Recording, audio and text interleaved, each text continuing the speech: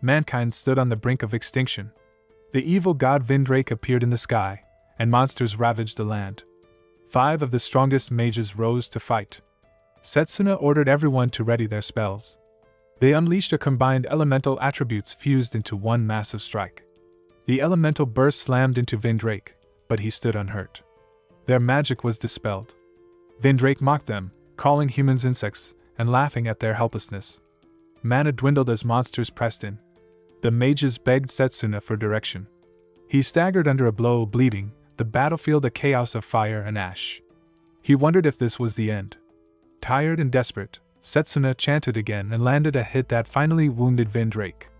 He was stunned that the god could bleed. Vindrake declared that was as far as they would go. Blue light flared from Setsuna's chest. In that moment, a memory surfaced. His headmaster had given young Setsuna a necklace said to hold the spirit of time, a single chance to correct a past regret. The headmaster had laughed at his pride but warned it would be needed. Now, regret burned in Setsuna. He should have chosen a different magic path. The light consumed him. He opened his eyes in his classroom. A classmate jostled him and reminded him it was his turn in the blessing ceremony. Leo should not even be here. Setsuna realized he had traveled back 10 years. He smiled, determined not to repeat the defeat. At the ceremony, students whispered about his genius and affinity for every path. A professor called him to choose. Everyone expected long-range magic, safe, powerful from a distance, the path that had once made him the strongest but failed against Vindrake.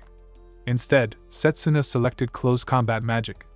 The professor and students reacted with shock and scorn, calling the path outdated and useless body enhancement, only for fighting up close, almost abandoned. Leo protested that Setsuna had said he would pick long range. Setsuna accepted their doubt. He knew the risks, but he also knew Vindrake's weakness. He chose close combat because it was the only way to win. A single close combat mage would now rise to shake the world. As Setsuna selected close combat magic, the glowing symbol appeared on the back of his hand. Gasps echoed through the hall. Students and professors alike were stunned. Cyrus Arclight, head of the long-range magic department, trembled with anger. He told Setsuna that had he chosen long-range magic, he would have been entrusted with Cyrus's full knowledge and promised glory for both mentor and student. Setsuna only thought to himself that glory would mean nothing 10 years from now. Humanity's downfall was 10 years away, 5 until the appearance of the evil god. He possessed knowledge from the past timeline but little practical skill in close combat. The real challenge was mastering it before that day arrived. A campus announcement summoned second-year students to their respective classrooms. Setsuna realized he didn't even know where the close combat department was, and Leo was nowhere to be found. He asked a few students for directions, but they either ignored him or smirked behind his back. Word had already spread. Setsuna Cromwell, the prodigy, had chosen a dead-end path. Deciding to find it himself, he headed toward the courtyard, where a map was posted. There, he stumbled upon a commotion, 3 boys ganging up on a lone girl. They had taken her brooch, mocking her for owning such a fine magical tool. The girl fought back using close combat magic, summoning a mana blade, but the long-range students laughed. A blast of fire knocked her down. She tried to stand, furious and desperate, saying she'd never hand over the gift her mother had worked years to buy. Another fireball was about to strike when Setsuna appeared, pulling her out of harm's way. The bullies froze in disbelief. One recognized him, the boy who had chosen close combat. The leader grinned, calling it the perfect chance to humiliate him. Setsuna stayed calm, thinking how even a weak magic path could still win if used skillfully. The girl warned him that they were upperclassmen, but he stepped forward anyway. The fire user attacked again, hurling flames. Setsuna focused his mana into his legs using physical boost, accelerating so fast he could glide across the ground. The enemy couldn't keep up, his aim faltered. Setsuna cut through a fireball with his mana blade, leaving everyone stunned. He explained that when magic clashes with magic, the one with greater control prevails. Precise control, that was what had once made him the strongest mage alive. He admired the potential of the mana blade and tested its strength, combining it with speed. The fire user, enraged, began charging an enormous spell. His companions warned him to stop before the instructors intervened, but he ignored them. Setsuna closed the distance before the incantation finished and struck him with a single mana-infused punch. Next time, the departmental exams begin, and Setsuna's advance shows no sign of stopping. The fire user fell unconscious from Setsuna's mana fist strike. The other two boys and the girl froze. Setsuna watched quietly, confirming that within his range, close combat magic could hold its own against long-range types. One of the boys, shaken, could hardly understand what he had seen. Close combat was supposed to be weak, yet this power was real. Setsuna stepped toward him and extended a hand. The boy handed over the brooch without protest, gathered his fallen friend, and left with the others. Setsuna turned to the girl and returned the brooch. She accepted it with relief and introduced herself as Layla Rosewill. He gave his name in return. She seemed surprised to meet someone known for mastering every magic path, and wondered why he would choose the least respected one. Setsuna kept his reasons to himself. Layla reminded him that the department orientation had already begun. They started moving across the quiet outskirts of the academy toward the close combat building. The path was empty, fitting for a field so unpopular. On the way, Layla asked about the blade he had formed earlier. Setsuna said it depended on control, not power. She listened, trying to follow, while he considered how versatile close combat spells could be. If mastered, they might one day counter the evil god's magic. A memory came to him, his headmaster removing his gloves to reveal two glowing seals, one on each hand. It was unheard of for anyone to hold two different magic paths. The headmaster had promised to explain the secret when the time came but died before that day, assassinated after the evil god's rise. Setsuna had since vowed to uncover the meaning of that second seal and the strength it hid. Layla pointed ahead. The small training hall of the close combat department stood at the campus edge. A professor waited at the entrance, irritation already visible. Their lateness drew his attention immediately. He mocked Setsuna's arrival, brushing aside Layla's attempt to explain. Whatever fame Setsuna carried meant nothing here. Setsuna met the hostility without reaction. He asked if a teacher of close combat magic should not have pride in the field he taught. The question only deepened the professor's annoyance. He turned sharply and ordered Setsuna to follow. Inside, students struggled with heavy black steel boulders, each containing a crystal core that had to be extracted using close combat magic. None had succeeded. The professor stopped before an empty station where a larger rock waited and told Setsuna to prove the possibilities he had spoken of. 10 minutes, no more? Layla objected, saying the task was unfair, but the professor ignored her. Setsuna stepped forward, placing his hand on the rough surface. The professor offered him a chance to quit, smirking as if the result were certain. Setsuna stayed silent. He began to focus his mana. The noise of the training hall faded as energy gathered around him in controlled layers. He intended to earn recognition here and move one step closer to his goal. The professor muttered about density and difficulty, thinking even he had taken half an hour to break one. He reminded Setsuna that there would be no second attempt. Setsuna didn't respond. Mana condensed along his arm, forming the blade he had shaped earlier. The watching students paused their work, sensing the difference in his control. The aura around him shifted, sharp and measured. He adjusted his stance and prepared to strike. Each motion was deliberate. The episode opens with Setsuna striking the black steel rock with his mana blade. The professor's scolding was cut short when a sharp crack split the boulder apart. The dense surface shattered into fragments, and a glowing crystal rolled into Setsuna's hand. The hall fell silent, the professor frozen in disbelief, while whispers spread among the students who couldn't believe what they'd seen. The professor tried to deny it, claiming it was impossible to destroy the rock in 10 seconds and accusing Setsuna of cheating. His anger flared, but before he could continue, a tall, broad-shouldered man appeared behind him and clamped a hand on his head. The room stiffened as the man spoke casually, calling the professor out for bullying students again. The name Lionel carried weight. He was the head professor of the department. Zachary, the instructor, stammered in surprise. Lionel yawned, irritated to have been disturbed from his nap, and mocked him for being unable to notice that Setsuna had simply read the rock's mana flow and struck its weakest point.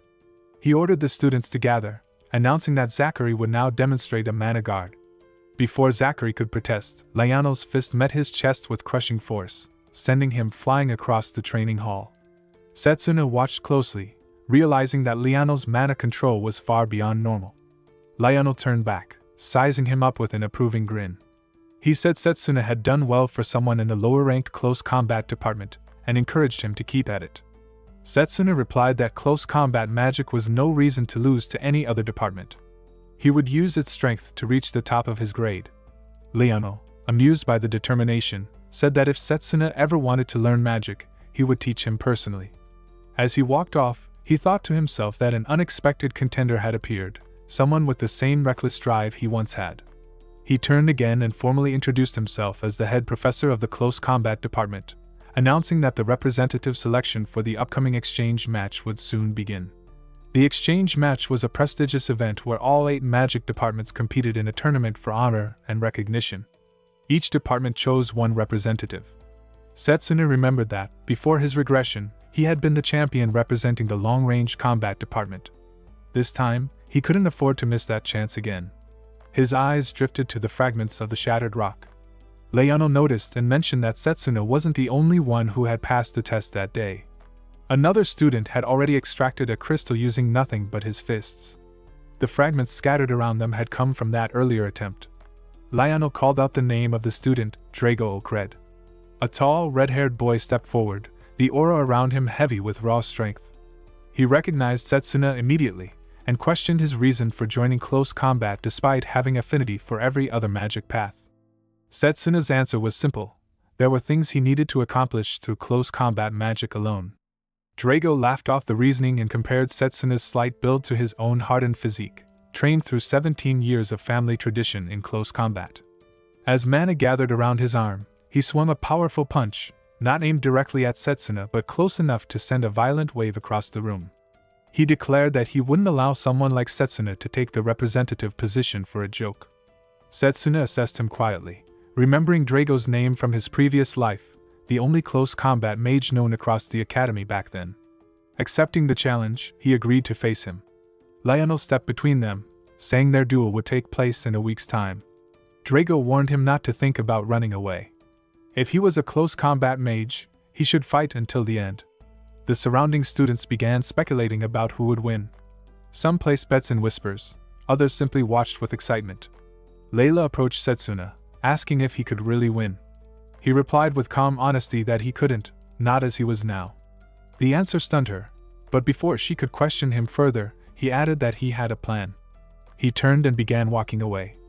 Layla hurried after him, following through the back path of the campus until they reached a wide clearing marked by an enormous tree.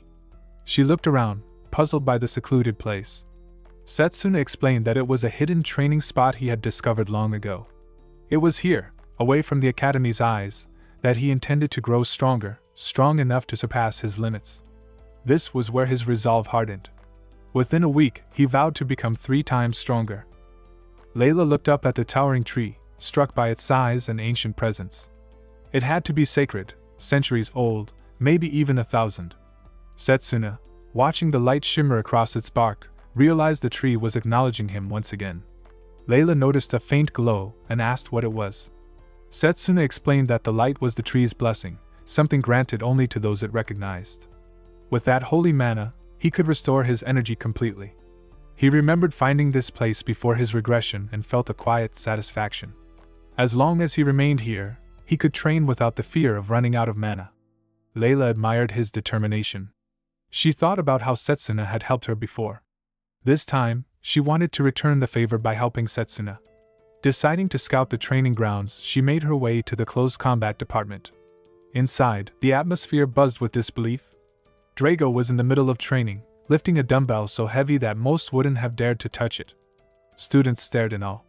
He called out to Professor Leonel, asking if the black steel rocks were still in the yard. Leonel, cigarette dangling from his lips, gave him a lazy look and joked that he hoped Drago didn't plan to crush them all. Drago, walking past, said he only intended to borrow them. Moments later, he was seen doing push-ups with 5 of those dense rocks stacked on his back. Layla couldn't believe what she was seeing. A punch from someone like that could probably kill a man. She grew anxious, wondering if Setsuna could really stand against such power. Back at the sacred tree, Setsuna sat calmly, absorbed in a martial arts manual. Layla arrived, frustrated that he seemed so relaxed, and told him what Drago was doing. Setsuna only nodded, saying it was expected. Drago trained his body relentlessly.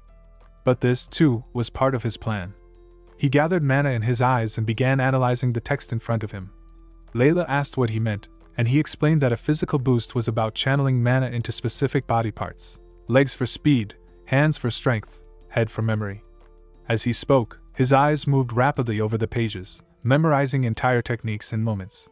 Once finished, he placed the book aside, joining a small stack beside him, and said that memorization was only the first step, practice would make it real.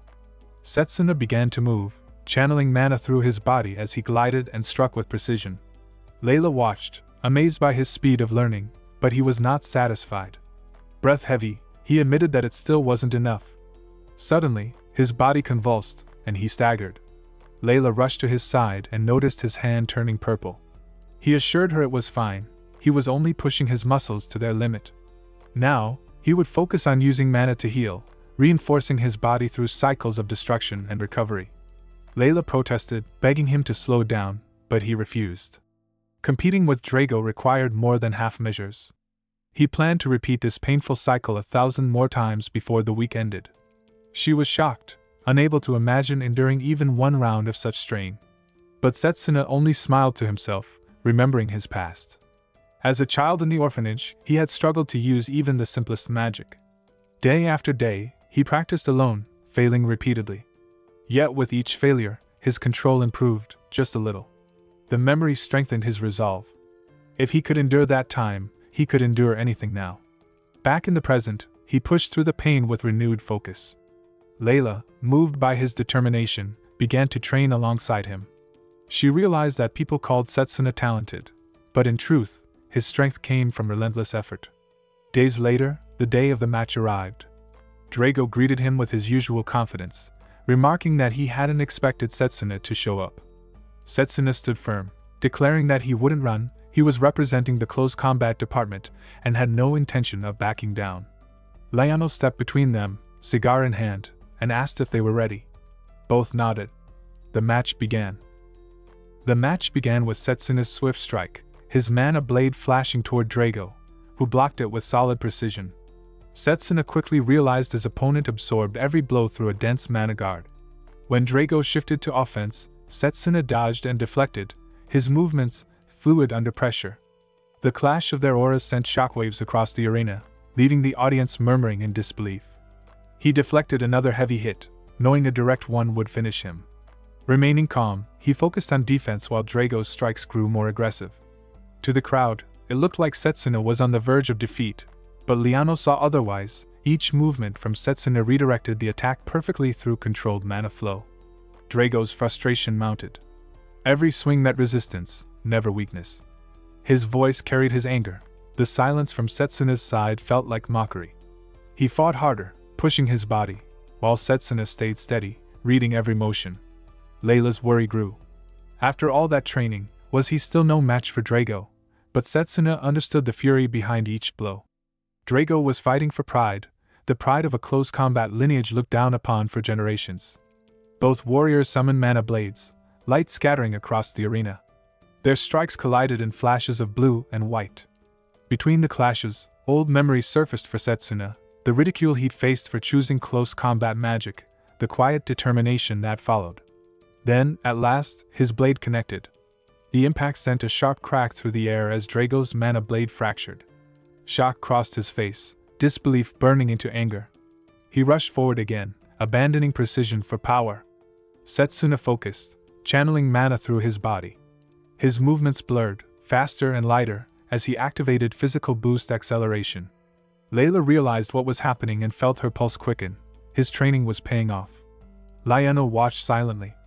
Drago's brute strength and endurance were unmatched, but Setsuna's control and timing were something else entirely. Drago sensed he was losing ground. He forged another mana blade, gathering every ounce of his energy into one attack. His aura expanded, raw and unstable, shaking the floor beneath him. Setsuna stayed composed, tracking every shift in his opponent's stance. Drago lunged. The flurry of strikes forced Setsuna back toward the corner. Drago's muscles swelled with mana, his veins pulsing as he prepared the final blow. Layla's breath caught at the sight. The sheer power was overwhelming. The punch tore through the air, then through nothing. Drago froze, confusion flashing in his eyes. Setsuna's figure still stood before him for a split second, then flickered out. The image dissolved into light. He realized too late, it was an afterimage, left behind by a surge of mana. Setsuna had already moved. Before Drago could react, Setsuna appeared behind him, silent and focused. The mana in his blade shimmered faintly as he gathered his strength. The arena fell still. One decisive motion followed, a clean, sharp slash that cut through Drago's aura and ended the fight. Liano watched closely as the match reached its climax. Setsuna took advantage of Drago's relentless attacks, countering with perfect timing. Both had fought fiercely, but Liano finally declared the result. The match was over, and the winner was Setsuna Cromwell. The crowd erupted into cheers. Drago, struggling to stand, drew gasps from the audience. Some doubted he could rise again after that hit, others admired his endurance. Drago knew the final strike hadn't been fatal, the mana blade had been restrained just enough. When Setsuna offered his hand, Drago accepted it, still breathing heavily. He asked what drove Setsuna to fight. Setsuna's answer was simple: to never lose, to protect what mattered, and to become stronger than anyone else. Drago smiled, admitting defeat and acknowledging Setsuna's strength. Setsuna returned the gesture, recognizing Drago's power as something that might one day aid humanity against the evil god. Liano approached, amused at Setsuna's reckless courage in facing Drago head-on. Raising Setsuna's hand, he announced him as the official representative of the close combat department. The cheers grew louder, echoing through the arena. A few days later, Liano reminded Setsuna to behave before meeting the other representatives for the exchange match. Setsuna simply nodded and entered the hall. The moment he stepped in, someone mocked him, surprised that the close combat department even had a representative. The student's smirk deepened as he added that Setsuna's department hadn't won a single match in 100 years. He pressed his foot down on Setsuna's, taunting him further. Setsuna stayed calm, recognizing the emblem of the enchantment magic department. Then he pushed back, stepping hard in return, remarking that maybe this was how the enchantment department greeted others. With quiet determination, he said that history didn't matter this year. The close combat department would win. The taunter stumbled as Setsuna withdrew his foot, glaring but saying nothing. Before tension could rise further, a tall man with long hair passed by, suggesting that they let the match decide who was superior. His presence silenced everyone. Setsuna immediately recognized him, the headmaster. Carol, from the summoning department, greeted him with excitement, promising to give her best in the upcoming matches. Setsuna remembered her, a powerful opponent from the previous timeline, one who had once bested him in fierce combat. He knew not to underestimate her. The headmaster gathered the representatives' attention, congratulating them for earning their positions. He explained the rules of the inter-school exchange, a one-on-one tournament format with randomly chosen opponents. The first match would be close combat versus enchantment magic, Setsuna's fight. The second, healing magic against long-range magic. The third, formation magic versus summoning magic. The fourth, special magic versus alchemy. The headmaster described the event as a chance to learn from other departments, encouraging them to prepare as they saw fit. The matches would take place in 10 days. As the crowd dispersed, Setsuna lingered. This was his only chance to approach the headmaster. He called out to him, respectfully introducing himself as the close combat representative. The headmaster recognized him and waited. Setsuna gathered his courage and made a request. If he won his match, he wanted the headmaster to teach him his magic. The headmaster raised an eyebrow, curious. He pointed out that Setsuna specialized in close combat magic, while his own expertise was in summoning, a completely different art. He doubted it would benefit him. But Setsuna clarified, he wasn't asking about the summoning magic the headmaster was known for. He meant the other magic. The headmaster's expression shifted instantly, surprise breaking through his composure. No one was supposed to know about that. The headmaster's aura filled the room with violent gusts as rage flickered across his face. He couldn't believe Setsuna knew about his second seal. The pressure was suffocating, yet Setsuna stood firm, feeling the overwhelming mana swirl around him. This power was a warning, but also a test. The second magic was humanity's hope against the evil god. There was no turning back now. He explained calmly that while he couldn't reveal his reason, a victory for the close combat department after 100 years would shatter the world's expectations. That alone was worth striving for. Extending a hand, he faced the headmaster's scrutiny head-on. The headmaster's aura didn't fade, but his tone shifted. Suspicion lingered in his eyes as he said that if Setsuna managed to win the championship, he would share the knowledge of his second magic. Setsuna bowed with gratitude, promising to claim victory no matter how difficult the path. The headmaster simply told him to keep that spirit alive. Later, while eating bread in the courtyard, Setsuna thought about how uneventful school life felt after 10 years of battle. The bread was surprisingly good. Layla had been right about it.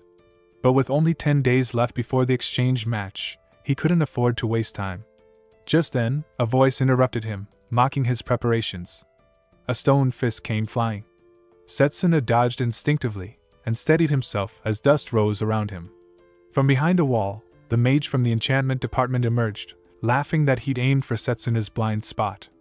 Setsuna quickly realized what he was dealing with, a golem, infused with life through enchantment. He questioned the mage's behavior, but the reply was filled with arrogance. The mage declared it was simply a continuation of their earlier encounter, and that there was no need to wait for the official match. Setsuna's mana flared across his arms as he prepared for a counter, remarking that the situation was a result of the mage's own choices. The bell rang, signaling class time. Students began walking by, and several more golems appeared behind the mage. Realizing it could cause trouble if anyone reported him for bullying, the mage retreated, warning that the real match would be different. Setsuna watched him go, analyzing his technique. Controlling that many golems at once required real talent, but leaving without picking up someone's fallen bread was simply bad manners. The next day in training, Liano gathered the students and announced they'd be reviewing the fight between Drago and Setsuna to prepare for the exchange match.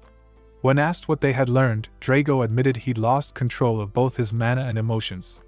Setsuna, on the other hand, recognized that he lacked the raw strength needed to overpower Drago.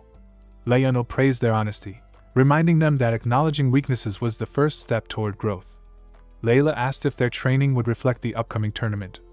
Liano confirmed it would, explaining that Setsuna's first opponent, Noel from the enchantment department, specialized in using multiple golems for both attack and defense.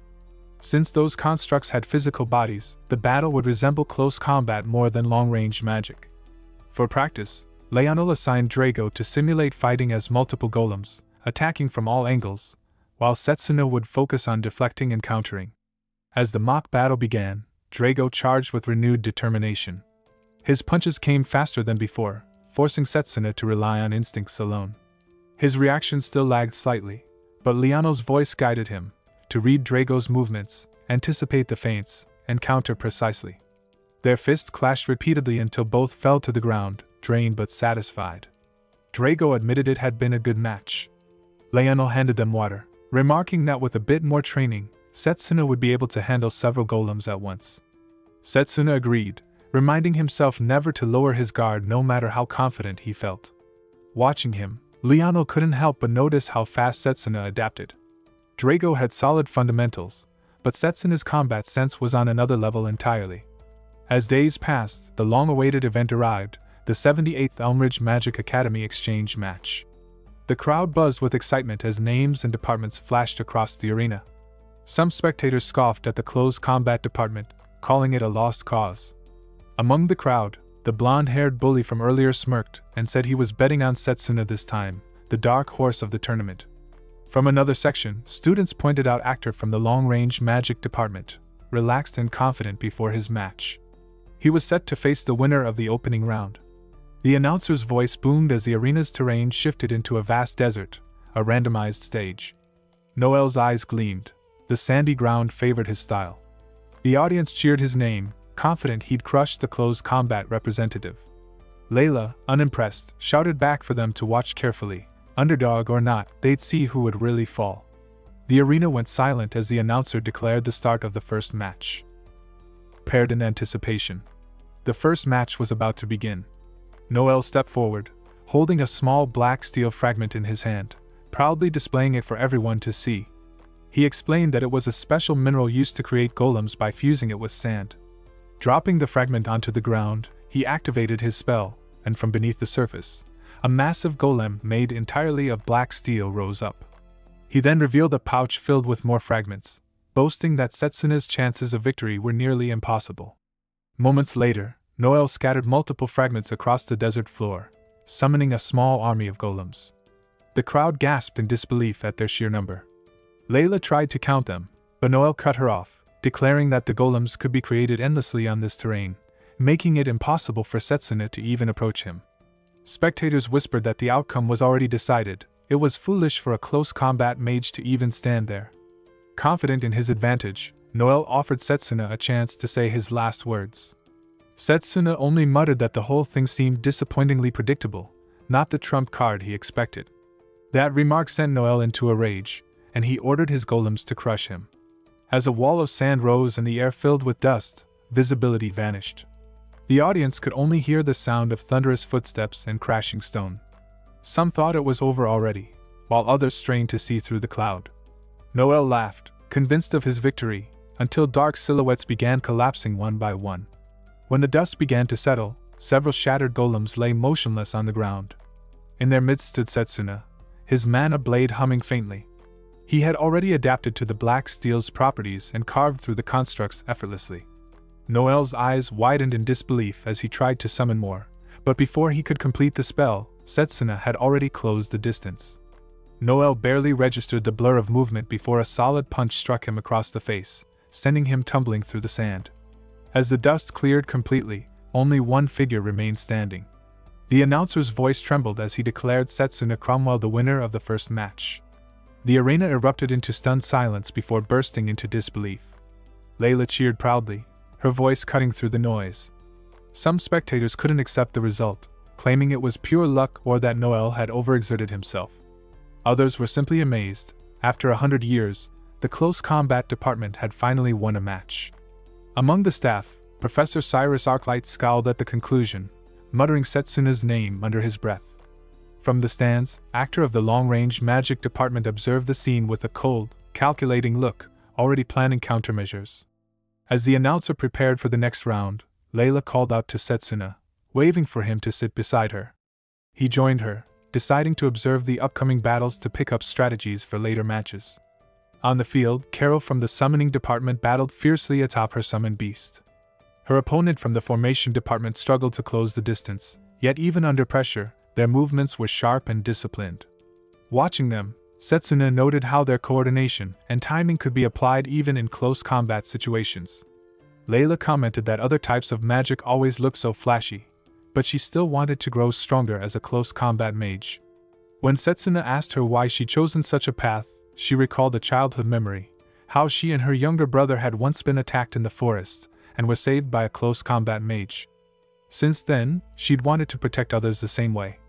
Setsuna told her that dreams born from such moments weren't childish at all. If she held on to that goal, she would definitely grow stronger. Their conversation was interrupted when a familiar voice called out to Setsuna. Turning around, he saw Leo Elmcrest, the second strongest mage of the long-range department back in their academy days. Leo greeted him warmly, teasing him about the girl beside him, which caused Layla to turn red and quickly excuse herself. Once she left, Setsuna asked why Leo wasn't representing his department this time. Leo admitted that he'd been tricked. The current representative, actor, had used underhanded tactics to win the spot. He warned Setsuna to stay cautious. Actor would do anything to claim victory. Setsuna quietly absorbed the warning, realizing he'd be facing not just power but deceit in the rounds ahead. Elsewhere, shadows moved through the corridors. 3 kids chatted idly nearby, unaware of a presence watching them. Hidden in the dark, actor knelt beside an ornate box. As he opened it, soft light spilled over the delicate flowers inside. A grin spread across his face. Something sinister was already in motion. The second round began with an announcement echoing through the arena. The next match was between the long-range and close combat departments, set on the stage known as the Scorching Hell, a blazing field suspended over molten chasms where a single misstep meant instant defeat. Spectators murmured nervously. Even approaching the opponent would be nearly impossible under such conditions. Once again, luck favored the long-range mage. In the shadows near the control station, actor and Professor Cyrus stood together. The professor smirked as the stage shimmered into existence. Actor praised the effortless manipulation of the stage setup, calling it an impressive display of underhanded skill. Cyrus replied that he would personally ensure the insolent close combat mage learned regret the hard way.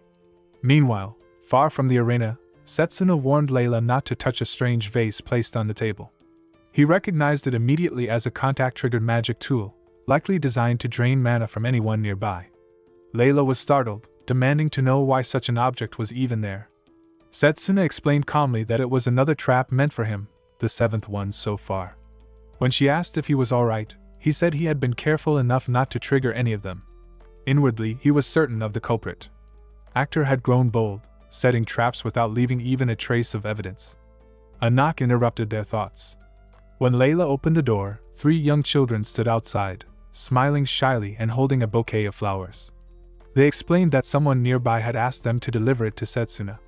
Layla assumed it was a fan's gift, wondering why the sender hadn't given it personally. One of the children said the man had been too embarrassed.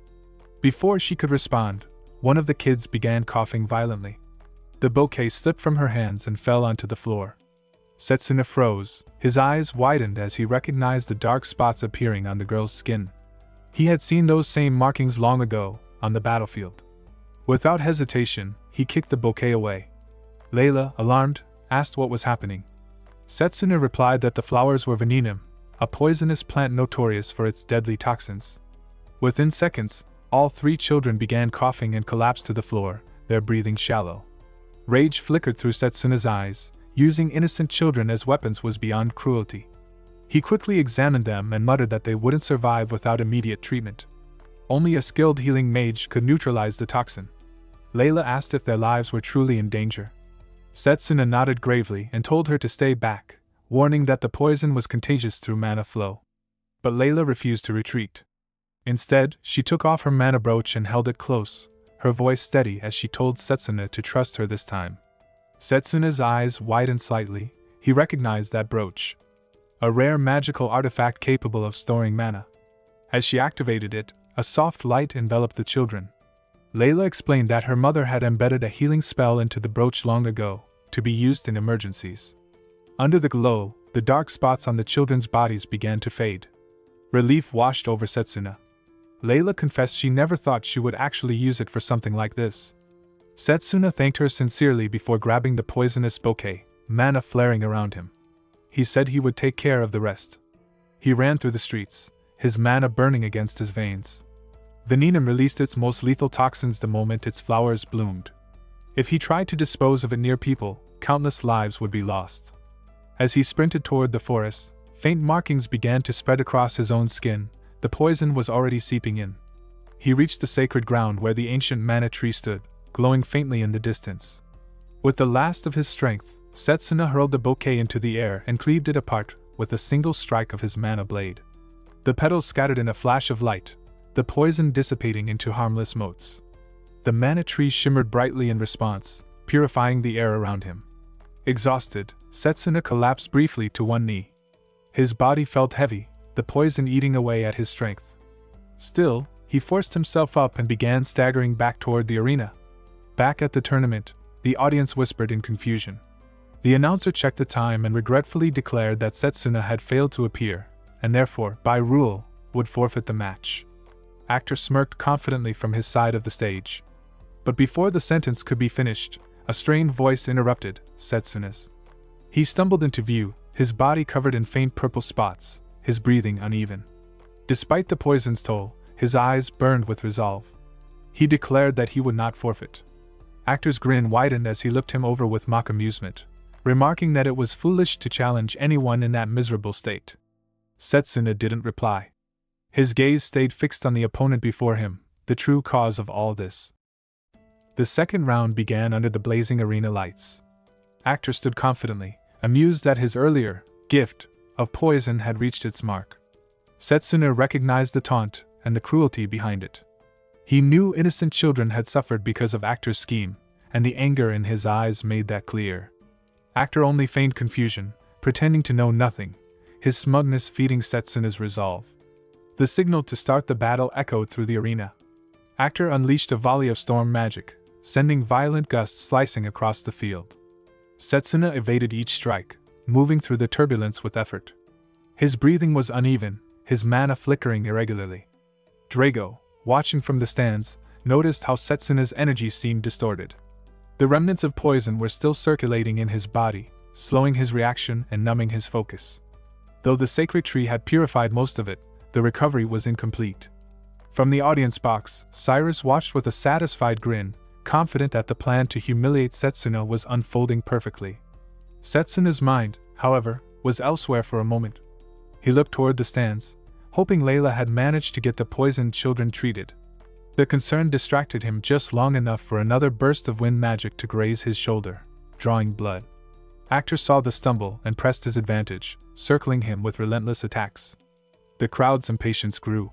They began to murmur that Setsuna was merely running away, unable to stand against a long-range opponent. Their mockery reached Actor, who taunted him further, trying to push him into despair. But Setsuna could sense the arrogance in his attacks. There was precision, but no intent to finish the battle.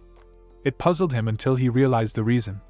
Actor was creating distance, widening the gap between them with each step. When Setsuna finally halted and looked around, he saw the battlefield had transformed.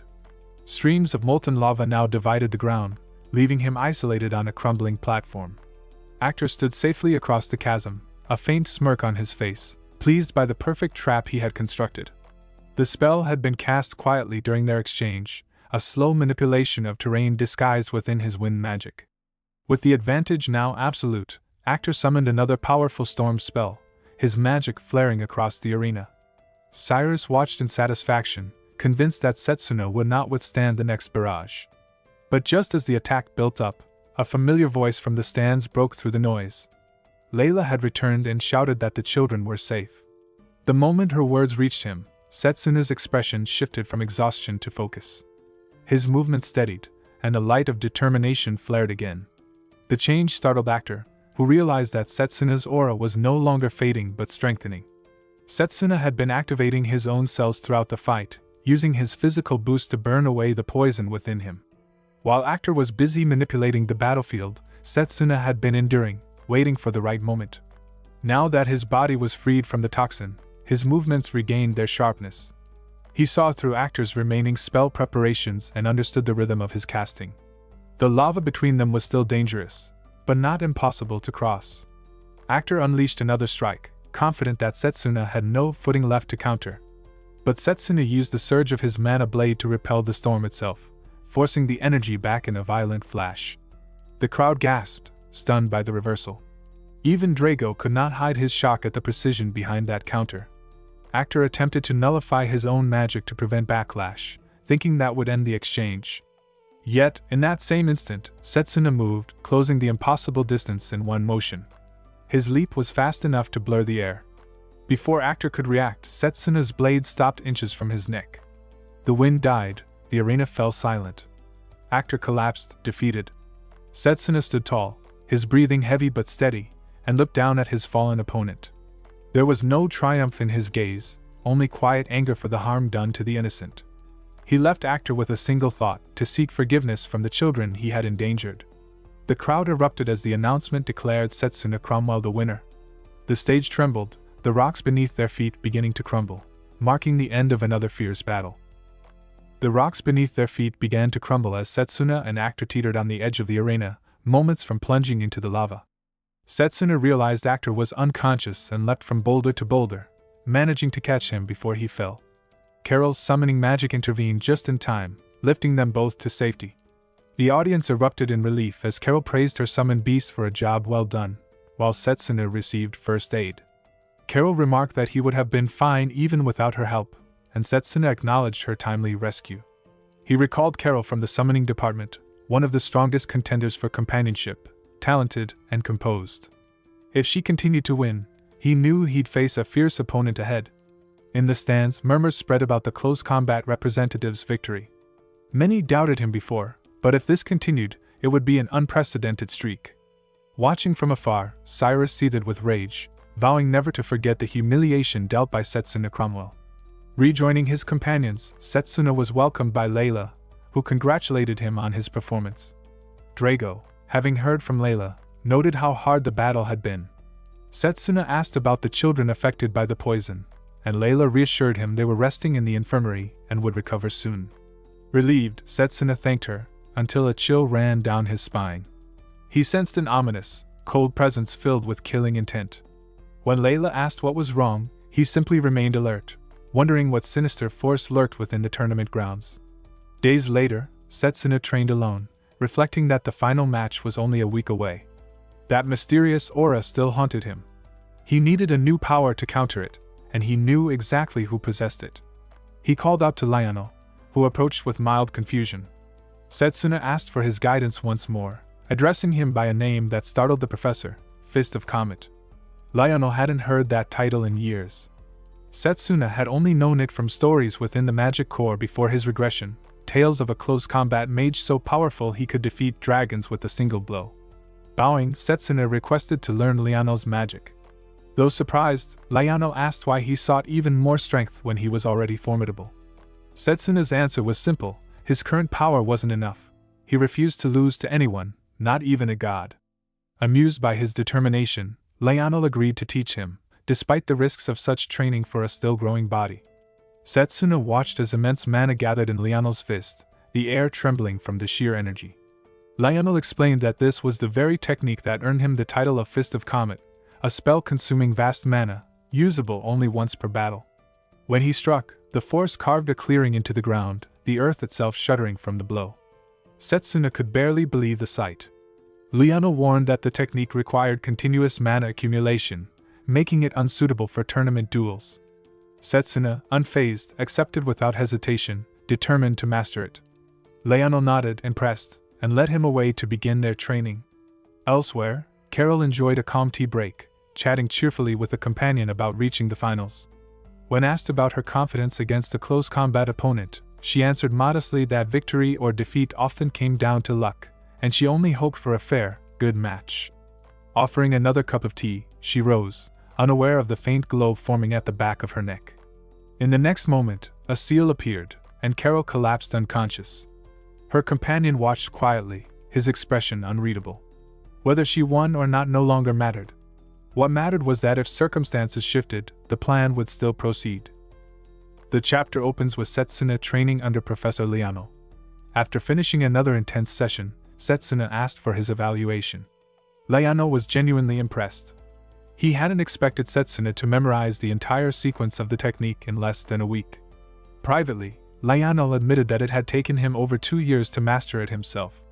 He commended Setsuna for his remarkable progress, stating that he had now learned the legendary close combat spell once known as the Fist of Comet, but more accurately named Charged Bullet.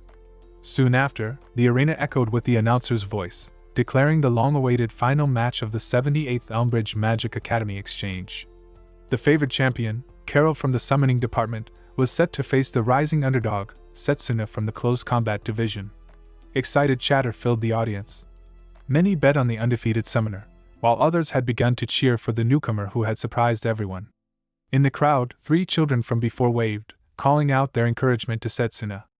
The stage for the final match was set in the ruins of the goddess, surrounded by a reinforced magical barrier to contain the immense energy that was sure to be unleashed. Layla felt relieved that, for once, the battleground wouldn't disadvantage Setsuna. Lionel, watching quietly, hoped she was right. Setsuna glanced toward the headmaster, thinking that if he won today, the promised lesson on a second magic must be fulfilled. Carol, facing him with composed determination, shared a polite wish for a fair match. The battle began. Carol immediately summoned Fenrir, a beast embodying the essence of a raging blizzard. Setsuna sensed a biting chill in the air and braced himself. Fenrir lunged forward, its icy breath freezing the ground beneath them. Carol's precise command kept the pressure constant, giving Setsuna little time to react. With a burst of power, Setsuna activated his physical boost tenfold and dashed through the frost. In a blur, he struck Fenrir cleanly, drawing gasps from the audience. Layla cheered, believing he had gained the upper hand, but Lionel explained calmly that summoned beasts, being condensed mana, could heal rapidly. Carol smiled as Fenrir recovered, praising its resilience before amplifying the creature's strength. Setsuna quickly analyzed the battlefield, realizing that the frozen air was trapped by the barrier, reinforcing Fenrir's ice attacks. Meanwhile, the mysterious man who had earlier marked Carol with a seal observed the match from afar. He murmured that in this frozen domain, Fenrir's strength would only grow, curious to see how Setsuna would respond. Setsuna knew that a prolonged fight would only worsen his chances.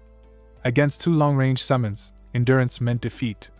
He decided that the battle had to end swiftly, with Charged Bullet. The audience murmured that the close combat representative was on the defensive and had little hope of defeating the summoner. Lionel, however, remained silent. He knew that the Charged Bullet required time to charge and wasn't meant for one-on-one battles. Yet, with Setsuna's precise mana control, there was a chance he could gather energy mid-fight without pause. Even so, it was a nearly impossible feat. Carol sensed something unusual in Setsuna's stance, and decided not to give him time to prepare. She summoned another creature, Garuda, a majestic aerial beast, to fight alongside Fenrir. The audience erupted in awe at the simultaneous summoning, and Lionel acknowledged Carol's immense skill. Both beasts launched their attacks in unison, wind and frost tearing across the arena. Setsuna held his ground, gathering mana into both fists. When the collision came, he released the energy outward, repelling both summons and stunning everyone watching. He acknowledged Carol's strength and the skill that had brought her this far, but warned that it was now his turn to strike. Mana swirled violently around his hand as he prepared to unleash Charged Bullet. At that moment, far away, the suspicious man snapped his fingers. The hidden seal on Carol's neck ignited, and she screamed as the spell forcibly activated. Setsuna froze, alarmed by the surge of unfamiliar energy radiating from her. The magic felt overwhelming, dark and unnatural. Watching her lose control, he could sense that this wasn't ordinary summoning magic. Setsuna's expression hardened as realization struck him. The mana's signature, ominous, chaotic, and divine, could only belong to one source. He wondered in dread whether this was the same dark power of the evil god's magic making its return. The arena trembled as Carol, under the mysterious man's control, began summoning one creature after another. The air warped under the pressure of immense mana. Shocked gasps rippled through the stands. No ordinary summoner could sustain this many callings at once. Lionel immediately sensed the anomaly. The mana flooding the field wasn't coming from Carol at all. Realizing the danger, he called for the match to be stopped and the barrier removed, anger flaring as he demanded to know what the formation mages were doing. Hidden in the shadows, the suspicious man watched with amusement. He whispered that the barrier could only be broken by the one who cast it. Somewhere nearby, the formation mage trembled, his neck marked with the same dark seal of control. Within the sealed arena, Setsuna fought desperately against the countless summoned beasts. Between attacks, he tried to trace the flow of mana back to its source, convinced the true manipulator was close. But the enemy seemed to read his thoughts. The man mocking his attempt to search amidst chaos. An eagle-like beast swooped down, striking Setsuna with its talons. The impact sent him crashing into a stone pillar, shattering it in two. Blood poured from his arms as he struggled back to his feet. Layla cried out in panic from the stands. The mysterious man smirked from the shadows, confident of his victory. He mused that locating the source of this magic while surrounded by so many beasts would be impossible. With his arms wounded and stamina fading, Setsuna's defeat was only a matter of time. Lionel, scanning the field, grimly assessed the situation. Setsuna had no time to prepare his charged bullet. Carol, meanwhile, was nearing her limit. If the spell wasn't stopped soon, her mana could collapse entirely, and she might not survive. Through the haze of battle, Carol's eyes briefly cleared. She cried out for Setsuna to flee. He called back to her, realizing at last that she was being controlled. A single tear slid down her cheek and landed on one of her own summoned beasts, as she whispered for him to escape before she was forced to kill him. But Setsuna refused to retreat. He faced the raging monsters head-on. The headmaster observed silently from afar while Leano searched frantically for the cursed formation mage, knowing that Setsuna's mana reserves were already more than half drained. Time was running out. A smaller beast lunged forward, its horn piercing Setsuna's thigh. Pain shot through his leg, and he staggered. The audience murmured uneasily, some whispering that Carol's assault had gone too far. The hidden man watched with a satisfied grin.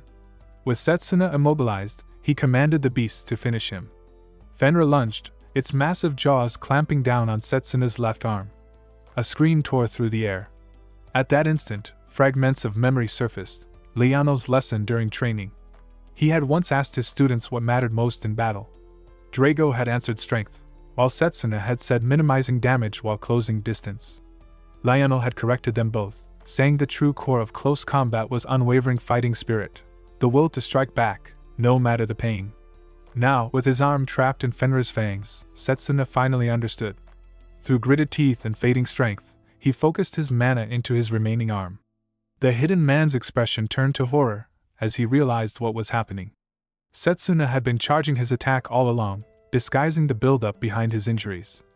The man shouted in disbelief, recognizing too late that Setsuna had endured the damage intentionally to mask his preparation. Setsuna's thoughts sharpened. The beasts were berserk, their movements wild and unstable. If he could strike at their shared mana core, the link that tied them together, he could end this in one blow. From the stands, Drago and Layla watched in breathless silence. Summoning the last of his energy, Setsuna declared within himself that all his remaining mana would be poured into this final strike. Power swirled violently around his right fist, the condensed energy of every ounce of will and endurance he had left. He released it, the charged bullet. The impact erupted like a thunderclap. The blast tore through Fenrir and the other summons, dissolving them into streams of raw mana. A brilliant beam of light streaked across the battlefield. The summoned beasts dissolved into motes of light. Carol collapsed, unconscious, and Setsuna caught her before she hit the ground. Relief washed over him. The crowd reacted in stunned disbelief. Rumors spread immediately that the summoning department's star had been defeated. The announcer declared the winner, Setsuna Cromwell. It was the close combat department's first victory in a century. Cheers erupted, voices full of awe at the blow that had ended the chaos. Near the barrier, the suspicious man watched his plan unravel. He admitted to himself that he had underestimated Setsuna's growth. Turning to the formation mage he had used as a pawn, the man withdrew the control seal from the mage's neck and stepped away. His usefulness ended. Liano moved first across the arena. He checked the formation mage and confirmed the man was alive but unconscious. With the seal removed, the barrier collapsed. The headmaster descended into the ring and moved to Carol's side. He recognized the signs of external control and called it the work of a device. He healed Carol with a touch of mana until her breathing eased. To Setsuna, the headmaster kept his promise. He acknowledged Setsuna's true power and told him to come to the chamber the next day to begin the lesson on the second magic. Later in the infirmary, a doctor scanned Setsuna with mana. Externally his wounds were stabilizing. Internally he still carried damage from the fight and the poison. Bandages wrapped his chest and arms. Visitors came in a steady stream: Layla, Drago, the 3 children who had been poisoned, and Professor Liano. The kids praised him with shy excitement. Layla and Drago offered respectful congratulations. Setsuna greeted them with a tired smile and said he'd recover. When the others left, Liano sat by the bedside and spoke plainly. The formation mage had been found with the seal removed. Someone had attacked and knocked him out. Carol would be questioned once she woke. Liano asked if Setsuna had any idea why he'd been targeted. Setsuna had no certain answer, only a sharper suspicion that the tournament had been manipulated from the shadows. That night, a figure approached Carol's door in the dark. A ward shimmered on the frame, meant to block intruders. The man behind the seal had the means to bypass protections. His intent was clear: eliminate Carol first, then erase every trace linking him to the deed. As the intruder raised his hand to strike the sleeping summoner, Setsuna intervened. He manifested a mana blade in a single motion and deflected the hostile spell. Setsuna's expression hardened, his mana blade glowing faintly in the dim light.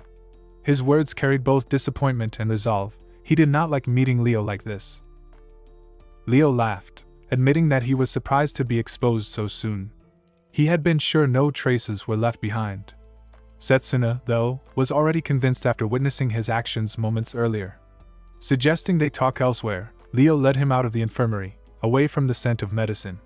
Outside, Setsuna felt the strain in his body. His internal wounds had yet to heal. Leo turned to him, remarking on the cold intensity in his expression before asking how long he had known the truth. Setsuna recalled the day of the blessing ceremony, how Leo had vanished suddenly, and how the loss of his position as the long-range department representative never made sense. Actors' tricks alone couldn't have caused it. From that moment, unease had taken root. What he saw today only confirmed it. The same mana from the final match now flowed through Leo's attacks. Leo's composure faltered as faint red lines spread across his face. He demanded to know who Setsuna was referring to, the so-called Great Being. The sinister mana twisting around him left no doubt in Setsuna's mind. Leo was a subordinate of the evil god. Setsuna readied his mana blade, determined to stop him. Leo, however, spoke with unsettling calm, declaring that he could no longer allow interference. His body shimmered faintly as Setsuna charged forward. The mana blade cut through him without resistance, leaving Leo untouched. The sensation was eerily familiar. Setsuna realized Leo's body was protected by a form of mana nullification granted by the evil god. Leo boasted that no attack could reach him. Setsuna thought quickly. If the nullification only activated upon contact, then striking from a blind spot might work. He moved behind Leo, but before he could strike, Leo's detection magic flared faster than his movement. A burst of yellow-orange mana struck Setsuna squarely, throwing him back. Leo admitted he had wanted to face Setsuna at full strength, praising his growth before remarking that close combat magic rarely reached such heights. It didn't matter anymore, he said, Setsuna would die here. Setsuna staggered to his feet, pain shooting through his injured thigh as blood seeped from the reopened wound. He demanded to know why Leo was doing this. Leo answered flatly, claiming he was simply tired of the world, likening his actions to destroying a sandcastle built by another. Setsuna's anger flared. Memories of burning fields and fallen comrades flooded his mind. He shouted for Leo to stop, questioning if the man before him was truly the same friend he once knew. Leo's expression twisted as he struck again and again, forcing Setsuna to defend desperately. He reminded himself that his mana blade wasn't ready for long combat, it had to be used at point-blank range. He steadied his breathing, recalling the feeling of his strike from before. There was still a chance. As he prepared to move, Leo's next spell came too fast, his casting almost instantaneous. Setsuna's thoughts raced, this speed, this power, it could only be from the evil god. A sudden command cut through the chaos. Everything halted as white flames ignited across the night sky. The overwhelming light tore through the distorted mana, and a massive white dragon descended above them. On a nearby rooftop stood the headmaster, his presence radiant and unyielding. The headmaster descended alongside his white dragon, apologizing for his delay. Setsuna, exhausted but standing, acknowledged that his arrival had already saved him. Facing Leo, the headmaster identified him as the one behind the chaos of the exchange match. Leo admitted it without hesitation. The headmaster explained that he had traced the residual mana to him, earning a faint smirk from Leo, who called it expected of the academy's finest. With visible regret, the headmaster said he never wished to suspect his own students. Light surged around him as he resolved to restrain Leo Foray Elmcrest. The white dragon unleashed a brilliant torrent of energy that shook the ground. Setsuna could only marvel at its overwhelming force, yet Leo remained unharmed. Leo acknowledged the dragon's strength but claimed that, without the divine authority he carried, he might have been in danger. The headmaster recognized it as true mana nullification, a power long believed only theoretical. He mentioned an ancient warning from the archives of the House of Silverrock. When unknown darkness awakens, the world will face ruin, and nullification will rise among those powers. Leo's tone grew sharper as he pointed out that the same law applied to the headmaster himself. Gathering elemental energy in his hand, he shaped it into a compound of 3 elements, and hurled it forward. The headmaster's eyes gleamed faintly as he ordered Setsuna to step 2 paces right.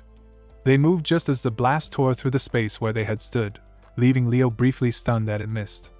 The headmaster countered that Leo's magic was not the only one capable of defying limits. Leo's grin tightened, and he gathered more energy, vowing to erase them both. The headmaster accepted that the battle would not be an easy one. Setsuna, watching the mana distort the air, realized that if they fought seriously here, the entire academy could be destroyed. The headmaster called to him, and Setsuna understood immediately. The old mage invoked a flight spell, his chant summoning ethereal butterflies that lifted both him and the dragon into the sky. Leo quickly realized the intent, to move the fight away from the academy, and followed, amused that the headmaster still clung to duty. High above, the white dragon unleashed another brilliant blast. Leo answered with his own, the impact pushing the dragon's energy back. He taunted the headmaster, suggesting he yield and let his student have the victory. The headmaster replied that his retirement would come only when the academy was safe. Setsuna, concealed behind the dragon's wings, took advantage of the clash. As Leo focused forward, Setsuna descended at high speed. Leo noticed at the last instant and conjured a barrier, confident in its protection. Setsuna's mind was calm, choosing close combat magic had been the right path after all. As he fell toward Leo, his mana condensed around his fist, forming a spiraling aura of light. The impact came with a thunderous crack. Leo's barrier shattered into fragments, the divine energy dispersing in sparks as Setsuna's strike landed clean. The blow sent Leo crashing down, his earlier smile fading into disbelief. The headmaster acknowledged Setsuna's performance, remarking that even magic nullification had its limits, and that his timing had been exceptional. Setsuna, steadying his breath, reflected that his decision to pursue the path of direct attack magic had paid off, bypassing the reaction delay of nullification spells. Confident in the result, he informed the headmaster that the issue had been resolved. The headmaster praised his technique and urged him to rest and treat his wounds. Leo, who had been watching, slowly rose to his feet. His tone carried admiration and challenge as he admitted that Setsuna had once again exceeded expectations. Setsuna, surprised that Leo could still stand after taking that hit, realized the duel wasn't over. Leo gathered a tremendous surge of mana, channeling it into a devastating spell. Setsuna drew his mana blade in response, but the weapon proved ineffective. The next moment, the spell struck him directly, hurling him against the wall. The impact left him dazed, his consciousness slipping away. In his fading awareness, he recognized the nature of Leo's attack, an advanced fusion of long-range magic and nullification. Before darkness took him, Leo's laughter echoed faintly, proud of his accomplishment. Setsuna's mind spiraled into a dream from the past, a time when he and Leo had trained together as students. Back then, Setsuna had effortlessly demonstrated his long-range precision, drawing playful remarks from Leo, who jokingly aimed at him in return. But the memory darkened. The scene shifted, and Setsuna saw his fallen comrades. Their faces twisted with blame and sorrow as they accused him of failing them, of being a leader who couldn't protect anyone.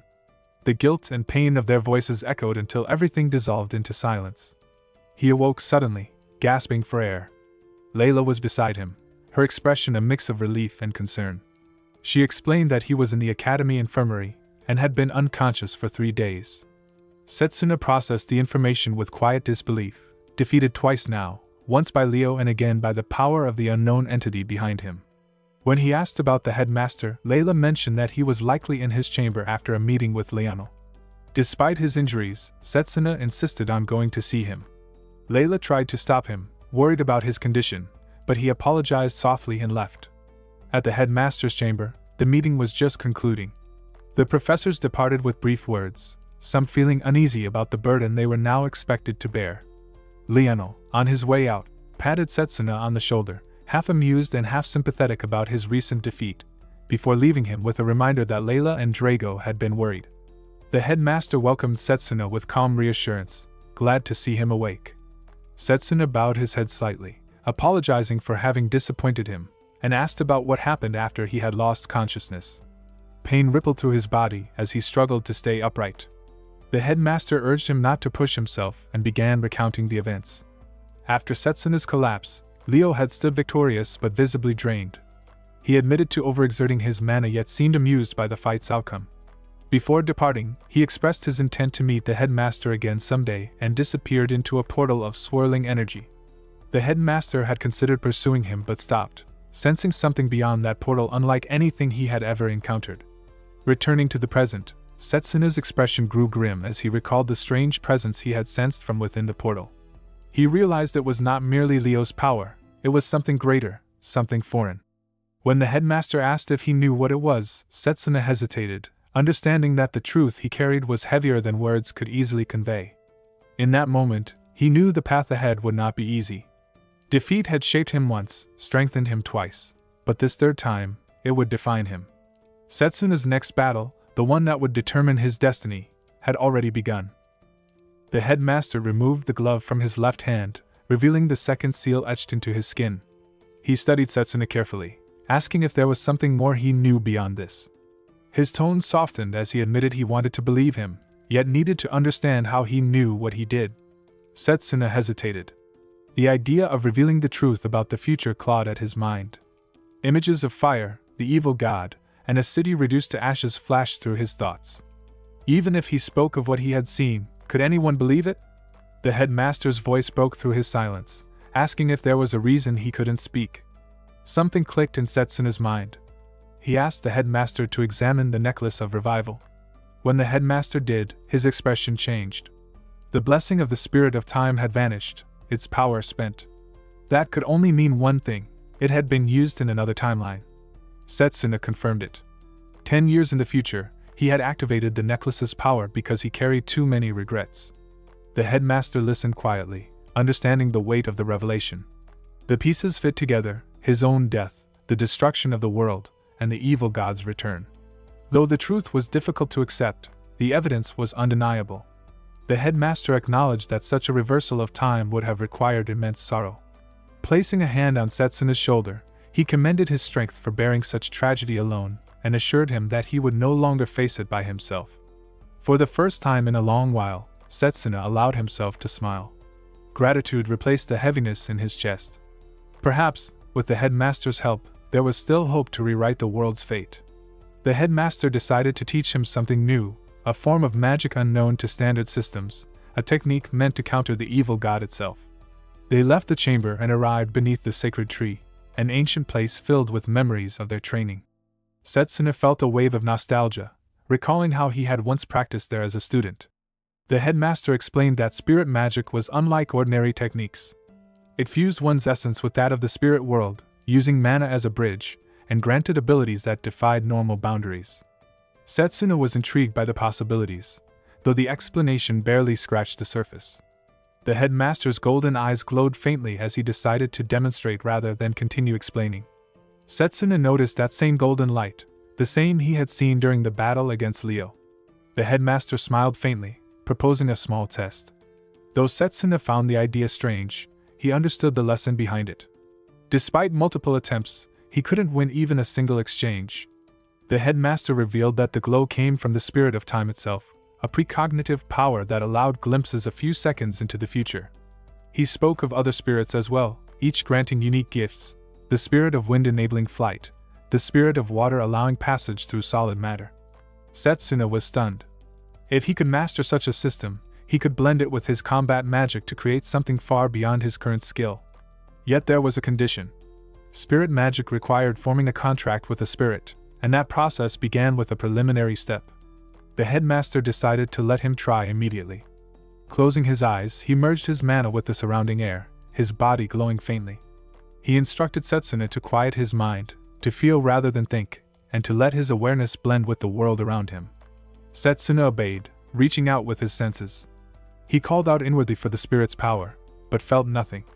The headmaster observed quietly, then noted that the failure likely stemmed from the turmoil within Setsuna's heart. To become one with nature, he needed to achieve stillness. Setsuna realized his thoughts were clouded by constant urgency, always striving to grow faster, stronger, more capable. He tried again, attempting to empty his mind. The headmaster reassured him that it had taken him years to achieve harmony, but that Setsuna had time before the evil god's return. Setsuna disagreed. Time was no longer a luxury. The apostles could strike at any moment. At the mention of apostles, the headmaster grew serious. Setsuna explained that they were beings from the same realm as the evil god, each wielding powers unlike any known form of magic. Leo's ability to disintegrate spells was proof of that. He had faced only one apostle before returning through time, and even with his strongest long-range magic, victory had been narrow. The headmaster recognized the connection to the 12 dark powers once recorded in the Silverrock family's ledger. There were likely others hiding within their world, unseen but dangerous. He cautioned Setsuna to remain calm. Strong emotions could easily lead to disaster. Before dismissing him, the headmaster mentioned the upcoming joint training in the dungeon, where Liano would explain further. It would be a chance for Setsuna to push beyond his limits, though the path would be brutal. For now, he urged him to rest. Distant echoes of monsters stirred in the shadows, a sign that the coming storm was already beginning. Leo entered a shadowed chamber beyond a heavy iron door. Dark creatures stirred in the dimness as he greeted them casually. One of the monsters sneered at his late arrival, but before Leo could respond, a massive, horned figure stepped forward, the 10th Dark Apostle, Zagan, radiating killing intent as he warned him not to test his patience. From above, a clownish man hanging upside down from the ceiling, the 9th Dark Apostle, Poker, mocked Leo's failure. He reminded everyone that Leo had acted without orders, failed to kill even a single student, and returned injured. He demanded to know how Leo intended to take responsibility. Leo brushed it off, claiming he had simply lost his composure when facing his best friend. His tone was light, but the room tensed as the others recognized him, the 12th Dark Apostle, Leo Foray Elmcrest. Zagan ordered him to wipe the smirk off his face, his hand lifting for a strike, when a sudden voice halted the tension. A calm yet commanding tone filled the air, reminding them that as apostles of the Great Being, they should not waste time with petty squabbles. The presence belonged to the 2nd Dark Apostle, Satanakia. A gust of wind passed through the chamber, and even Leo was impressed by the weight of that aura. Sad and Akia redirected their focus, demanding personal reports. Zagan still bristled with hostility, offering to handle Leo personally if he interfered again. Puka volunteered to assassinate him instead, claiming it would be more entertaining. Sadanakia dismissed them both, saying the task had already been assigned, and that the one chosen would not fail. Days later, after the exchange matches, life at the academy resumed quietly. Layla approached Setsuna during class, surprised to see him attending so soon after his injuries. He assured her he was fine for theory lessons, though she doubted it, sensing that something heavier lingered behind his calm. In his mind, the words of the headmaster echoed, a private conversation after the battle. The existence of the evil god and his apostles was to remain secret from the public. Only a few trusted professors would be informed, and the search for Leo was now in their hands. Training in spirit magic would have to wait. Returning to the present, Setsuna apologized for worrying Layla, though his thoughts were already elsewhere. He had to recover quickly and grow stronger. Professor Lionel entered, calling the class to order. He announced the upcoming joint training between faculties, an opportunity to not only study one another's combat styles but also to surpass individual limits. Setsuna understood immediately that teamwork was the true goal. Lionel revealed that the training would take place in a one-star underground dungeon. Participation was voluntary, but danger was guaranteed. The training would begin in 2 weeks, giving everyone time to prepare. Setsuna quietly resolved to heal before then. Layla invited him to dinner, insisting that proper recovery started with good food. He agreed, realizing she was right. As they walked, whispers followed him through the halls, admiration from students who had once mocked him, now praising the close combat mage who had triumphed in the exchange match. Layla found it amusing how quickly opinions shifted, and Setsuna admitted she was right again. Ahead, 3 boys blocked their path. One of them, Carl, a noble with a strong reputation, stepped forward, recognizing Setsuna as the winner. The name spread quickly among nearby students. Carl was known for his powerful bloodline and rumored army prospects. Carl extended an invitation to join his noble salon, a private circle reserved for the highest-ranking mage families. It was rare for anyone without noble blood to be offered a place, and the onlookers whispered excitedly. Yet Carl's thoughts were more self-serving. Having the champion of the exchange match in his group would elevate its status. He added that such connections were vital for Setsuna's future, warning that wasting time with an unworthy companion, like Layla, would only hold him back. Setsuna rejected the offer immediately, telling him that bloodline had nothing to do with true magic, and that the real waste was continuing this conversation. The crowd murmured in disbelief, some even laughing at Carl's humiliation. Enraged, Carl summoned his weapon and lunged at Setsuna, but before his strike could land, Layla intercepted him. She twisted his wrist and pushed him back, reminding him that personal fights were forbidden in the academy. Carl spat out an insult, calling her a commoner, but his friends dragged him away before the situation could escalate further. Watching her stand firm, Setsuna realized that Layla's strength had grown in ways he hadn't fully noticed before. Just then, a familiar voice called his name. Turning, he saw Carol approaching, her expression bright and grateful. She thanked him for saving her and mentioned that she wanted to properly express her gratitude. With a shy smile, she invited him to visit her room, a request that left Setsuna momentarily speechless as the next chapter of his path quietly began to unfold. Carol thanked Setsuna for saving her and decided to prepare a homemade meal for him. He accepted politely while she started cooking. Layla offered to help, thinking it was just cooking after all, though her flustered expression suggested otherwise. Drago entered, puzzled by his invitation. Carol laughed lightly, saying more people made things livelier. Layla noticed the use of healing ingredients, and Carol proudly called them healing foods. Setsuna quietly reflected on the headmaster's words. Carol's missing memories of Leo's incident might be due to shock or perhaps tampering. Though relieved she was safe, he feared others could be targeted next. Drago noticed his expression and told him to stop overthinking, to rest once in a while. From the kitchen came the sounds of chaos, and Setsuna thought it resembled combat training more than cooking. Drago smirked, calling it nonsense, but soon Carol asked him to help. Moments later, he appeared reluctantly in a maid's apron, grumbling while Carol giggled. When the meal was ready, Carol presented the dishes proudly, and Layla apologized for making too much. Setsuna decided to finish everything, using a physical boost to speed digestion. Layla asked if he was fine, and Setsuna replied that the egg soup tasted rich and deep. Drago, still in the apron, announced that it was his doing. As they ate together, Setsuna thought how peaceful this felt compared to his past life, when the evil god destroyed everything. He vowed silently that such tragedy would never repeat. 2 weeks later, dungeon, joint training day at the dungeon entrance, Drago noted that Setsuna looked ready. Setsuna thanked him, crediting the healing meals for his quick recovery. Being on the same team brought him comfort, he could rely on Drago now. 2 upperclassmen approached, Mifune from the formation department, and Yuzuha, his teammate. After introductions, Mifune seemed cheerful and confident, while Yuzuha remarked on Setsuna's calm aura. Drago found Mifune unusually cheerful for a senior from the formation department, and Setsuna quietly agreed. Yuzuha, standing beside him, carried a calm yet unsettling aura. Her gentle smile seemed almost too practiced. Mifune laughed in response to their impressions, but for a brief moment, his eyes darkened, as if something else stared back through them. Soon, Professor Giovanni Bertolini began the briefing. The formation and close combat departments would train together in the ancient dungeon of the Sealed Demon, a 1-star area filled with undead and monsters. Each student's results would be recorded by a memory bracelet, with rewards based on points and loot collected. The top team would receive academy medals, and anyone exceeding 100 personal points could join the kingdom's Magus battalion training. Setsuna thought of the battalion, the strongest mages of the realm, and his lost comrades. He wanted to see them again. Giovanni handed out bracelets, warning them not to go too deep, and to use mana for teleportation in emergencies. Setsuna set his target at 200 points. At that same moment, Drago voiced the same goal. They exchanged a knowing glance, silently challenging each other. The professor raised his hand, signaling the start. The atmosphere thickened with tension and purpose. The joint training had begun. Setsuna and Drago dashed in as the dungeon gates opened.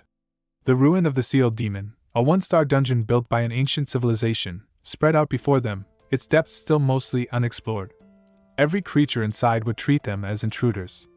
Setsuna noted that even with teleportation magic, this would be a dangerous mission. Drago whistled in awe at the vast underground hall, impressed by its size. Kneeling, Setsuna examined a strange plant, wondering if a whole civilization once lived here. He recalled the headmaster's words about this training being vital for future missions.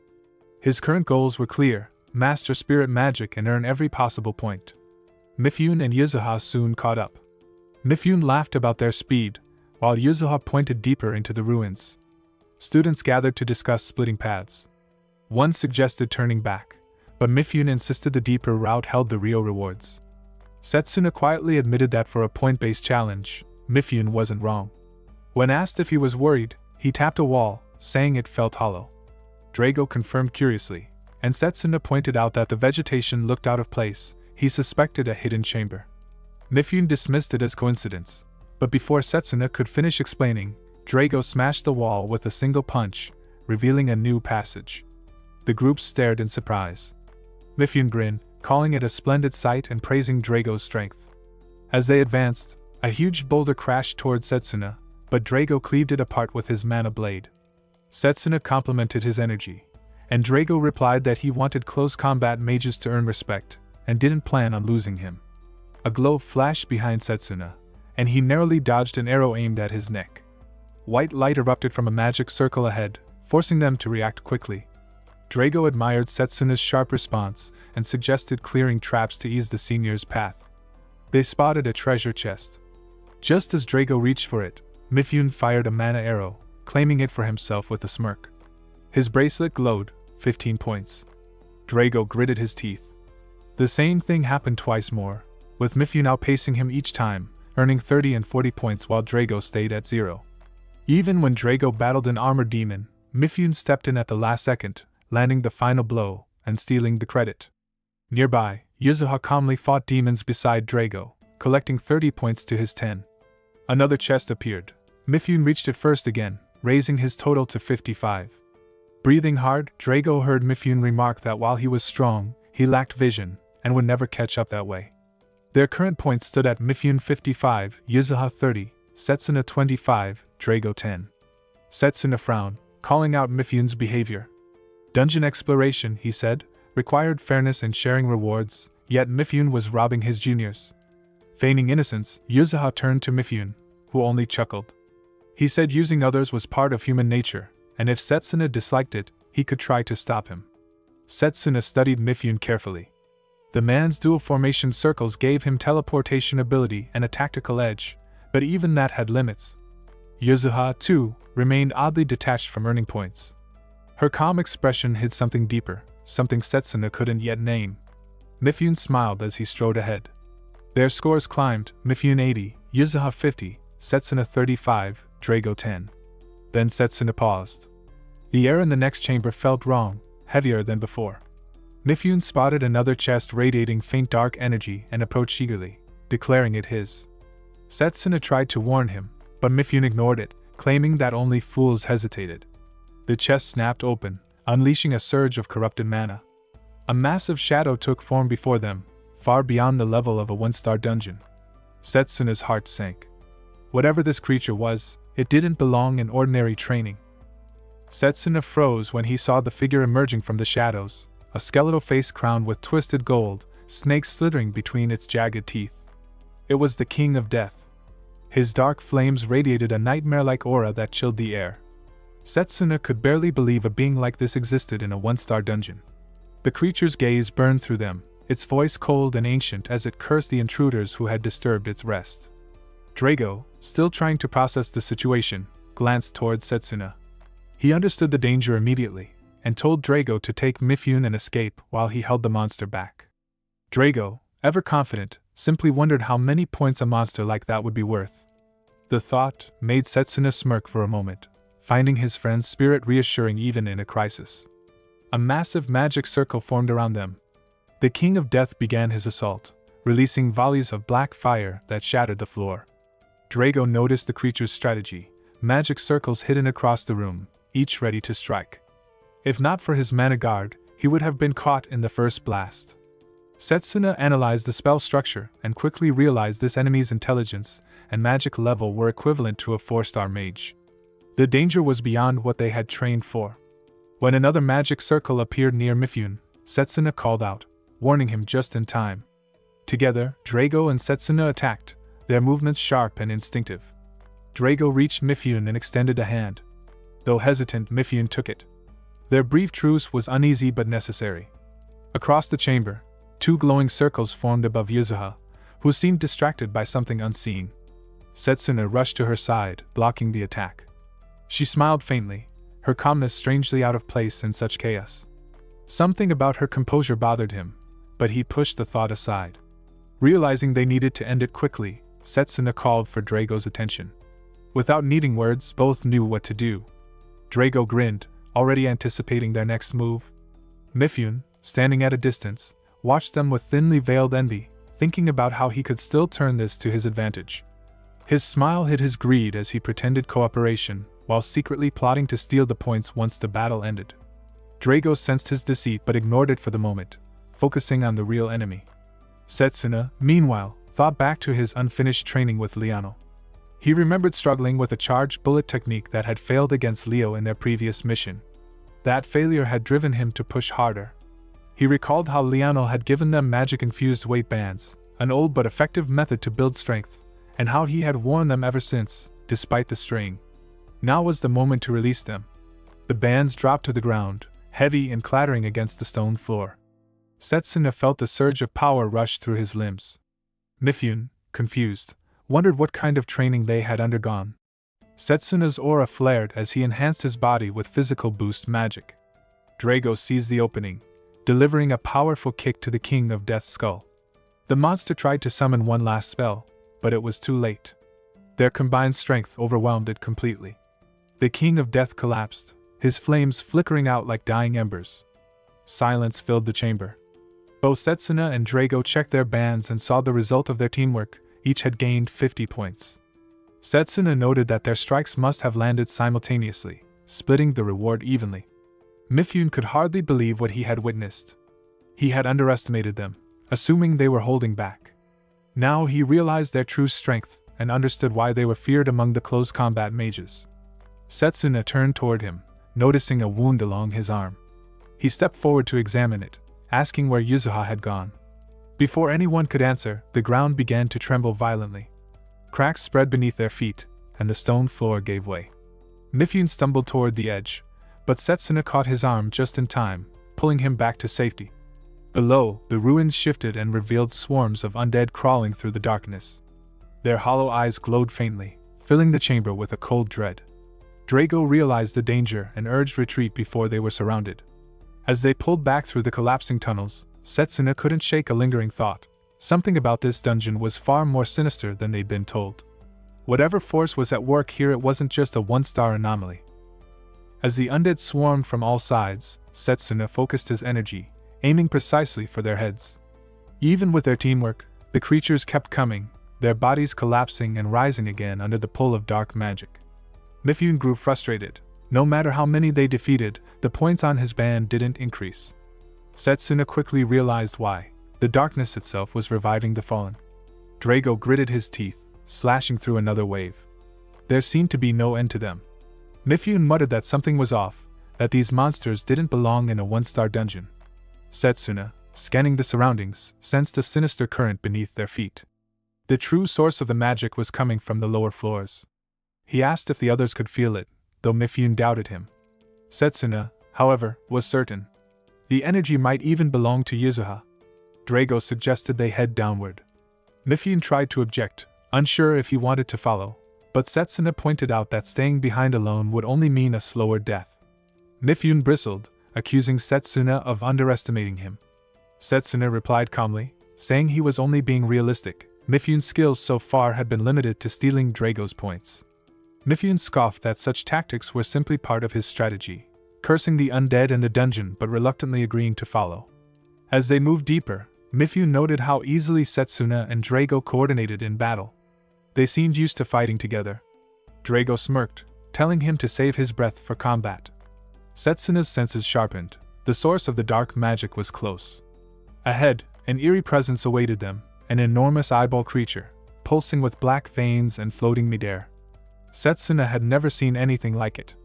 Normally, dungeons drew energy from magic circles, not living entities. While Setsuna studied it, Mifune plotted silently, waiting for a chance to strike and steal the points once the monster fell. But Drago caught his intent and drove an elbow into his side, knocking him back. Stretching his shoulders, Drago seemed almost eager to fight again. Setsuna attacked first, destroying the eyeball and earning 10 points. But their victory was short-lived as the undead began to rise again, more restless than before. He suspected they had angered the dungeon by breaking its source. From now on, they would need to fight strategically to clear the area and earn what they came for. Drago, still grinning, welcomed the challenge, claiming it was a good way to release tension. Mifune tried to shake off his frustration and decided to aim for 100 points before escaping. Setsuna then asked him about Yuzuha's whereabouts. Mifune claimed ignorance, suggesting she might have fled in fear, but Setsuna doubted it. Even when the King of Death appeared earlier, she hadn't shown fear. Something about her had been off from the start, and now, combined with the strange monsters and dark energy, he began to suspect something deeper, possibly linked to the apostles. If that were true, Drago and the others were in grave danger. The undead surged again. Drago charged forward eagerly, cutting them down one after another, laughing at the bonus points each kill brought. Together, they pushed through the horde, their bands steadily tallying up. When the dust finally settled, Setsuna checked his band, 225 points. Drago followed with 210, while Mifune lagged behind at 125. Mifune declared he was done and started preparing to leave. Drago asked if he wasn't going to help find Yuzuha, reminding him she was part of their team. Mifune brushed it off, saying she had only joined yesterday and probably escaped already. That answer made Setsuna pause. Yesterday? Something didn't add up. As Mifune pressed his band to teleport back to the surface, nothing happened. Panic flashed across his face. The return function was disabled. Setsuna concluded they would have to find another way out. Drago tested his own band and confirmed the same. The air suddenly thickened with that same oppressive energy. Setsuna could feel it again, stronger and closer than before, the same magic that had fueled the undead. He decided to go deeper in search of Yuzuha, instructing the others to return if possible. Mifune mocked his concern, wondering if he was infatuated, but Setsuna ignored him. Drago refused to let him go alone and joined without hesitation. Mifune protested that they should inform Professor Giovanni first, but Setsuna told him to handle the report himself. He could still sense Yuzuha's mana faintly. As the two advanced, Mifune hesitated before following. His fear battled with curiosity, and the dread of being left alone. Drago caught up and patted his shoulder, telling him to come along so they could all make it out together. Mifune reluctantly agreed, grumbling that neither he nor Drago could sense Yuzuha's mana anyway. Setsuna simply replied that experience had sharpened his detection. The air grew colder as they descended, the atmosphere heavy and suffocating. Somewhere ahead, a faint sound echoed, a low, haunting hum. They turned a corner and froze. There, sitting at the center of a glowing magic circle, was Yuzuha. Her left eye was pale white, veins spreading unnaturally across the left side of her face. She looked up at them, her voice trembling as she begged for help. Drago looked toward Yuzuha, as he asked if she was all right. Mifune glanced around, his expression tense, wondering aloud what was happening. Setsuna raised a hand, stopping them from getting closer to Yuzuha, his voice calm but commanding as he warned that this was no ordinary situation, it was an ancient trap. While the others hesitated, Setsuna's mind raced. He sensed no signs of activation within the dungeon itself, which could only mean the trap came from an external source, perhaps an item imbued with dark magic. The pattern was disturbingly familiar. He remembered seeing something similar in his previous life, a cursed relic once sold on the black market. He was certain Yuzuha hadn't triggered it willingly. Someone else was pulling the strings. He quickly concluded that the only way to nullify the trap was through a specialized magic weapon. Taking charge, he stepped forward and prepared his mana blade, murmuring a series of incantations. Drago, without hesitation, gave him the go-ahead. Setsuna's mana surged, his blade glowing as the enchantment took effect. He brought it down against the magic circle, shattering its dark pattern in a single strike. The circle dissolved, vanishing into the ground. Yuzuha stirred, her consciousness returning, but the left side of her body convulsed as though crushed by unseen force. She collapsed into Setsuna's arms, weakly murmuring words about not letting him go any further before losing strength again. Setsuna froze for a moment, confused. He didn't understand what she meant. Dark waves began to seep from Yuzuha's earrings, the cursed energy pulsing visibly. Setsuna's eyes narrowed. So the source was the earrings after all. Mifune blamed Yuzuha's recklessness and asked what would become of her now. Carrying Yuzuha on his back, Setsuna replied that he wasn't sure yet, but regrouping with the others was their best option. They could report everything to the professors later. Even as he spoke, he couldn't shake the feeling that this incident was too unnatural. It had the Apostle's shadow written all over it. Drago cut in, saying they should focus on getting out first. Setsuna agreed and asked Mifune to use his bracelet for teleportation. He tapped it, but nothing happened. As expected, he muttered bitterly, realizing the bracelet wasn't functioning.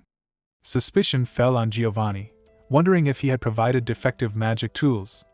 Setsuna checked Yuzuha's bracelet next, only to find it dead as well. The teleportation seals had all been disrupted. Before they could act further, the entire area began to shake violently. Mifune gasped, it was an earthquake. Drago shouted for everyone to run. The ground split, dust and debris filling the air as rocks tumbled from above. Mifune cursed under his breath, unable to understand what was happening, while Drago threw his fists at a massive boulder, his mana-charged blows echoing through the narrow corridor. Setsuna quickly assessed the situation. The path ahead was completely blocked by rubble. Using brute force would only waste energy. He suggested they search for another route instead. Meanwhile, somewhere deeper in the dungeon, Layla and her group were scouring the tunnels. Hearing faint cries, she called out to see if anyone was there. A weak voice responded. She rushed over, helping her team remove the rubble to free a trapped student. As they pulled the injured student out, Layla knelt and used healing magic to ease the pain. The student asked about the others, and another weakly mentioned that someone was still trapped behind the collapsed wall. Layla's heart tightened with worry. She silently prayed for Setsuna and Drago's safety. Back in the buried section, Mifune murmured in disbelief, unable to process how everything had spiraled so quickly. Drago asked if Setsuna could use his charge bullet technique to clear a path. Setsuna replied that he had thought of it, but the risk was too great, it could trigger another collapse. They were exhausted, and the air was growing thin. When Drago asked for alternatives, Setsuna admitted there was one way, but it required going deeper underground. With their condition, he couldn't bring everyone along. He decided to go alone. Mifune protested, reminding him that the lower floors were filled with powerful monsters. Setsuna acknowledged the danger but explained that the earthquake was likely caused by the dungeon boss awakening. The interference in their teleportation magic confirmed that a stronger mana presence was suppressing their own. This was no longer a one-star dungeon. Drago, despite the dire situation, couldn't help but admire Setsuna's calm deduction, calling him as knowledgeable as ever. Setsuna only nodded to himself. Years of dungeon exploration had taught him how to read mana patterns like this. Mifune told him that he and Drago would hold their ground and wait for good news. Setsuna promised he would return, determined to save them all. Drago reminded him to mark his path along the way, and Setsuna agreed before setting off into the dark passage. As he descended further, the air grew heavier and colder. He could feel the thick aura of death surrounding him. While fighting off waves of undead, his mind wandered briefly. He wondered how far the limits of close combat magic could reach. If only he had a fire or purification element, dealing with these creatures would be much easier. Close combat spells relied purely on force and lacked elemental power, but lately, he had begun to feel something stirring inside him, a faint burning sensation, as if another power was awakening. He cut through the last wave of undead and continued deeper, searching for an escape route. Back at the block tunnel, Drago was tirelessly breaking apart smaller rocks. Mifune, slumped against the wall, spoke bitterly about how he had always relied on shortcuts, pretending strength while others trained sincerely. He called himself the fool for not realizing sooner. Drago, focused as ever, told him there was no time for regrets, they had to survive. A faint voice echoed through the rubble, asking if someone was there. Drago shouted back, his heart leaping at the sound. From the other side, students responded that they could hear him. Layla's voice soon joined in, desperate but hopeful, calling out for Drago and asking about Setsuna. Drago yelled back that they were alive, though Setsuna had gone to find another route. Mifune tried to reply but his voice failed her, exhaustion taking over. Layla urged her group to clear the debris faster. Deeper below, Setsuna could feel the dungeon's atmosphere shifting. The mana here was dense and suffocating, the very heart of the dungeon. Ahead, a faint glimmer caught his eye, a small, half-open door radiating dim light. It could be a path to the exit. Yet, as he approached, he sensed a barrier blocking the way, strengthened by dark energy. It was strange, despite the suffocating pressure, the chamber beyond was eerily empty. His instincts screamed for caution. A sudden tremor passed through the ground. Setsuna looked up, eyes widening as something massive loomed above him. A gaping maw with jagged teeth lunged from the darkness. He rolled back just in time as the creature's jaws slammed shut where he had stood. When he turned, he froze. The monster had two heads. The air trembled from its roar. Before him stood a double-headed hydra. Setsuna stared up at the double-headed hydra, the creature's corrupted flesh and the way its severed heads knit back together making his skin crawl. The dungeon's anomalies converged here. Whatever animated this beast was tied to a far darker source. Only someone wielding power like the evil god could force such resurrection. The hydra spat a glimmering projectile. Setsuna rolled out of the way, instincts telling him it was venom. If this fight dragged on, the dungeon would only worsen. He inhaled, steeling himself to finish the thing quickly. He drew his mana blade and moved in. Memories surfaced unbidden, his past battles with hydras. They never died until every head was destroyed. Their skulls were thick. A blade rarely did lasting damage. The trick had always been to find the soft spots. He charged. His first strike split one head cleanly. He vaulted back as the hydra sprayed green poison. Some of it splashed his armor, burning like acid. The beast began knitting the missing head back to its neck, the regeneration a mockery. Killing only one head wouldn't suffice. He needed to sever both at once. A flash of frustration came with the memory of past failure. He had once tried to wield blades in both hands and failed. Liano's reprimand echoed. The body must catch up to the mind, and for close combat mages, internal mana conditioning took years. Setsuna had trained with weight bands, pushed until his body adapted, but dual wielding remained precarious. He forced himself to be practical. Start safe with a single sword, stabilize, then attempt two. He pushed forward again, muscles burning, poison stinging his lungs. The hydra lunged. Both heads slammed into a stone wall in a blind charge. For a heartbeat they were disoriented. Setsuna seized the moment, manifesting a blade in each hand and driving both through the beast's necks in simultaneous arcs. When both heads hit the floor at once, the monster shuddered and did not regenerate.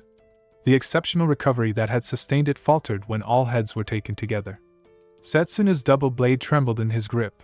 The technique was far from perfect, but it had worked. A slow clap echoed from the shadowed corridor. A man stepped forward, wiping his palms, eyes bright with cruel amusement. Professor Giovanni Bertolini, applauded Setsuna's victory as if inspecting a finished product. Setsuna glanced up, breath ragged, and named him aloud. Giovanni noted Setsuna's calm, suggesting the student had expected him to appear. Setsuna kept his voice steady, asking the questions that mattered.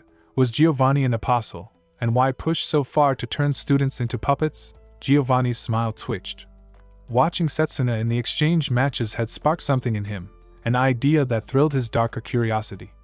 He admitted to wanting an undead body as a plaything, to fashion Yuzuha as a puppet. She had approached him naively. He had given her an earring that bound her will and turned her into what she was now.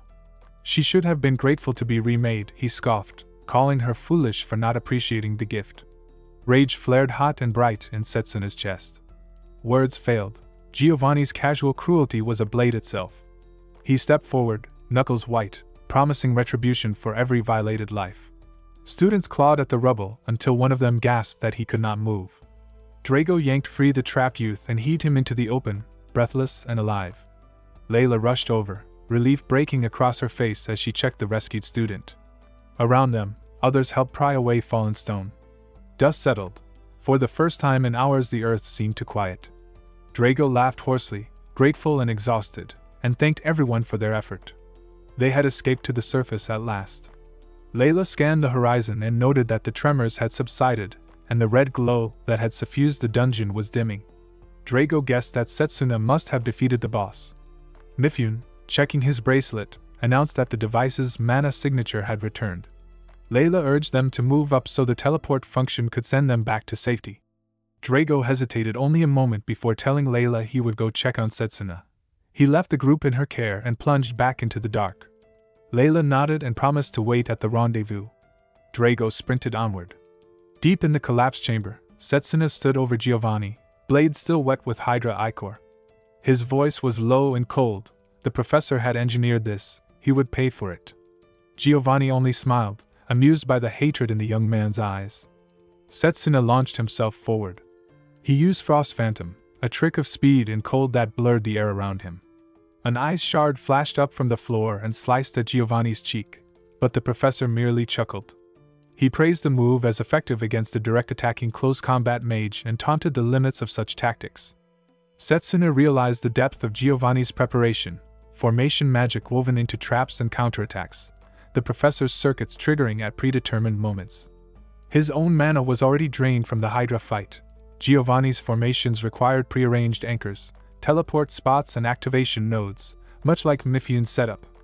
Setsuna tested that theory and paid for it when a poison slash bit his shoulder. The wound began to spread its burning sickness through his veins. Giovanni sneered that Setsuna was pathetic and urged surrender. Setsuna spat back that he would never yield and would break the curse he'd placed on Yuzuha. The professor's reply was a grin and an offer of terms: give allegiance, and perhaps the curse could be undone. He seized Setsuna by the hair, trying to force obedience. The idea of pledging himself to such a man was an insult. Setsuna struck free and lunged again. Giovanni flickered away with a practiced shift of formation magic, teleporting into the shadows. Setsuna read the mana trails and followed, fast enough to reach the arrival point the moment Giovanni reappeared. He slashed, catching the professor across the throat.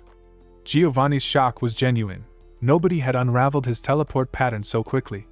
Before the student could press the advantage, Giovanni's hands and face knit back together, regeneration coursing through him. Setsuna realized, in horror, that Giovanni was not merely human. The professor confessed with proud malice that a great being had spared him at the brink of death and granted him immortality. He considered himself the being's masterpiece. He spoke of humanity's weakness, aging and death, and of his desire to bestow immortality upon chosen ones by turning them into undying puppets. Yuzuha had been a foolish, eager recruit who failed to understand the earring's true nature. For Giovanni, she was a prototype. For Setsuna, she was a person to be saved. Consciousness began to slip from Setsuna as poison and fatigue coalesced into darkness. Then he felt a surge of mana, not his, but approaching fast. Giovanni, believing the ritual to bind Setsuna complete, had already started a conjuration and encircled the student with a glowing pattern of ancient script. A massive rock hurtled through the corridor and smashed into Giovanni, who was flung off balance and thrown towards Setsuna. The blow disrupted the ritual and landed Giovanni within reach of a mana-infused punch. Drago's timing had been perfect. The two friends exchanged quick words. Drago asked after Setsuna's wounds. Setsuna asked for news of the others. Drago confirmed Layla and the surface party were safe. The small reassurance steadied Setsuna. Layla had become reliable. His worry eased for one beat. Giovanni, recovering in a ragged, furious state, reached into something embedded in his skull. He howled an invocation, calling out to the hydra carcasses he had left behind. The corpse matter convulsed, scales knitting and bones reforming. A voice from Giovanni twisted into something inhuman as he commanded a fusion. Hydra, merge. Warned that Giovanni might rise in a new, worse form, Setsuna barked at Drago to keep his guard up. Giovanni roared that he would not forgive being forced to use the relic entrusted to him by the Great Being. The item pulsed darkly, venomous energy coiling like a serpent. Giovanni's flesh started to shift, sinew rearranging into a snake-like shape. Setsuna's consciousness blurred as pain surged through his body. Each breath felt heavier, his thoughts scattering amid the chaos. At this rate, both he and Drago would be finished. His vision dimmed, and just before the darkness claimed him, he caught a glimpse of a faint flame flickering nearby. Something was there. A presence. The headmaster's words echoed through his fading awareness. Spirit magic was not about thinking, but about feeling. One had to empty the mind, let go of reason, and merge with the spirit through pure instinct. The meaning struck him. So this was the state of emptiness, where the spirit's presence could be felt. Summoning his last strength, Setsuna extended a trembling, blood-stained hand toward the tiny flame, silently begging for power to protect his friends. A harsh voice thundered in his mind, ordering him to be silent. In an instant, the dungeon vanished. He was standing in a desolate realm, the ground cracked and dry, jagged rocks floating weightlessly through the air. Confusion hit him. This place felt far removed from the dungeon, as if it belonged to another world altogether. Then, before him, rose a massive being, a towering form of living fire. The sheer intensity of its mana pressed down like a storm. Setsuna could barely remain standing. The fiery titan's gaze bore into him, its aura searing. Heat washed over him even at a distance. The spirit's tone carried disdain, unimpressed by a human's plea. Rocks spun around him, trapping him within a circle of flame. He could feel his skin burning, the air itself turning molten. Still, he held his ground. The spirit's voice rumbled through the air, claiming it had no obligation to listen, its flames blazing hotter as the surroundings ignited. This world, once cold and still, was now turning into a furnace of pure wrath. The flames licked at his body. The agony was unbearable, yet Setsuna's resolve hardened. If he failed here, everything would end. He needed to reach the spirit, no matter the cost. The spirit noticed his endurance. A human should have collapsed long ago, yet he still clung to consciousness. Then the mark of the spirit of time shone faintly upon his skin. The entity paused, recognizing the power it sensed within him. Setsuna's body trembled, his words steady even as fire devoured him. He wasn't here for selfish gain. His purpose was to end the evil god's reign and protect those still fighting above. The spirit's rage flared again, dismissing the idea as futile. No human could resist this realm, or its eternal flame. But even as the world burned, Setsuna refused to yield. His determination pierced through the heat. The spirit observed him in silence. The flames roared higher, testing his will. His thoughts wavered, fragments of memory, voices of his friends, and glimpses of the real world drifted in and out. He struggled to breathe, to move, yet one thought held him together. He couldn't die, not until the evil god was defeated. With that final burst of resolve, he broke through the flaming prison, pushing aside molten rock. His body trembled, his mana nearly spent, but his heart burned stronger than ever. He called upon the spirit once more, not for himself but to ensure no one else would fall to the darkness above. The flames calmed. The spirit regarded him with faint amusement. A year had passed within this distorted time, a single moment outside, yet an eternity of endurance within. The fiery being found itself reluctantly impressed. As Setsuna collapsed, unconscious but unbroken, the spirit marked his hand with its seal and vanished, leaving behind a quiet promise. Back in the dungeon, Drago's battle raged on. Giovanni's serpentine form towered over him, his attacks unrelenting. Drago's guard faltered. His nerves had gone numb from the previous strike. Ice-infused mana tore through his defenses. Giovanni mocked him, his words dripping with arrogance. The next blow would finish everything.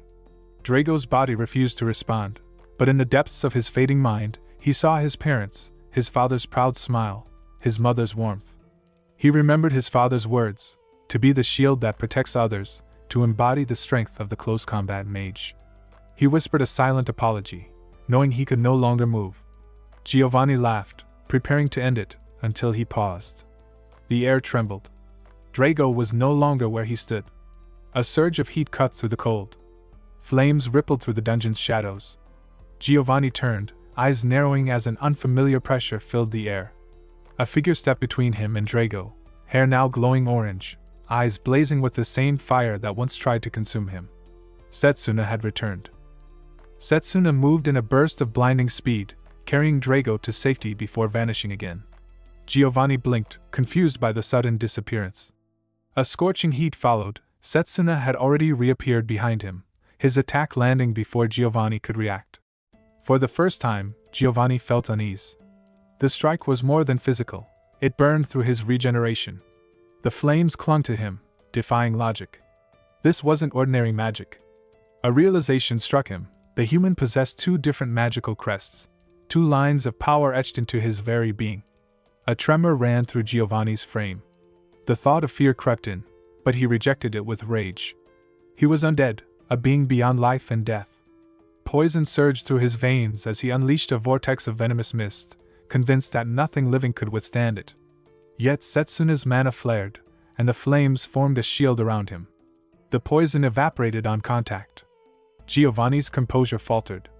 The human had nullified his attack merely by releasing energy. It made no sense. He studied Setsuna more closely. The boy seemed half-conscious, his movements wild and instinctive, yet impossibly precise. It wasn't strategy, it was instinct guided by the spirit within him. Giovanni realized that if he could just restrain that body, he could end this battle. Ice blades surged from his hands, locking around Setsuna. He prepared the final strike, but a figure stepped between them. Layla's mana blade intercepted the attack, sparks scattering through the air. She stood in front of Setsuna, blood tracing down her arm, her breath ragged yet steady. Giovanni sneered at her interruption. His focus had been so entirely on the flame-wreathed human that he hadn't sensed her approach. He readied his blades again, determined to cut down both at once. Layla's eyes flicked toward Setsuna. His body trembled, heat radiating off him, flames spiraling like living energy. His consciousness seemed to waver, yet something deeper kept him standing. She remembered his words, that strength came from resolve, and that even someone like her could grow if her heart didn't waver. In another realm, Setsuna found himself once again standing before the spirit of flame. The fiery landscape pulsed with energy. The spirit regarded him with disdain, unimpressed that he had been consumed by such a small degree of its fire. Setsuna felt frustration rise. He thought their bond had already been forged. His eyes caught the faint image of Layla fighting within the dungeon, and desperation surged in his chest. He demanded to know how to control this power, how to return.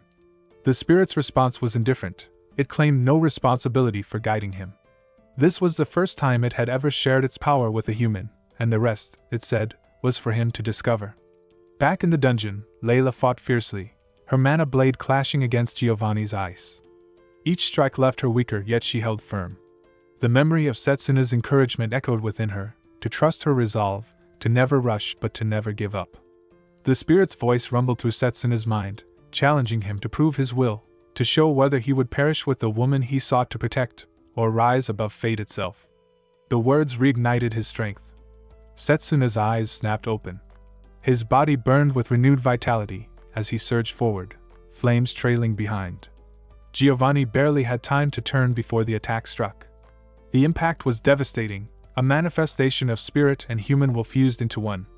The flames roared, swallowing Giovanni whole. Setsuna's voice carried through the flames as Giovanni staggered before him. He spoke of immortality, of how humans, bound by time, are forced to grow and struggle. Only in the face of death, he thought, had he truly understood the meaning of the fire spirit's magic. Giovanni's expression twisted with disbelief. His body dissolved into ash before the words could reach completion. The battlefield fell silent. Layla rushed toward Setsuna, her eyes wide with concern. She asked if it was truly him, trembling at the sight of his now burning crest. Setsuna reassured her with a faint smile, thanking her for protecting him. He checked her injuries, his tone gentle despite his exhaustion. Layla brushed it off, relieved to see him safe. Drago joined them, surprised by Layla's arrival. She explained that their senior students had escaped through teleportation magic, but she had stayed behind, following her intuition. She had sent word to the professors, and reinforcements were likely on their way. Before Setsuna could respond, a wave of dizziness struck him. His body collapsed to the ground, his hair fading back to black as consciousness left him. Moments later, a group of students arrived, clearing debris and rushing to the injured trio. They found Setsuna, Drago, and Layla still breathing. The rescuers praised their survival and explained that they had come after hearing the situation from Mifune. Even in his weakened state, Setsuna urged them to tend to Layla and Drago first. When he next opened his eyes, the scent of disinfectant filled his nose. White curtains, soft light, the infirmary again. He thought wryly that he was becoming a regular patient here. The warmth of the battle's flame still lingered faintly inside him. Professor Liano entered with his usual calm presence. He told Setsuna that he had been unconscious for 3 days. Drago, Layla, and the other students were safe, and the aftermath of the incident had already been resolved under the headmaster's orders. Setsuna felt a quiet relief at the news, though uncertainty still clouded his heart. Liano grew solemn as he mentioned Leofere Elmcrest and the Academy's recent failures. There had been internal investigations ordered by the headmaster, but Giovanni's schemes had slipped through, endangering their students again. The professor bowed his head, apologizing for it. Setsuna asked him not to lower his head, insisting that he too bore responsibility. A twinge of pain ran through his body. Leonel explained that it was the after effect of overusing mana. The wounds were healed by magic, and someone had already treated him on the spot. Setsuna wondered who that might have been. A knock sounded at the door, and Leonel smiled knowingly. Professor Zachary entered, carrying a tray of peeled apples. Setsuna greeted him, still confused by the gesture, until Leonel nudged Zachary to speak his mind. Zachary apologized for how he had treated Setsuna during the orientation test. He admitted that his bitterness came from his own past, once a promising student, then abandoned after being placed in the close combat department. Seeing Setsuna, someone capable of any magical path, willingly choose the same field had stirred resentment in him. Yet now, after witnessing Setsuna's strength, he felt pride instead. The close combat department had earned the highest score in the joint training, and Setsuna himself had broken all previous records. The upcoming collaboration with the Magus battalion was cancelled, but Zachary found himself content, proud that Setsuna had proven their worth. Setsuna sensed a genuine change in him. He apologized in turn for his own behavior, and the two shook hands, the tension between them finally gone. After Zachary left, Liano handed Setsuna a small half-glove. He explained that it was to cover the crest on his hand, one unlike any other, a mark of the spirit's power. Spirit magic, he said, was an ancient art, forbidden since the Great Magic War a century ago. The church still regarded it as taboo. Setsuna was warned never to reveal it publicly. The words echoed in his mind. He remembered studying the war in history, never imagining that spirit magic itself had been its cause. He asked how Lionel knew such things. The professor replied that the headmaster had told him everything, the evil god, his apostles, the truth of spirit magic, and even Setsuna's regression from the future. Only the two of them knew the secret within the academy. Setsuna felt an odd comfort in that. For once, he didn't have to bear the truth alone. Liano placed a hand on his shoulder, reminding him that regardless of his past life, he was still Setsuna Cromwell, a student of the close combat department. Grateful, Setsuna asked about the headmaster's whereabouts. Lionel said he had found traces of the apostles and was away following the lead. When Setsuna tried to rise, Liano pressed him gently back down, promising to explain more once he recovered. After the room fell silent again, Setsuna stared at his left hand. The crest pulsed faintly beneath the glove. He thought of the battle, how close he'd come to losing everything without the spirit's aid. Though Layla's presence had steadied him, he doubted whether he could control such immense power again. He unwrapped the bandage, revealing the mark glowing softly against his skin. A familiar voice echoed in his mind, proud and sharp. The spirit mocked his weakness, reminding him that no human could command such power easily. Setsuna looked around, searching for the source, but saw no one. Then an orange light drifted through the room, swirling before him. It took form, a small, fiery creature with feline features, its fur shimmering like molten gold. It perched on his shoulder, tail flicking lazily, and announced its presence. The spirit of flame had manifested in the human world. Setsuna blinked at the small creature perched on his shoulder. He asked if it was really the spirit. The animal bristled at being addressed casually and introduced itself as Blazer, insisting the name be remembered. Even in this diminutive form, something about the spirit's presence felt off. The towering titan he'd faced earlier didn't match this playful feline. Blazer leapt from bed to bed and peered out the window, marveling at the sprawling human world below. He declared the city vast and fascinating. Setsuna noted that the spirit had shrunk to fit a human frame. Blazer explained that his true form demanded far more mana than a human could safely host, so he had chosen this compact shape for now. Setsuna seized the chance to ask about the great magic war a century ago, and whether Blazer had taken part. The spirit shrugged off the history lesson, claiming no interest in the past and preferring the present moment. Then, without warning, Blazer darted out of the infirmary and across the courtyard. Setsuna scrambled after him, snapping a glove onto his left hand and thinking ahead. If the Holy Church ever learned a spirit lived with him, trouble would follow. He had to keep Blazer hidden. Outside, students gaped at Blazer, mistaking it for a strange, lively pet. Setsuna chased after the spirit, breathless, while Blazer teased him about his weakened body and whether he could keep up. Noel appeared in the courtyard and barked at Setsuna, taking the victory at the exchange match as cause for scorn. Setsuna ignored him, calling after Blazer instead. Carl intercepted, making a veiled comment about the red-haired girl. Setsuna deflected and moved on. Mifune caught up, noticing Setsuna panting. Gossip swirled among nearby girls praising Setsuna's joint training score. Mifune, blunt and pragmatic, scolded anyone mocking his friend, then explained Yuzuha's situation. She was unconscious but alive, now detained and under professor interrogation. Setsuna asked if anyone had seen a small red animal. Mifune pointed toward the courtyard window. Blazer bounded into a flower bed, and students rushed forward, buzzing with curiosity at the unfamiliar magical beast. Actor spotted Blazer from the terrace and tensed. He suspected a magic creature, and still smarting from exposed underhanded tactics during the exchange, readied himself to seize it in the name of Academy safety.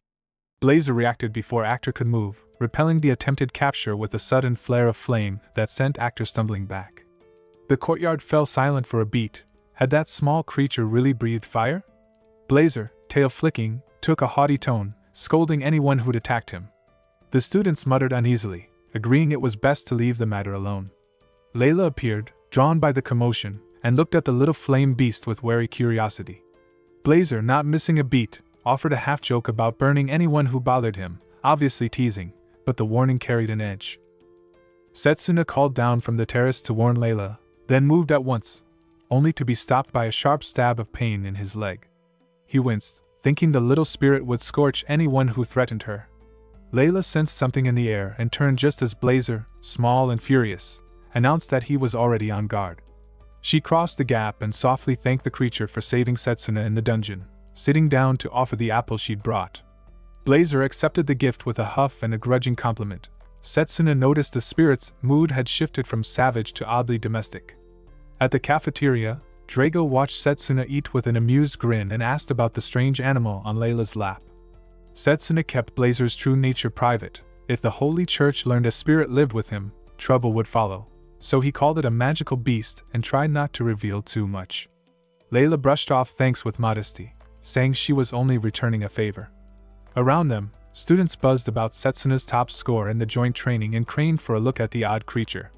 Blazer basked in the attention, teasing Layla that future gifts would earn her special treatment. Setsuna felt a brief, private relief that only he could hear the spirit's voice. Drago produced a letter from home, beaming that his parents were proud of the department's result and that he could finally boast about being a close combat mage. Conversation turned toward Giovanni. Layla wondered aloud about his true identity, and Setsuna admitted they'd learn more after Yuzuha's interrogation. He still suspected Giovanni's Hydra fusion marked him as something worse than a mere rogue professor, but he lacked proof. Drago pointed at the speed and unfamiliar quality of the flame that had helped Setsuna. Layla and Blazer both noted the same conclusion. The power came from the tiny spirit more than from Setsuna's usual close combat techniques. Setsuna explained the state of emptiness he'd fallen into. It was hard to describe, but it had let him tap something other than brute strength. Blazer, now content, teased him about his domestication and dismissed the fuss around him. Cyrus Arclight approached, and the cafeteria's chatter fell thin with tension. Students muttered that the long-range professor was coming to admonish someone. Cyrus strode over, eyes sharp, and demanded to know what the animal was and whether it was a banned magical beast. Setsuna's heart sank. He had to keep Blazer hidden. Before he could answer, Zachary stepped forward and claimed responsibility for registering the creature, covering for him with an offhand apology. Cyrus snapped about proprieties and paperwork, scolding Zachary for lowering himself on account of a student. Zachary took the ribbing with a strained laugh. Drago, fed up with the theatrics, slammed his hand on the table to cut through the tension, and loudly praised Zachary for the close combat department's training success. Leonel and Setsuna echoed thanks. Cyrus scoffed, told them to file the paperwork by morning, and stormed away. Setsuna let out a breath. Blazer's temper was on a knife edge and he needed another moment before the spirit's irritation flared. As the group dispersed, a blue bird flew in bearing a scroll and dropped it at Setsuna's feet. He unrolled it and read. The headmaster's letter congratulated him on acquiring spirit magic but warned of the danger of learning it while still injured. The headmaster regretted being away and entrusted Liano with finding a suitable teacher to train Setsuna in his absence.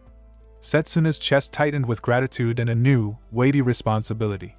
Elsewhere, an older figure read the same dispatch with furious eyes. He slammed the parchment down and muttered that the headmaster had no right to expose the location. An elder steeped in the academy's ancient archives declared that if down in Silverox, the headmaster, chosen student, proved incompetent, he would deal with Setsuna himself, by hand if necessary.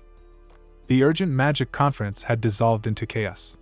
Don and Silverock's report met scorn and disbelief. Some attendees laughed at the suggestion of apostles and the evil god, others demanded evidence that simply did not exist. When the headmaster left the chamber, his shoulders were heavy with the weight of dismissal. Liano fell and stepped beside him, polite and steady. The headmaster admitted the meeting had been tiring, and Liano answered with the restraint of a subordinate who knew how fragile certain truths could be. Reversing time with forbidden spirit magic was not something to mention lightly. Still, the danger of apostles acting in secret could not be ignored. The headmaster's proposal might at least buy the academy time. When the headmaster asked after Setsuna, Liano replied that the student was recovering, though still pushing himself. When Setsuna woke, Carol sat close by with a tray of food. She explained she had heard he was ill and wanted to help his recovery with a recipe Drago had taught her. She mentioned walking Blazer around the town with Layla and bringing fruit for the strange little spirit. Its chirp had sounded oddly like a small, contented cry. Setsuna listened, grateful and embarrassed by how easily the spirit adapted to human company. Carol admired Layla's calm way with Blazer. She sensed no hostility there, a rare and gentle quality. Setsuna's thoughts turned inward. Spirit magic had been forbidden for centuries. It had sparked the Great Magic War 200 years ago, when those who mastered such powers clashed and left ruin in their wake. Only a handful ever wielded it. The knowledge was a poison in polite society. Exposure meant interrogation or worse. Yet the very possibility of controlling spirit magic felt like a step towards stopping the evil god. If history had shifted around him, if Giovanni's rampage or Leo's betrayal were new variables, then every choice carried consequence. A few days later the group prepared to leave for training. Farewells were light but earnest. Drago bragged about family letters and pride in the close combat result. Layla and Carol reminded Setsuna to be careful.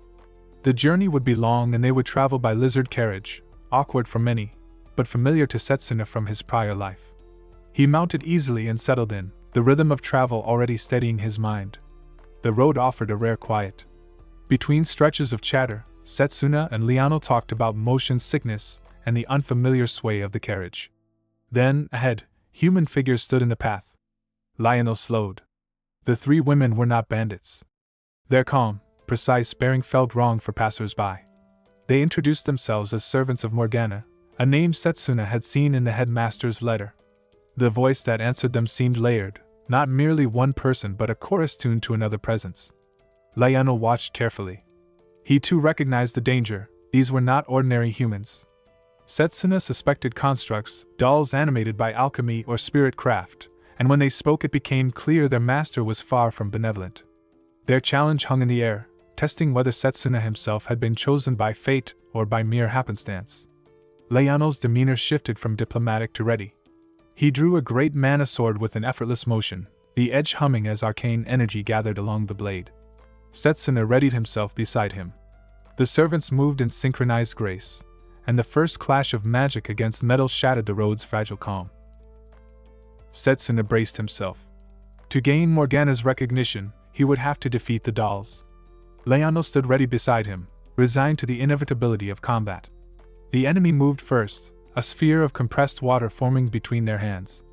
Leonel ordered him forward and intercepted the blast himself, cutting through the torrent with his mana blade.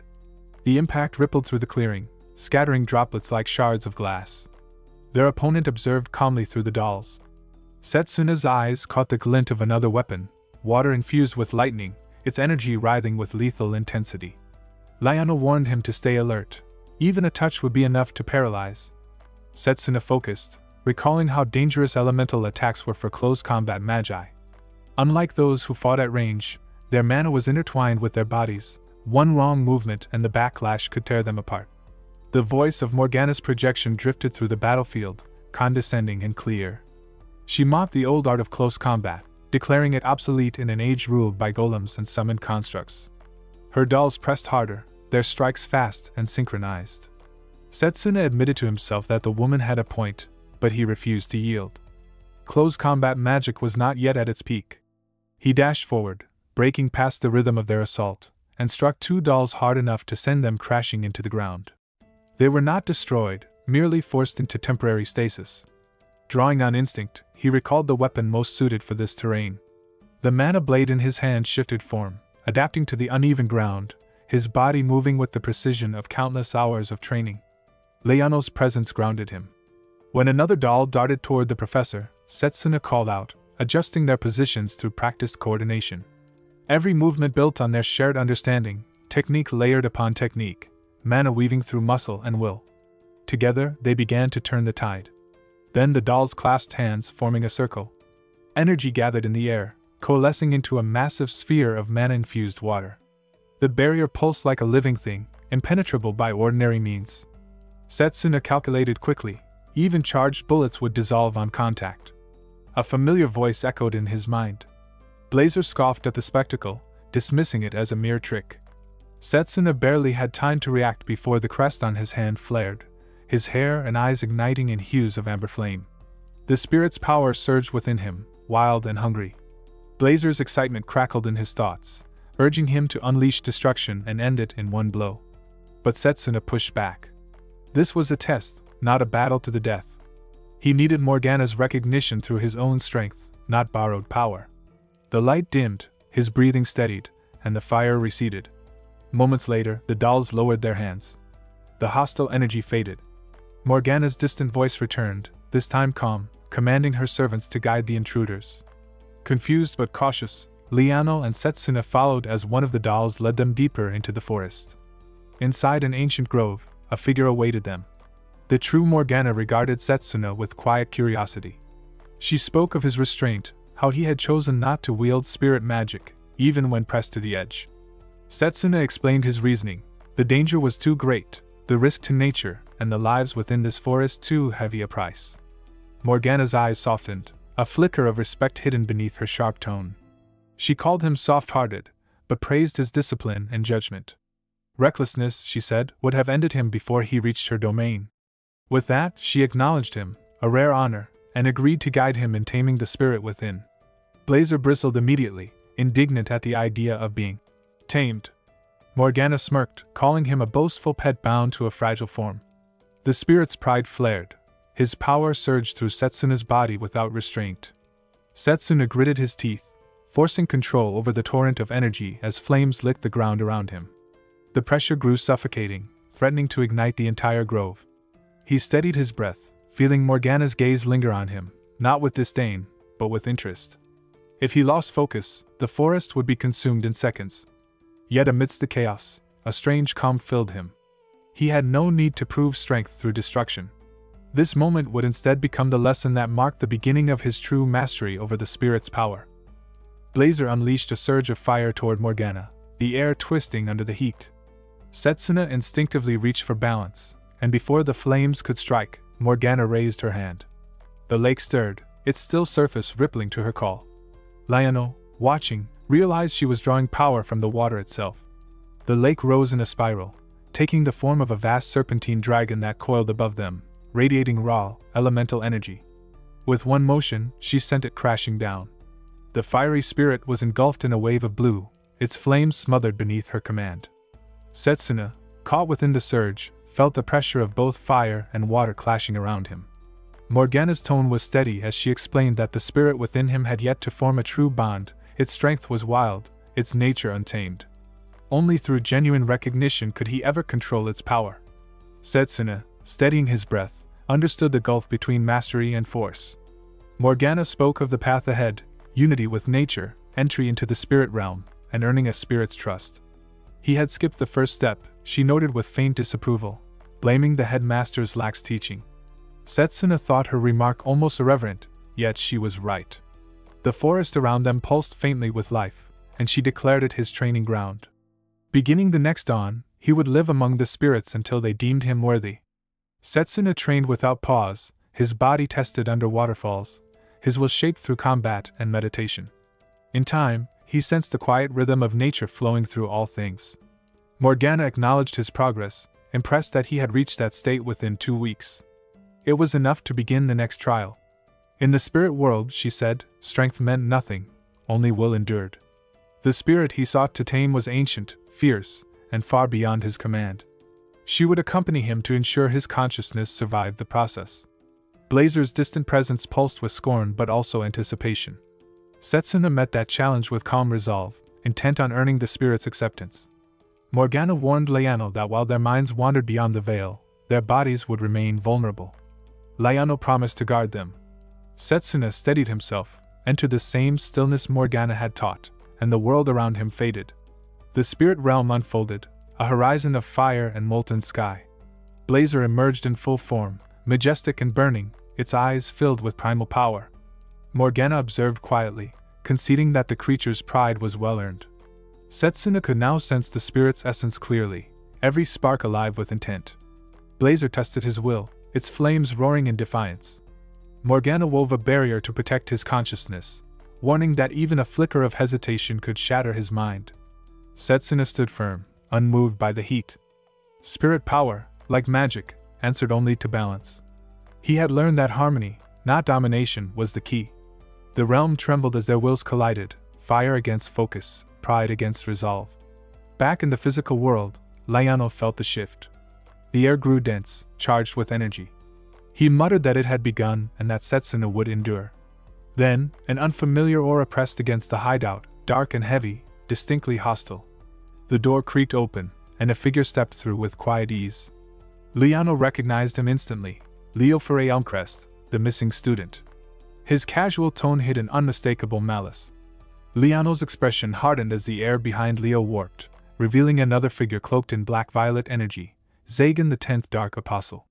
Zagan spoke with amusement, announcing his intent to seize Morgana and Setsuna.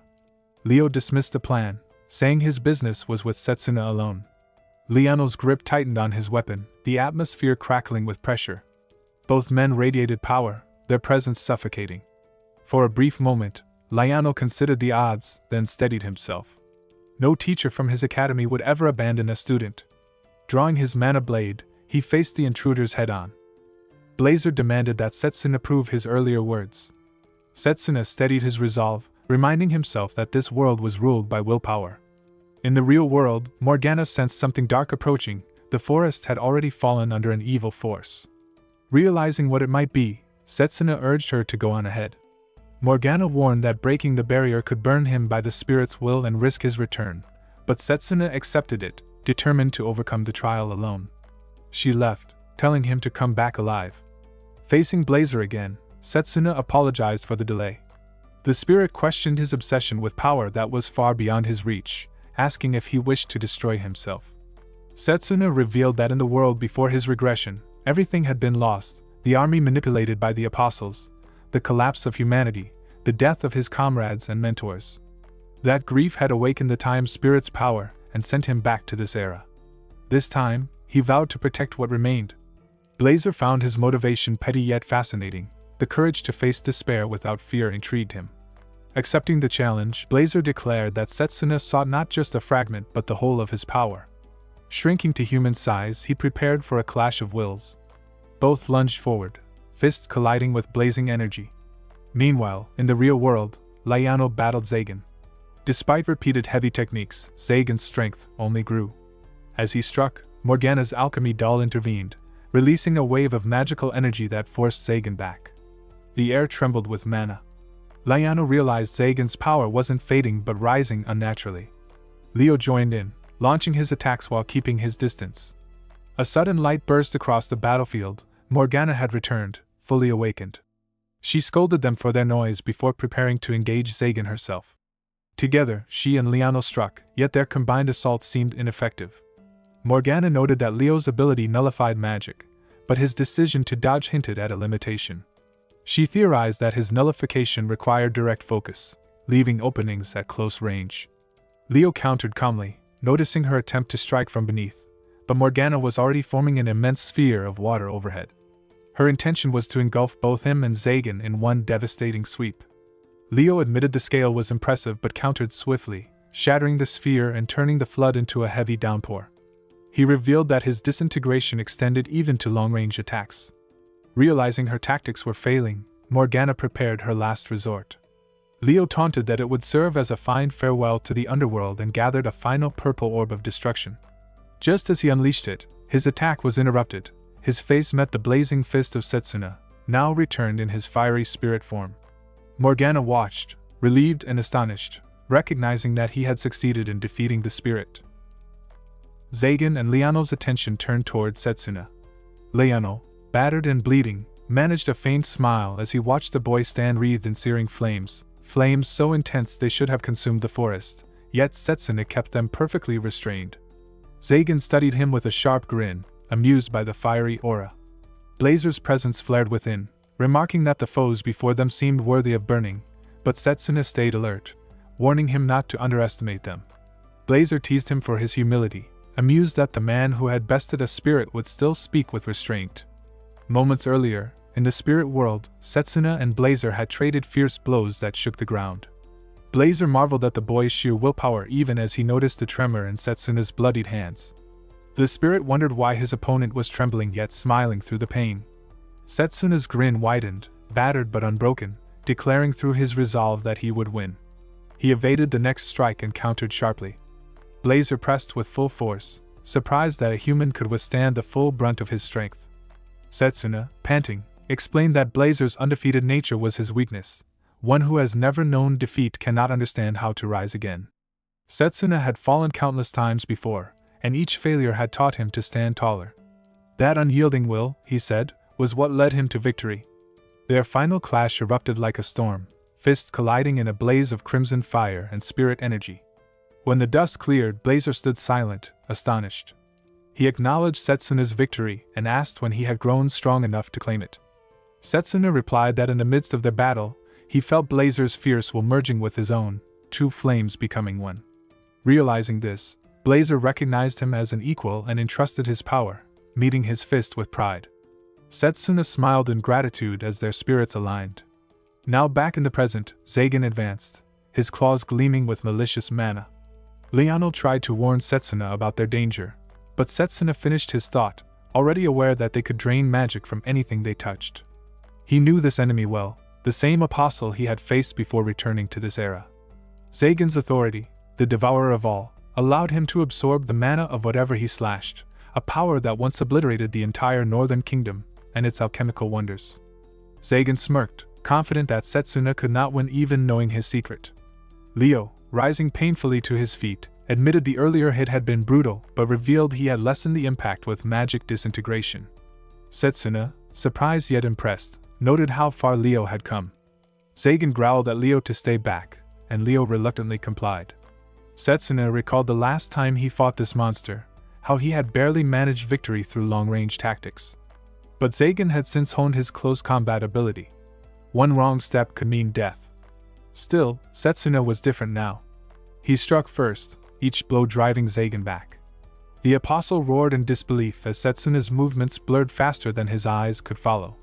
The fusion of Blazer's spirit power and his own combat skill elevated his strength beyond human limits. Liano recognized the blend of techniques instantly, smiling with pride, while Morgana observed the precision of his controlled flames, astonished that he could manage such restraint in the midst of battle. Zagan suddenly released a deafening shriek that split the air. Setsuna leapt back, flames rippling around him. The apostle's grin widened as he claimed to have absorbed the spirit's fire itself. His body radiated stolen energy, swelling with power as he declared himself the devourer of all creation. Setsuna's eyes narrowed, a faint smile forming on his face as he steadied his stance, the ground trembling beneath him. His answer came not in words but in quiet defiance, a glimmer of determination burning brighter than any flame Zagan could ever consume. Zagan lunged at Setsuna, who swiftly leapt back. A moment later, Zagan froze mid-motion, his expression twisting in confusion as his body began to smolder. He turned toward Morgana, shouting for her to lend him water magic, but his limbs refused to obey. Setsuna calmly revealed that spirit magic could not be fully devoured. Even if absorbed, it would consume the devourer from within. Zagan realized in horror that Setsuna had deliberately allowed himself to be struck earlier, turning the apostle's ability against him. Panicking, he called for Leo to use disintegration magic to remove the energy. Leo mocked his desperation, reminding him that he had told him not to interfere before. With irritation, Zagan ordered him to act anyway, and Leo agreed, revealing a burn around his left eye, only to unleash a devastating attack that struck both Zagan and Morgana, shocking Liano and Setsuna. Zagan roared in fury, accusing Leo of betrayal. Leo smirked coldly, saying he had only followed his mission, eliminating his useless superior, along with Morgana. He mocked Zagan for his beast-like behavior but acknowledged his usefulness until now. Enraged, Zagan vowed to take everyone down with him for his master's cause, summoning his last strength for a suicidal attack. Before he could release it, Setsuna charged forward, his spirit-forged sword blazing with divine fire, and sliced the apostle in half. Zagan's body dissolved into nothing, leaving behind a single black gemstone that clattered to the ground. When Setsuna looked up, Leo had already vanished. Setsuna clenched his fist, vowing to find him again and defeat him without mercy. He and Liano rushed to Morgana's side. Half her body was missing from the blast, but instead of blood, shimmering water flowed from the wound. Setsuna desperately offered to heal her, but Morgana told him the attack had used disintegration magic. Her body could not be saved. Tears welled in his eyes as Liano placed a comforting hand on his shoulder. Morgana smiled faintly, telling Setsuna that he had been recognized by the spirit of flame, and that she wished to entrust him with something. From her hand, she produced a silver locket containing her spirit, Water Aina, explaining that it would aid him in forming a bond with water spirits. Setsuna refused to accept her death, insisting there must be a way to save her, but her light faded and she fell silent. He cried out, grief-stricken. Liano reminded him that even the strongest could not change fate, that what mattered was to never stop facing hardship, to continue living and fighting no matter how many times one failed. As Setsuna knelt, a young girl approached and gently patted his head, teasing that he had been tricked. Shocked, he turned to her. The girl grinned, saying he shouldn't talk about keepsakes because they brought bad luck, and assured him she was perfectly fine. Setsuna stared in disbelief as realization dawned. It was Morgana, but in a youthful form. She explained that the old woman had been an alchemical doll infused with her soul and memories, her greatest creation, crafted to deceive even apostles. Lionel was speechless as she revealed that the doll was only one of many, but unlike the others, it carried her consciousness. Setsuna, still confused, pointed out that she had appeared old even in the spirit world. Morgana laughed, saying that one's form there was only a reflection of will. Removing her cap, she revealed her pointed elven ears, confirming her true nature. Lionel hesitated, awkwardly glancing at Setsuna and muttering that he should guess her age. Setsuna, realizing the danger, refused, whispering that there was no right answer to such a question. Morgana chuckled and said the correct answer was over 300 years. Both men froze, stunned. Setsuna stammered, asking if that meant she had lived through the Great Magic War. Morgana smiled slyly, offering to share what she knew for a price. Setsuna, taking her words literally, reached for his pouch of coins, only for her to laugh and wave it off, saying she had been joking. Then her expression turned serious. She said it was not safe there any longer and suggested they move toward the lake, where she would tell them about the erased history of the world. Morgana, Liano, and Setsuna stood by the quiet shore, watching ripples spread as Morgana tossed a stone into the water. She sighed, lamenting how close she had been to breaking a 90-year-old record. Setsuna could barely keep up with her shifting mood, and Liano shared his confusion, assuming she must have been under heavy stress. Morgana soon turned serious, returning to the story of the Great Magic War. She spoke of the many races that inhabit the world, humans, dwarves, and beast men, and explained how elves, blessed with long lives and an affinity for nature, often forge deep bonds with spirits. This connection allowed them to master spirit magic, which led some to be worshipped by humans. But among them was one elf who strayed from the path, manipulating the king of a human nation and teaching spirit magic to his followers to wage war for domination. That war became known as the Great Magic War. Liano remarked how dangerous blind faith and power could be when combined. Morgana continued, explaining that after countless sacrifices, the believers of elves and spirits were defeated, and since then, elves had been persecuted as beings who disturbed the hearts of men. Setsuna realized that the term, ancient magic, had been created to conceal the truth of spirit-handling arts, and Morgana confirmed it with quiet resignation. When Liano asked if she resented humans, she admitted she once had, but that anger had long since faded.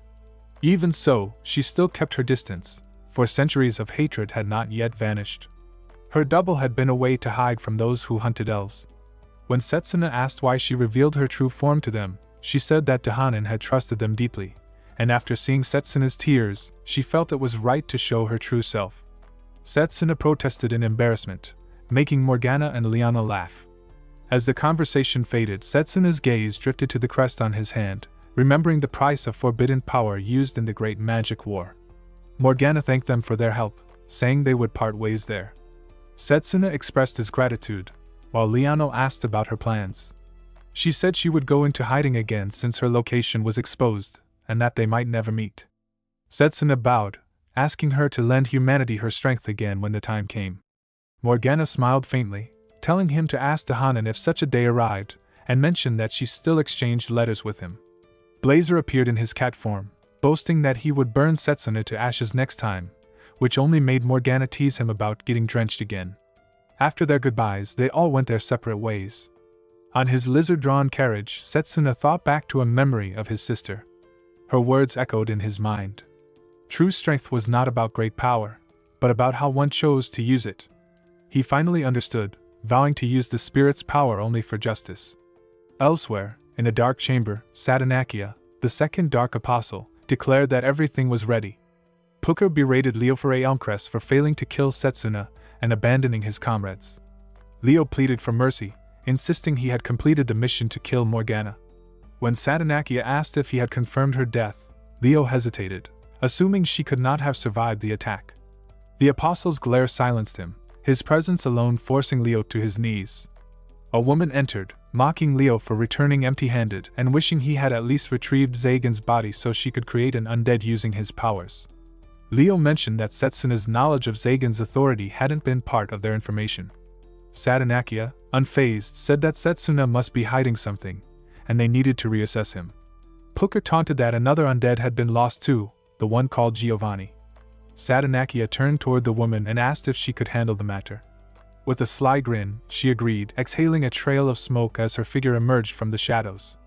It was Tsukuyumi, the eighth apostle, bearer of the power to revive the dead.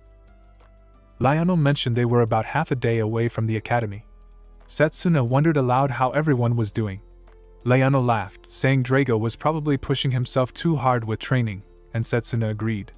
Looking up at the sky, Setsuna reflected on how he had begun to care for those around him, something he never used to do. Before, he had focused only on self-improvement, chasing the peak of long-range magic and winning battles without relying on anyone. But now, things were different. He thought of Drago, Layla, Carol, Mifune, and Morgana, realizing he had comrades he could depend on. He had learned that strength came in many forms beyond his preferred magic. The control he had trained before his return had proven just as valuable in close combat. Lionel pointed out that magic control wasn't something achieved through talent alone, but through years of rigorous effort. Watching Setsuna, he could tell the young man had endured an unimaginable path, one that shaped him into the strongest mage in the world. They decided to take a break, letting the lizard carriage rest. Setsuna sat down, taking out the pendant and a small orb Morgana had entrusted to him. Blazer curiously asked about it, and Setsuna smiled after reading the short note inside, saying it would be helpful when the time came. Blazer waved his paws over the pendant, sensing the presence of a water spirit. Setsuna closed his eyes, calling out softly.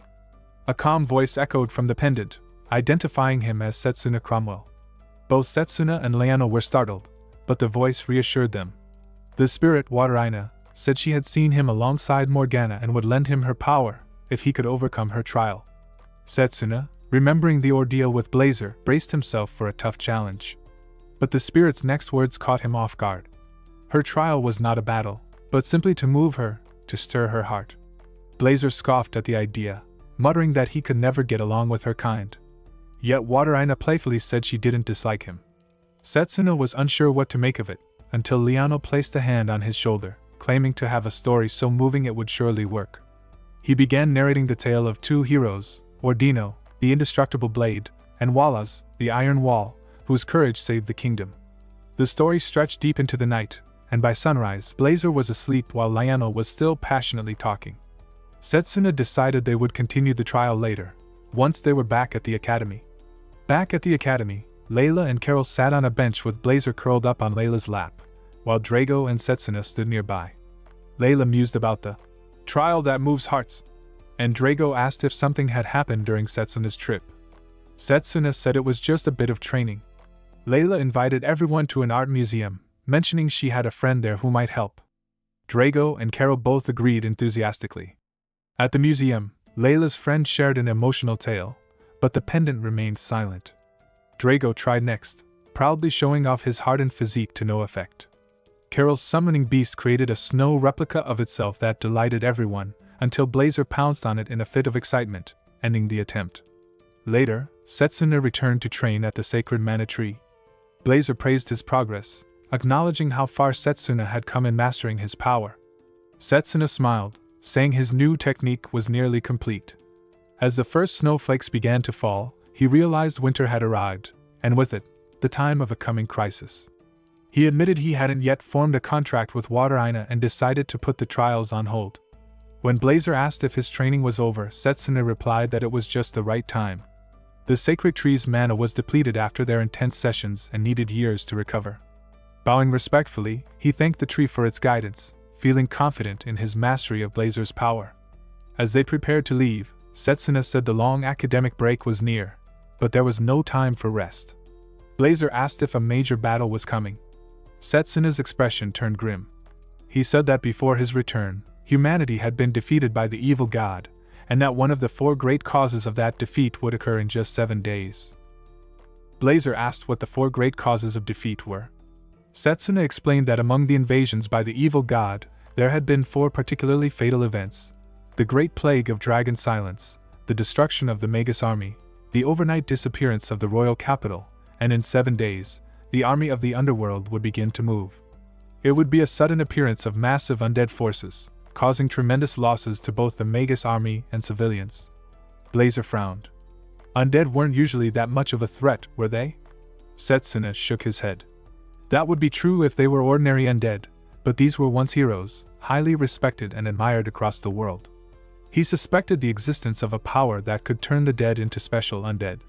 At first, he had assumed Giovanni was behind it, but it seemed unlikely that Giovanni could command the army of the underworld. Setsuna's mind turned to the upcoming grave robbery in Eldina, his hometown. Bodies of heroes would be taken from their graves during the Saints' Festival. Initially, it had been thought that the thieves were after treasures, but Setsuna knew the real goal was the corpses themselves. He resolved to reach the royal cemetery before nightfall to stop the incident.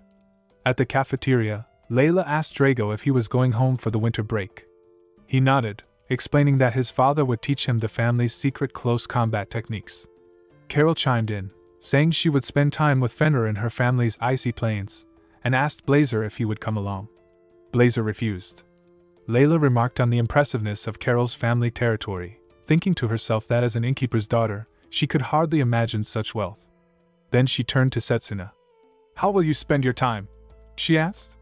Setsuna, caught in thought, asked her to repeat herself. Layla wondered if he was hiding something dangerous, recalling that he had returned from the last break injured. Carol whispered to Layla that Setsuna had a quiet popularity among the girls and warned her not to miss her chance. Layla blushed but denied it. Carol waved it off. Then Layla asked where Setsuna was from. He replied that he had grown up in an orphanage in Eldina. Layla noted that it was close to her family's inn. Carl, a nobleman, walked by and commented on the inn. Setsuna asked who he was, and Carl angrily introduced himself, warning Layla of the luxurious vacation she could enjoy if she joined his salon. Suddenly, with a snap of a finger, a tree sprouted from the ground near Carl, lifting him into its branches. Everyone around gasped. Setsuna recognized the magic immediately. A girl appeared, sternly warning Carl not to touch Layla. Carl protested that he hadn't yet. Layla looked at the girl and recognized her. The girl rushed forward, hugging Layla tightly and teasing her about how much cuter she had become. Setsuna, surprised, asked who she was. Layla introduced her as Roberta, a relative who had come to bring her home for winter break. Roberta explained that she wanted to help with the Saints' Festival in Eldina. Setsuna confirmed his knowledge of the festival, explaining that it involved praying to the heroes resting in the royal cemetery. He recalled that the festival had been the trigger for the grave robbery incident, as security was weak and the heroes' corpses had been stolen. Roberta, satisfied, determined that they were not a threat. Drago asked what she meant by ulterior motives, and Setsuna introduced himself, Drago, and Carol as Layla's friends. Roberta smiled, placing a hand on Setsuna's shoulder, remarking on his skills and noting she had heard about him from Layla. Layla mentioned that Setsuna was also from Eldina, and Roberta offered to give him a ride. Setsuna agreed gratefully. As the carriage moved, Layla couldn't help but notice that Setsuna and Roberta were alone together, remembering Carol's warning about his popularity. Layla expressed her wish to join the Saints' Festival, but the carriage jolted to a stop. Roberta looked out and saw a pack of demonic dogs approaching. Monsters had been growing stronger recently. She quickly threw seeds infused with mana, which sprouted into trees, stopping most of the dogs. Setsuna was impressed, realizing she had repurposed healing magic for offense. Roberta explained that by sending mana into the plants, their growth could be accelerated. Setsuna decided to help. She warned him about the danger of close combat against demonic dogs, but he assured her it would be fine. Gathering mana in his fist, he struck, defeating the remaining dogs. Roberta was astonished by his control and power. She bombarded him with questions about his training, master, and magical tools, noticing the special glove he wore. Setsuna suggested they check on the others before answering. Layla observed him, suspecting he was hiding something, and they stopped at an inn for the night. During dinner, Roberta pressed for more information. Later, Layla, unable to sleep, decided to ask Roberta to change the route so she could attend the Saints' Festival. Outside Roberta's room, she overheard her mentioning Setsuna. Roberta spoke about his possible status as a practitioner of ancient magic and mentioned arranging 10 or even 20 purification nights, asserting she would execute judgment on the spot if necessary. The cup slipped from Layla's hands when she overheard Roberta speaking about executing judgment against Setsuna. Panic surged through her, and she bolted to her room.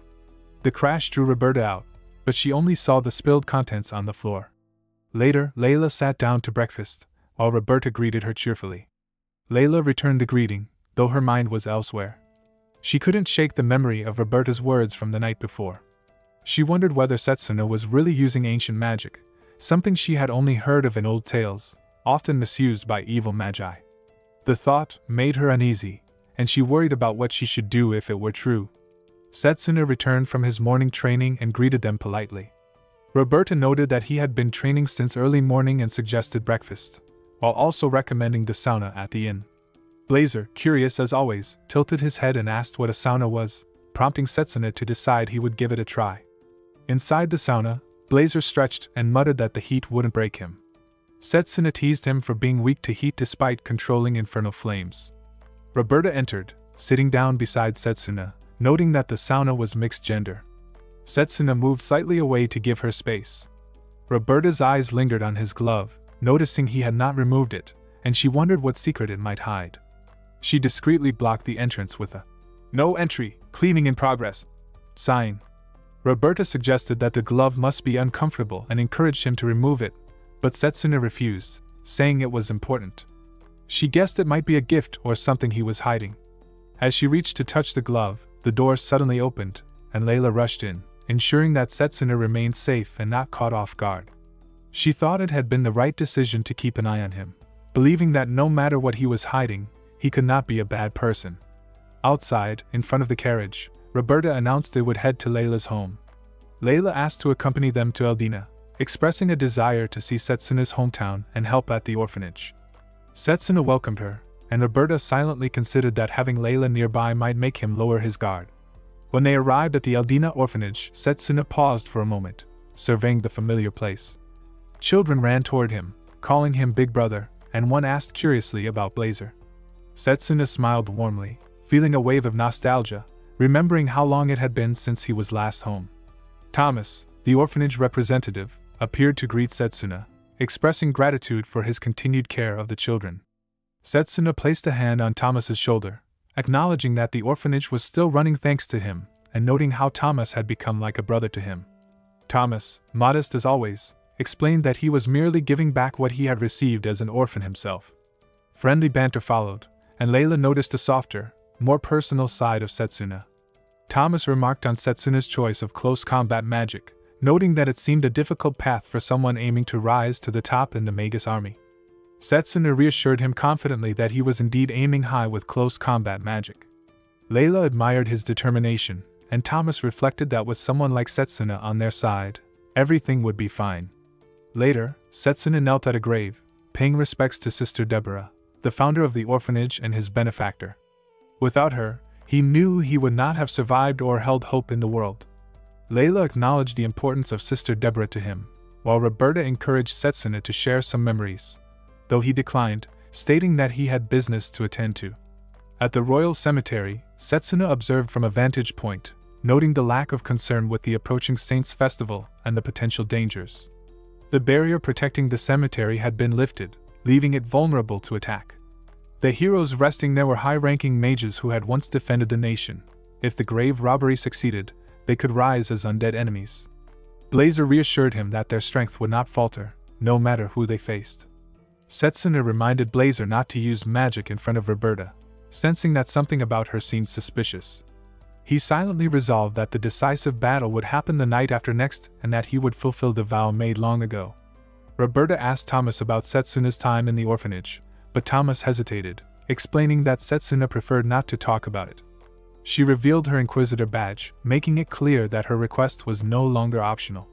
Thomas stiffened, realizing the severity of her authority. Roberta explained that Setsuna might be dangerous, and they were investigating him. Layla, overhearing, apologized for eavesdropping, and Roberta assured her that she would not tell anyone. Thomas began recounting the night Setsuna arrived at the orphanage on a rainy evening, remembering it vividly. At that moment, a sister opened the door to reveal a bleeding woman, arrows lodged in her back, begging for help and urging them to save the child in her care. Emma was born into a humble farming family, a dreamy girl who spent her childhood believing that someday fate would grant her something greater. One afternoon, while helping with the weeding, she found herself gazing at the horizon, lost in the thought that a fateful encounter awaited her somewhere beyond the fields. That encounter came sooner than she imagined. A noble from a nearby territory passed through the village in his carriage. As his butler held a glowing magical device inside, the noble's gaze fell upon Emma. The butler murmured about the strange brilliance of the light, unaware it reacted to Emma's latent magic power.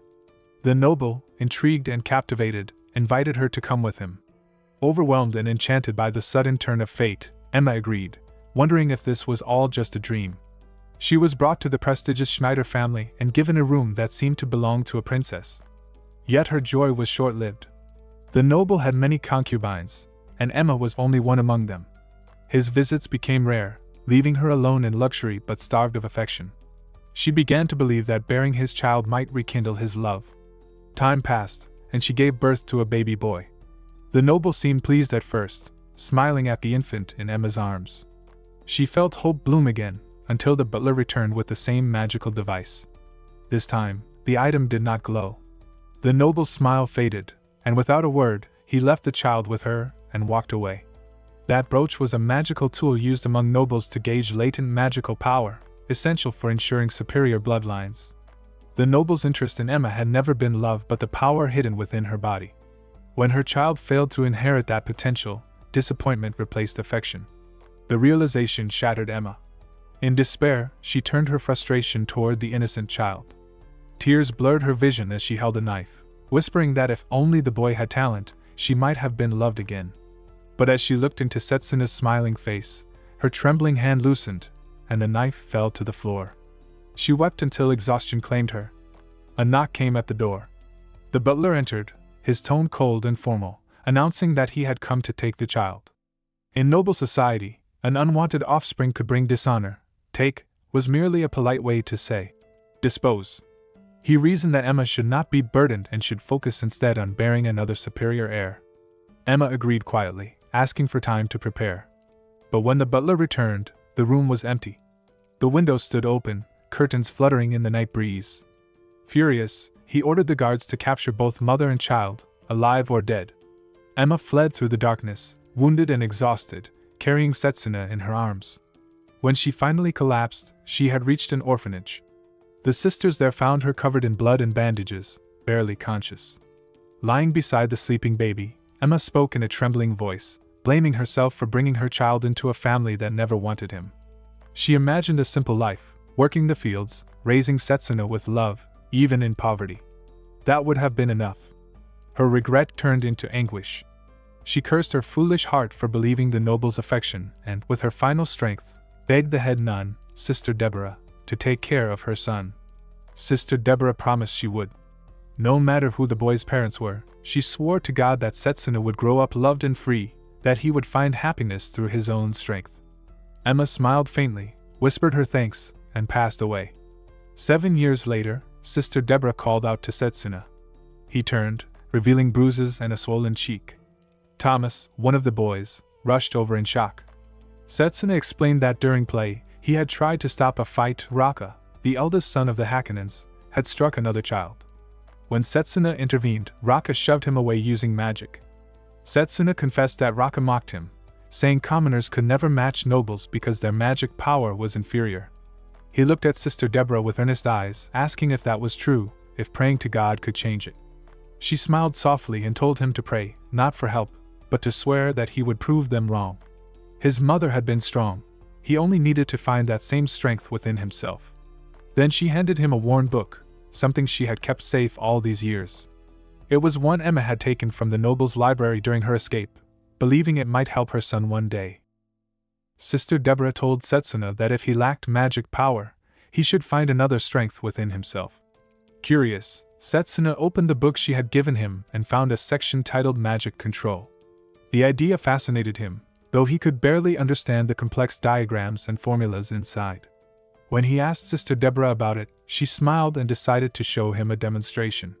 A small flame appeared in her palm, and as she guided it gently, it pierced a thin sheet of paper without burning it entirely, leaving behind a clean hole. Setsuna stared in awe, realizing that even basic magic could become something extraordinary through precision.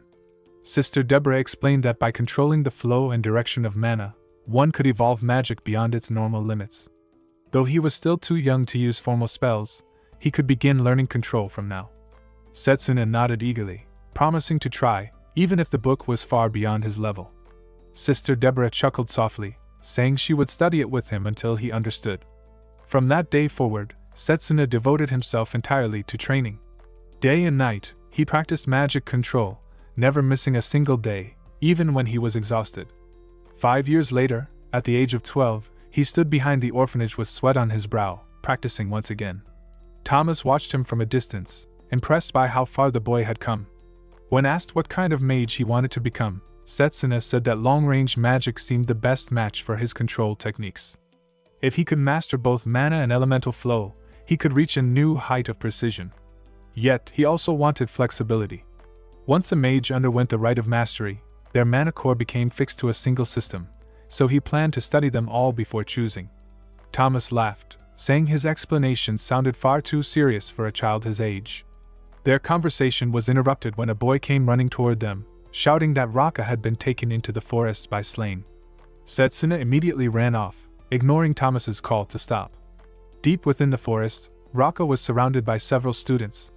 Slain mocked her, boasting about his noble status, until a sudden scream drew everyone's attention. A boy lay on the ground, attacked by goblins, creatures thought not to inhabit the area. Panic spread among the group. Slain stepped forward arrogantly, blasting the goblins with raw bursts of mana. His followers cheered, praising his strength, but the goblins rose again unharmed. Enraged, Slain dragged Raka toward them, shouting that she should make herself useful.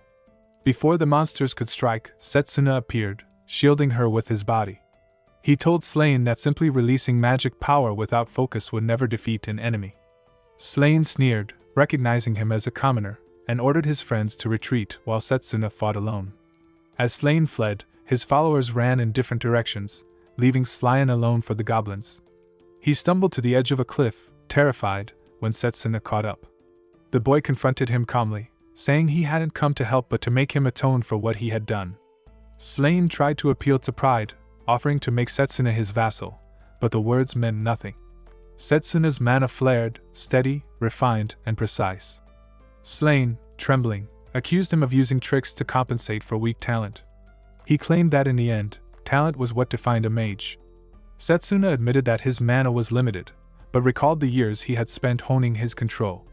The memories of endless practice flashed in his mind, late nights, failed attempts, and gradual progress. He took out a small piece of paper, infused it with mana, and let it burn in his palm, the flame dancing in perfect control.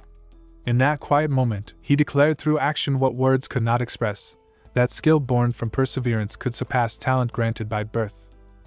Slain's eyes widened as he sensed the strange mana radiating around Setsuna. It was bestowal magic. But how could someone who hadn't even undergone the rite of mastery control something of that level? Setsuna corrected him calmly, stating that it wasn't true bestowal magic. He was simply manipulating the mana core directly to simulate spellcasting. A mana core was the vessel of magic within the human body, a structure partially formed at birth and completed after the rite of mastery. That process allowed the core to function like an official magical circuit. Yet, in Setsuna's case, even as a child, his control over mana had been so refined that he could alter the very shape of his own core. Setsuna tossed a burning sheet of paper toward the advancing goblins. Flames erupted, spreading fast enough to form a temporary barrier. Both covered their faces from the heat. It wouldn't drive the creatures away completely, but it was enough to hold them back for a while. Slain's mind spun as he watched. He had barely managed to keep the goblins at bay earlier, and yet this boy repelled them effortlessly. Setsuna mentioned that what he used was a practical form of living magic, a light protection meant to soften their landing impact. Slain wondered if it was some kind of healing spell, but Setsuna clarified that it was still only simulated. Even so, Slain was shaken. Recovery magic within bestowal-type control? Just how many systems was this boy attuned to? Without hesitation, Setsuna grabbed his arm and sprinted toward the cliff's edge. He said they'd be jumping to escape, teasing that surely a noble wouldn't be afraid. Slain's inner protest never made it out. The two of them leapt, plunging into the cold river below. Night had fallen by the time Slain regained consciousness. A faint fire flickered nearby, and Setsuna sat by it, remarking that Slain had been out for quite a while. He called it an overreaction to something as simple as a jump. When Slain rose, his eyes caught a faint circle glowing near them. It wasn't ordinary firelight, it was a formation. Perhaps monster avoidance magic, or even something more complex. Was this, too, Setsuna's doing?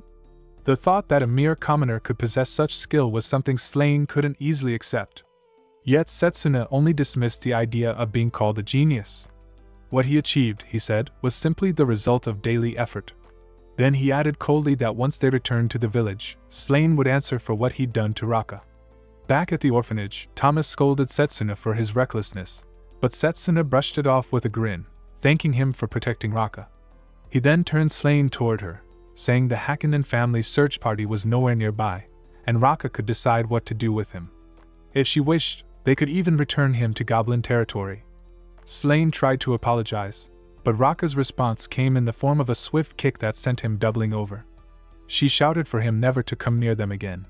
Thomas remarked that she was surprisingly capable, and Setsuna replied that it was good medicine for slaying. Life at the orphanage continued poor but content. Yet those peaceful days soon reached their end. Sister Deborah lay weakly in her bed, coughing as Thomas, Setsuna, and the children gathered around her. Setsuna, now 15, asked if there was no recovery mage they could call, but Thomas shook his head solemnly. He declared that he would aim to become a priest, to protect the orphanage in her stead. Sister Deborah smiled faintly, assuring him he could. Setsuna then announced his decision to enroll in the Magic Academy, and she congratulated him softly, tears in her eyes. He said it was all thanks to her guidance and training, and she told them both they had grown into fine individuals. Her expression turned sorrowful as she confessed her past. She had once served in the Magus battalion, fighting endlessly for the sake of peace. On the night the monsters attacked Eldina, she had failed to protect the village. Among the dead were the parents of the children at the orphanage. Cursed by the monsters, her body had rotted from within, stripping her of the ability to bear children. After leaving the battalion, she returned here, raising the orphans as a way to seek forgiveness for her failure. In truth, she said, it was her way to ease her own heart's weakness. She wept, calling herself pitiful, recalling the smiles of the children that had given her life meaning. Her voice trembled as she thanked them for those memories. Their laughter had been the core of her heart. Setsuna told her it was she who had given them their smiles back. Because of her, they had lived this far. She had been the light that guided his path. He vowed to become the strongest long-range mage, graduate at the top of his class, join the Magus battalion, and one day support the orphanage under a name she would be proud of. Her tears softened into peace as she told him she could finally rest easy. Not long after, Sister Deborah passed away. Time moved forward, and Setsuna soon entered the Magic Academy. In the present, Layla listened quietly as Setsuna's story came to an end, her eyes reflecting sorrow and admiration. Roberta, however, remained thoughtful. So that was how his control had been refined, years of hardship and discipline from a young age. It explained his unmatched precision, though one question lingered. Why choose close-range combat magic when long-range was the path to success? There had to be something he valued more than prestige, something worth throwing away his future for. Later that night, Setsuna returned to the dorms, unaware that Roberta was waiting. Her suspicion burned quietly. Ancient magic was said to mark its wielder with an evil crest. She would confirm it herself. As he approached, she flicked a sharp wooden splinter toward him. It struck his left glove, tearing the fabric. Beneath the torn glove, Roberta's eyes widened as she saw the faint burn scar on Setsuna's hand. Realization flickered through her expression as she stepped from the shadows. Setsuna called her out, calmly identifying her magic and asking why she had done such a thing. Roberta revealed the emblem of the Holy Church and declared herself an inquisitor. He was under suspicion of being a wielder of ancient magic, she said, and demanded to see the back of his left hand again. Without hesitation, Setsuna complied, explaining that the mark she saw was nothing more than a burn he had received during the Academy's joint training exercise. It was unsightly, so he preferred to keep it covered. Roberta examined closely but found no trace of tampering or concealment. Her suspicion melted into embarrassment as she apologized to him, bowing deeply for her earlier discourtesy. Setsuna urged her to raise her head. The misunderstanding was cleared, and that was enough for him. When she asked why he was there so late, he explained that he was helping patrol the royal cemetery. Every year as the Saints' Festival drew near, incidents tended to occur. Roberta acknowledged his vigilance and excused herself, murmuring that Layla's affection for this man was understandable, and perhaps it was for the best. After she left, the faint glow of an orb emerged from the burn mark on Setsuna's hand. Blazer's voice echoed from within, complaining about how stifling the situation had been and asking why Setsuna hadn't dodged her attack when he easily could have. Setsuna replied that evading her would have only made her more suspicious, letting her see the false scar was all part of his plan. He recalled Morgana's letter about the orb, a magic tool infused with alchemy and the power of a water spirit. When blended into the skin, it temporarily erased the glow of the crest, concealing it even from advanced detection. It was one of Morgana's original creations. Setsuna silently thanked her for it. With Roberta's doubts cleared, only the grave robbers remained to deal with. On the day of the Saints' Festival, the streets were alive with color and sound. Roberta approached Layla, confirming that Setsuna's name had been cleared. She admitted that her misunderstanding had caused trouble for many and apologized again. Layla smiled, saying she had never doubted Setsuna's character. Roberta expressed relief, teasing that since Layla was so close to him, perhaps she should invite him to the festival that night. Flustered, Layla stumbled over her words. She said it wasn't like that, but at the academy, they had always been together, so maybe, just maybe, she wanted to spend some time with him alone during this trip. Roberta laughed lightly at her awkwardness, then softened her tone. If that was the case, she said they should make sure he saw it properly. Elsewhere, Setsuna placed a pendant, Morgana's gift, into a drawer. If it fell into the hands of the apostles, either Lady Morgana nor Wateraina would be safe. It could even be destroyed in battle, so he chose to leave it behind.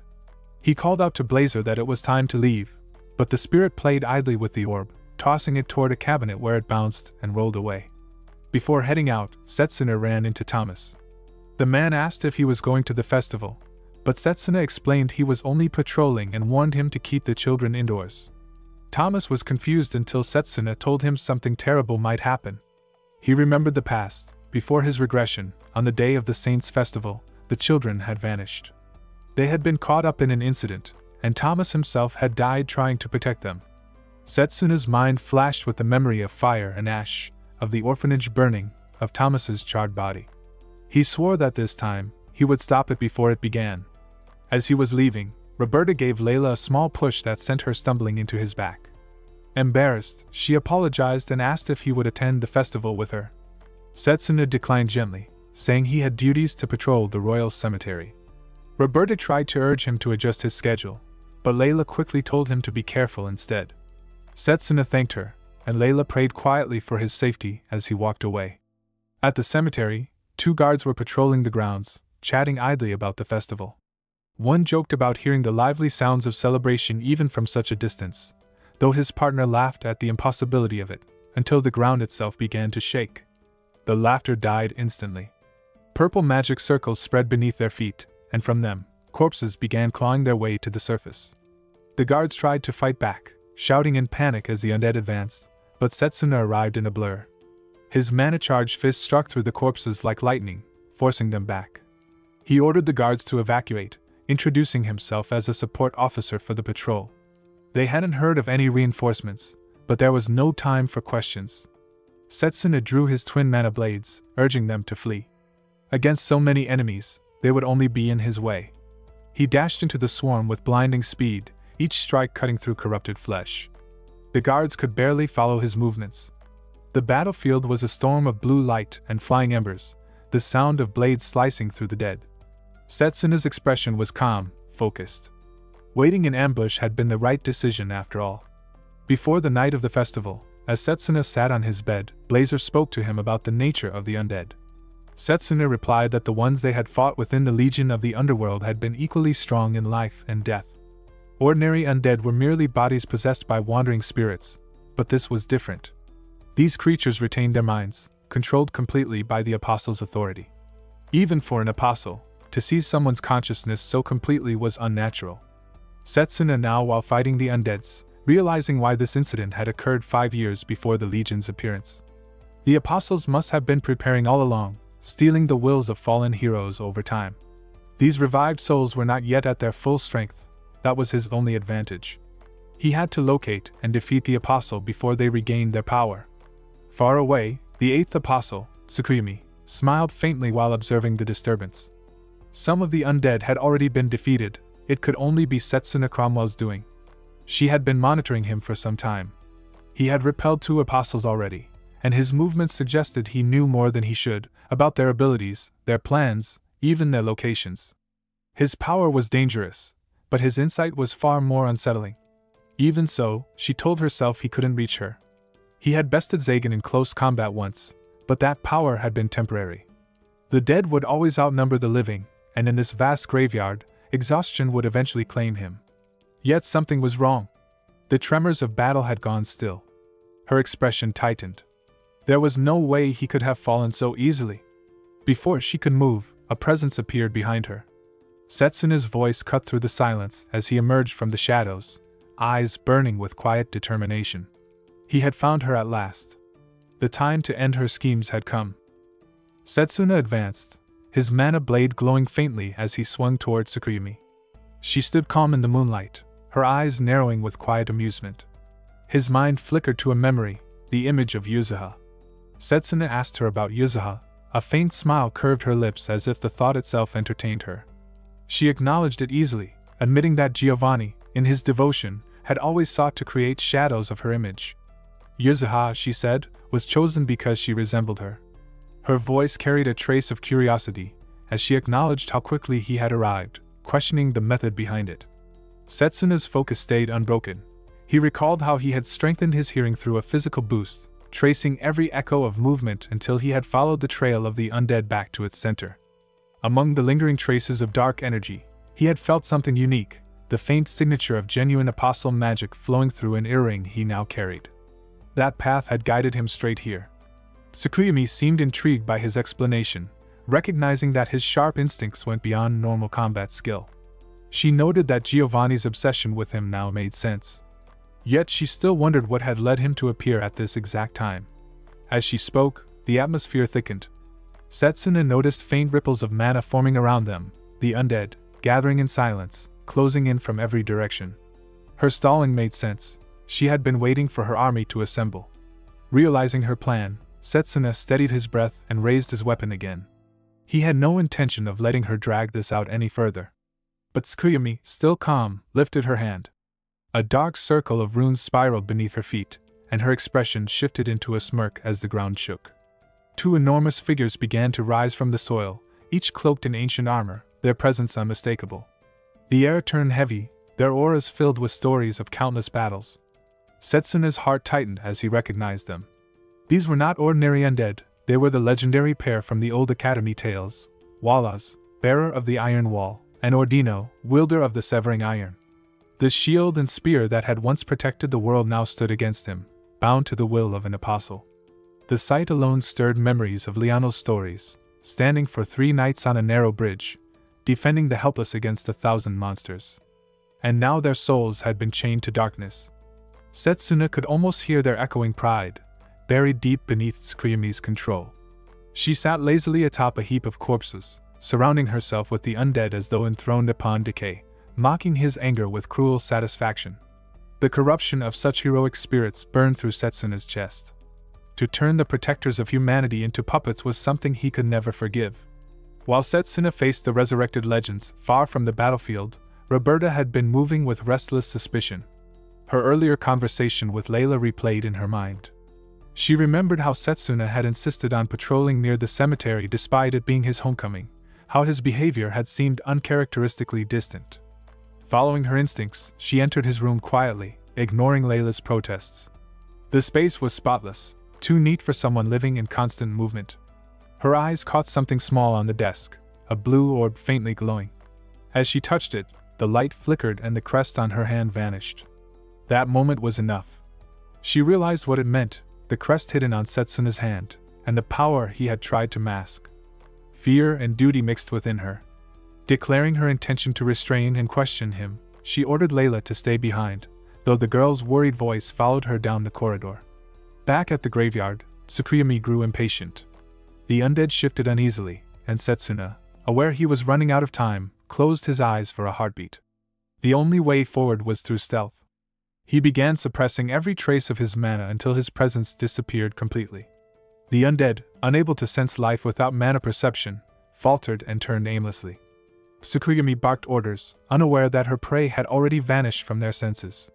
Setsuna's figure flickered between the gaps of shadow and light, cutting down each creature with swift, silent precision. His mind stayed steady, recalling the technique he had perfected before regression, the domain of tranquility. It was risky, but it granted him an invisible advantage. Each time he suppressed and released his mana, another undead fell, dissolving into ash before it could react. Tsukuyomi's surprise broke through her composure as she watched the tide of corpses crumble one after another. Setsuna continued step by step until the clearing grew quiet. Only the 2 legends remained before him, standing motionless yet radiating a crushing pressure. The strength emanating from them dwarfed anything he had faced before. Even without words, their presence carried the weight of history. Blazer's voice stirred faintly beside him, his spirit energy intertwined with Setsuna's own. Setsuna asked how long his body could endure if he unleashed his full strength and spirit magic together. The answer came without hesitation, 3 times longer than before, but that still meant only 3 minutes. Setsuna exhaled softly, his resolve hardening. 3 minutes would have to be enough. Walla's and Ordino's long-buried regrets deserved release, not chains. He tightened his grip on the mana blade and stepped forward as the final battle began, counting down the seconds in his mind. Roberta hid behind a tree, watching Setsuna battle the undead alone. The graveyard was crawling with the restless dead, and an eerie woman lingered at the edge of the chaos. That's a massive outbreak, and that woman, who is she? Setsuna's magic flared, ancient, forbidden, unmistakable. She approached 2 guards, asking what had happened. They admitted they didn't know why the undead appeared, but the young mage had saved them and urged her to leave before it got worse. Roberta's gaze returned to Setsuna. He had let the guards escape and faced the swarm alone.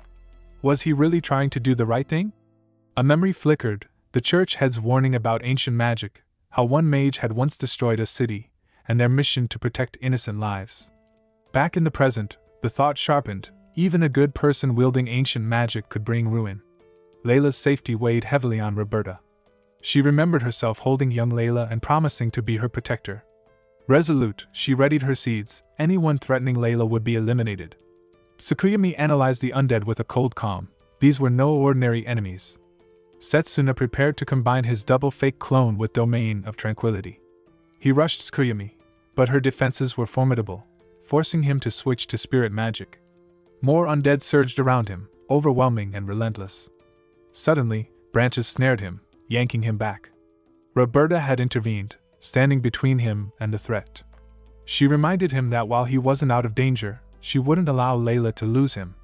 Setsuna understood, but with Roberta there he couldn't fully use spirit magic, and Mana Guard was useless against Ordino's strikes. Walla's shield couldn't be broken with a mana blade. How could he push through? Tsukuyomi mocked their presence, but Roberta stepped forward regardless, sensing the stench of death too strong to ignore. The fight escalated as Roberta and Setsuna clashed with the undead, Roberta noting the enemy's strength and Setsuna feeling his stamina drain. Blazer threatened to burn everything to ash, but Setsuna refused, searching for another solution. From behind, Layla suddenly struck Tsukuyomi, revealing she had heard Waternia's warning voice. She opened the drawer with Setsuna's pendant, and through it, Waternia seemed to remind him of the promise to protect and impress her. Setsuna realized Layla's connection to spirits was strong, maybe through Waternia. She joined the fight willingly, unafraid. The 3 of them battled side by side, but danger remained. Ordino targeted Layla, and Setsuna realized he couldn't reach her in time.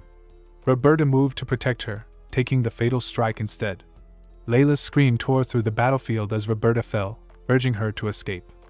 At last, Setsuna unleashed his spirit magic in fury. His hair and eyes ignited with power as he scooped both Layla and Roberta from danger. Rage and determination surged through him. He would protect them at any cost, and the undead would pay for daring to threaten them. Layla's voice cut through the chaos. Roberta's thoughts sharpened. So he really was a wielder of ancient magic. Blazer stepped forward, eager to unleash his power. The undead army put up a solid fight, but the sword and shield of the legends demanded attention. Setsuna assessed them quickly, tracing the flaw, and manifested his spirit magic to strike one of the legendary pair. Soon both legends focused on him. Tsukuyomi observed coldly, noting the overwhelming strength of spirit magic. Even someone like Zagan wouldn't survive it. But undead did not tire. Until Setsuna broke her defenses, his mana would run dry first. Blazer growled, demanding a breakthrough. Setsuna shook his head, refusing brute force. There was a better way. A memory surfaced, Layano teaching him about legendary pairs. The iron wall shielded every attack, and the severing iron exploited the opening with an unavoidable strike. Something didn't add up. The legends had fought together for years, yet their coordination was sloppy, far from the fabled precision of true heroes. Setsuna acted. He broke the shield, catching both Tsukuyomi and Layla by surprise. The strongest spear and shield couldn't coexist. He would exploit that. Flames passed from the fallen legends, fueling his strike. With the weapons gone, he faced the 2 legends directly and gradually overcame them. He turned to them after the battle, regret and respect in his tone, apologizing for waking them from their slumber. Tsukuyomi scowled, frustrated at losing a 2-on-1 fight, but Setsuna dismissed her complaints. Her knights were gone. She tried to bluff, buying time as the undead army pressed forward, but Ordino intervened, granting him a chance. Setsuna surged, spirit magic igniting his sword, slicing Tsukuyomi to pieces. Flames consumed her torn body. He exhaled sharply, near exhaustion. Blazer nodded, impressed despite everything. Setsuna acknowledged the power of resurrecting the dead, yet human pride had outmatched even that. He checked Roberta, concern flashing across his eyes. Roberta's gaze hardened. He had used ancient magic, undeniable now. Layla defended him, but Roberta's mind raced. He had wielded forbidden power to save them and drive off the threat. Normally, the Holy Church would demand execution. What should she do? Suddenly, Roberta's own magic ensnared her and Setsuna. Even she was startled. She questioned the force. Tsukuyomi's voice echoed, skeletal and sinister. Her body transformed, webs twisting into a massive skeletal spider, towering above them. Setsuna froze. Tsukuyomi taunted, inviting them to admire her true form before death. Roberta's blood ran cold. Setsuna realized her power had been concealed all along. This was only a fraction. He tried to manifest mana, but it was useless. Even the mana blade could not pierce her form. Layla ran forward with her mana blade without hesitation. Roberta shouted, but Layla's resolve was firm. In her mind, she told Setsuna she would be his strength, whatever the cost. She would not allow him to face this monster alone. The battle opened in chaos, firelight and shadow tearing through the night. Setsuna froze for a heartbeat as Layla fell, crimson blooming beneath her. The sound around him blurred, replaced by fragments of memory. Layla laughing under the training sun, her steady hands healing a wound, her voice breaking through the noise of old wars. Each image cut deeper than the last. Her collapse shattered his restraint. Mana nearly gone, he reached past reason, drawing on the flame buried in his very life. Blazer's warning echoed, distant and useless. The fire roared to life, consuming everything, body and soul alike. His blaze tore across the field, desperate, beautiful, doomed. Tsukuyomi didn't meet the strike head-on. Instead, the creature wove a web of shimmering death, trapping him mid-charge. The thread sliced deep, burning flesh and fire alike. The ground shook as the monster's blows rained down. Setsuna's vision dimmed, breath shallow, but surrender never came. Pinned bleeding, he raised his head one last time. The enemy gathered another attack, a brilliant, pulsing orb of destruction. Then, a voice cut through the roar. Setsuna! His eyes widened. A blue light shimmered before him. Chains of water coiled through the air, deflecting the monster's strike in a burst of steam and color. From that haze stepped Layla, unbroken, alive. The wound was gone. Her body glimmered with flowing, liquid grace.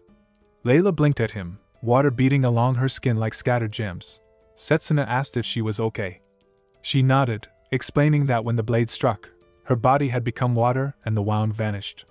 Setsuna's mind snapped to the possibility, breath barely steady. That magic, was it? A memory unfolded, Layla drifting in a place that felt like being held inside a river. She called out, lost, and a calm voice answered from everywhere and nowhere. Wateraina introduced herself as a spirit of water and offered Layla power. Layla protested, saying she hadn't earned it. Wateraina replied that she had seen one thing she had never felt before, true love. She had watched a man risk death to use spirit magic for a woman, and a woman throw herself into danger to save him. That kind of sacrifice, that finite brilliance, moved a creature that had known only endless solitude. Humanity's willingness to give everything for another kindled something in the spirit. Because Layla understood that feeling, Wateraina chose her. Then Wateraina bestowed her power and urged Layla back to the living world to save the man she loved. Layla hesitated only long enough to correct Wateraina. Setsuna was complicated, then raced back, resolved. Back on the battlefield, Setsuna observed the change coolly. He admitted that Layla had truly moved Wateraina.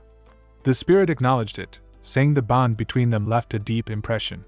Layla protested at being praised, but Wateraina cut the fluff. There was a villain to handle first. Layla's body shimmered, liquid light tracing her limbs. Wateraina explained that this was spirit magic.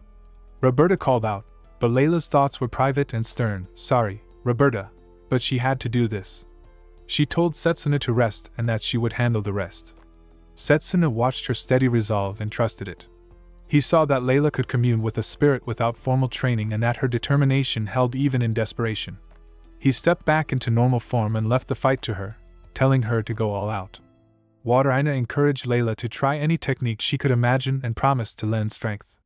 Layla, who had been copying Setsuna's control exercises, formed a whip of mana and wreathed it in spirit energy. Setsuna asked what it was. Water Aina named it the Blue Whip. Layla lunged, the whip screaming through the air and striking Tsukuyomi. Blazer noted the tactic. Tsukuyomi's spider form could parry direct assaults, but unpredictable arcs were harder to defend. Setsuna added that the whip moved faster than sound, using water's inherent speed to add snap and elasticity. Layla looped the whip around one of the spider's legs and declared she wouldn't let it escape. Tsukuyomi laughed and molted, shedding an outer shell. The whip had only caught the discarded skin.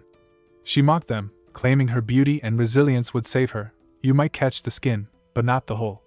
The spider slipped behind Setsuna and struck. He dodged, and Layla wrapped the whip around the leg again, only to see it molt once more. Layla's mind raced. Molting was the problem. Setsuna offered a plan: bind the entire body so molting would be impossible. Water Aina explained the catch. To tie the whole spider, the blue whip would have to extend massively. Unlike flame, which Brazier burned into existence, water-based constructs demanded a pre-existing volume of water. Generating that length on the fly required a reservoir. Setsuna's memory clicked into place. Layano had told him about Lady Morgana using lake water to form a vast sphere. The solution formed at the edge of his thoughts. Setsuna called out a concise order: Layla, Blazer, Water Aina, listen up. Let's finish this with our next move. The air thickened as the battle reached its final moment. Setsuna and Layla stood side by side, fire and water intertwined, their magic radiating in perfect contrast. Setsuna's flames burned fiercely, melting the snow in wide circles around them, while Layla's body shimmered with flowing liquid light. He steadied his breath, gathering the last of his mana. Layla gave a firm nod, her determination reflecting his own. Together, they moved as one. The monstrous Tsukuyomi, towering in her skeletal spider form, observed them with mocking amusement. She was confident in her immortality, certain that her molting ability rendered her untouchable. But her arrogance blinded her to the plan unfolding before her eyes. Layla lunged forward, summoning her whip of condensed spirit water. The blue whip cracked through the air, looping around Tsukuyomi's legs and abdomen. The creature scoffed, expecting the same failed tactic, but the whip split, extending further until it enveloped her entire body, binding her from head to core. Tsukuyomi struggled violently, unable to molt. The realization hit her too late. Around her, steam began to rise as the melted snow gathered into water, fuel for Layla's spell. The heat flooding the battlefield came from Setsuna's flames, each breath he took searing the frozen ground into liquid. The trap complete, Setsuna gathered all his remaining energy into his fist, the fire swirling brighter and denser until it roared like a miniature sun. The monster tried to negotiate, offering immortality and power, but her pleas fell upon silence. The decisive strike landed, a blazing punch that ignited the water-soaked web and Tsukuyomi herself. Her body erupted in flame, the molten shell collapsing as her voice faded into the hiss of burning mana. Silence followed, broken only by the sound of melting snow. Layla's strength gave out, and she collapsed forward, caught gently in Setsuna's arms. Waternia's voice called out in concern, but Layla managed a faint smile before slipping into exhaustion. Setsuna reassured her softly and thanked both her and the spirit before his body, too, gave in to the strain. He lost consciousness, falling beside her as the battlefield grew still. Far away, within the dark halls of the Apostles, Satanakia received word of Tsukuyomi's defeat.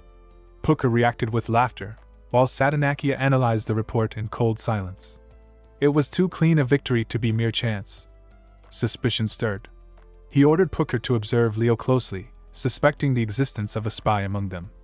Back in the aftermath, Setsuna awoke to find his head resting on Roberta's lap. She was healing him with gentle magic, the faint glow of her spell flickering against the fading daylight. She scolded him for his recklessness, yet chose not to arrest him despite his forbidding use of ancient magic. Her voice carried both anger and uncertainty. Layla stirred soon after, startled to find herself sharing Roberta's lap with Setsuna. He assured her they were safe, then suggested they go somewhere once their healing was complete. When their wounds had finally closed, Setsuna led both women to a high vantage point overlooking the city. The view stretched endlessly beneath the twilight sky, the lights of the city flickering like countless stars. Layla marveled at the beauty, and Roberta asked why he had brought them there. Watania teased that perhaps it was for a confession of love, but Setsuna's expression turned solemn. With quiet resolve, he told them the truth he had carried all along: he was a traveler from a doomed future. Setsuna revealed the truth he had carried alone. He spoke of burning castles, fallen towns, and an academy overrun by monsters. His words, though impossible, carried the weight of experience and loss. Roberta and Layla listened in silence, their disbelief fading as his strength and knowledge made the truth undeniable. He told them how he had used the power of the spirit of time to return, how the apostles and the evil god had brought the world to ruin, and why he devoted himself to close combat magic and spirit techniques. Roberta struggled to process it but couldn't deny what she had seen: the precision of his magic, his awareness of their enemy, and his extraordinary power. Layla, however, accepted it without hesitation, recognizing in him the resolve of someone who had already lived through tragedy. Watania praised the emotion that bound them, calling it pure and unwavering love. Setsuna warned them that the Holy Church would never accept his story, especially the idea of time travel through spirit magic. He removed his glove, revealing a crest, and left the decision to Roberta while urging caution against the High Saint, the very woman who, in his past, had sided with the evil god. Roberta refused to believe such a betrayal, but the mention of Gustav, her new aide, unsettled her deeply. Their tense moment was interrupted by a massive bird descending from the clouds. A man stepped down, commanding presence radiating from him: Sid, commander of the Magus battalion. He had come to inspect the reported undead attack. Roberta quickly took responsibility, hiding Setsuna's involvement for now. Sid commended her briefly, then turned to Setsuna, recognizing him as the delayed trainee who was to join the battalion after the new year. Among Sid's soldiers stood a young man whose aura of raw fire magic burned like a furnace: Zappa. Once, in another time, Setsuna had fought beside him, the strongest mage of his generation. Zappa's overwhelming magic contrasted sharply with Setsuna's precision and control. Their reunion carried an undercurrent of rivalry even before a single word was spoken. A sudden corpse lunged from the shadows, catching Layla and Roberta off guard. Zappa incinerated it in an instant, his flames reducing it to ash. Blazer and Setsuna both recognized his overwhelming power. Zappa mocked Setsuna's close-range combat style, boasting that raw magic would always prevail. Setsuna, calm but resolute, refused to yield.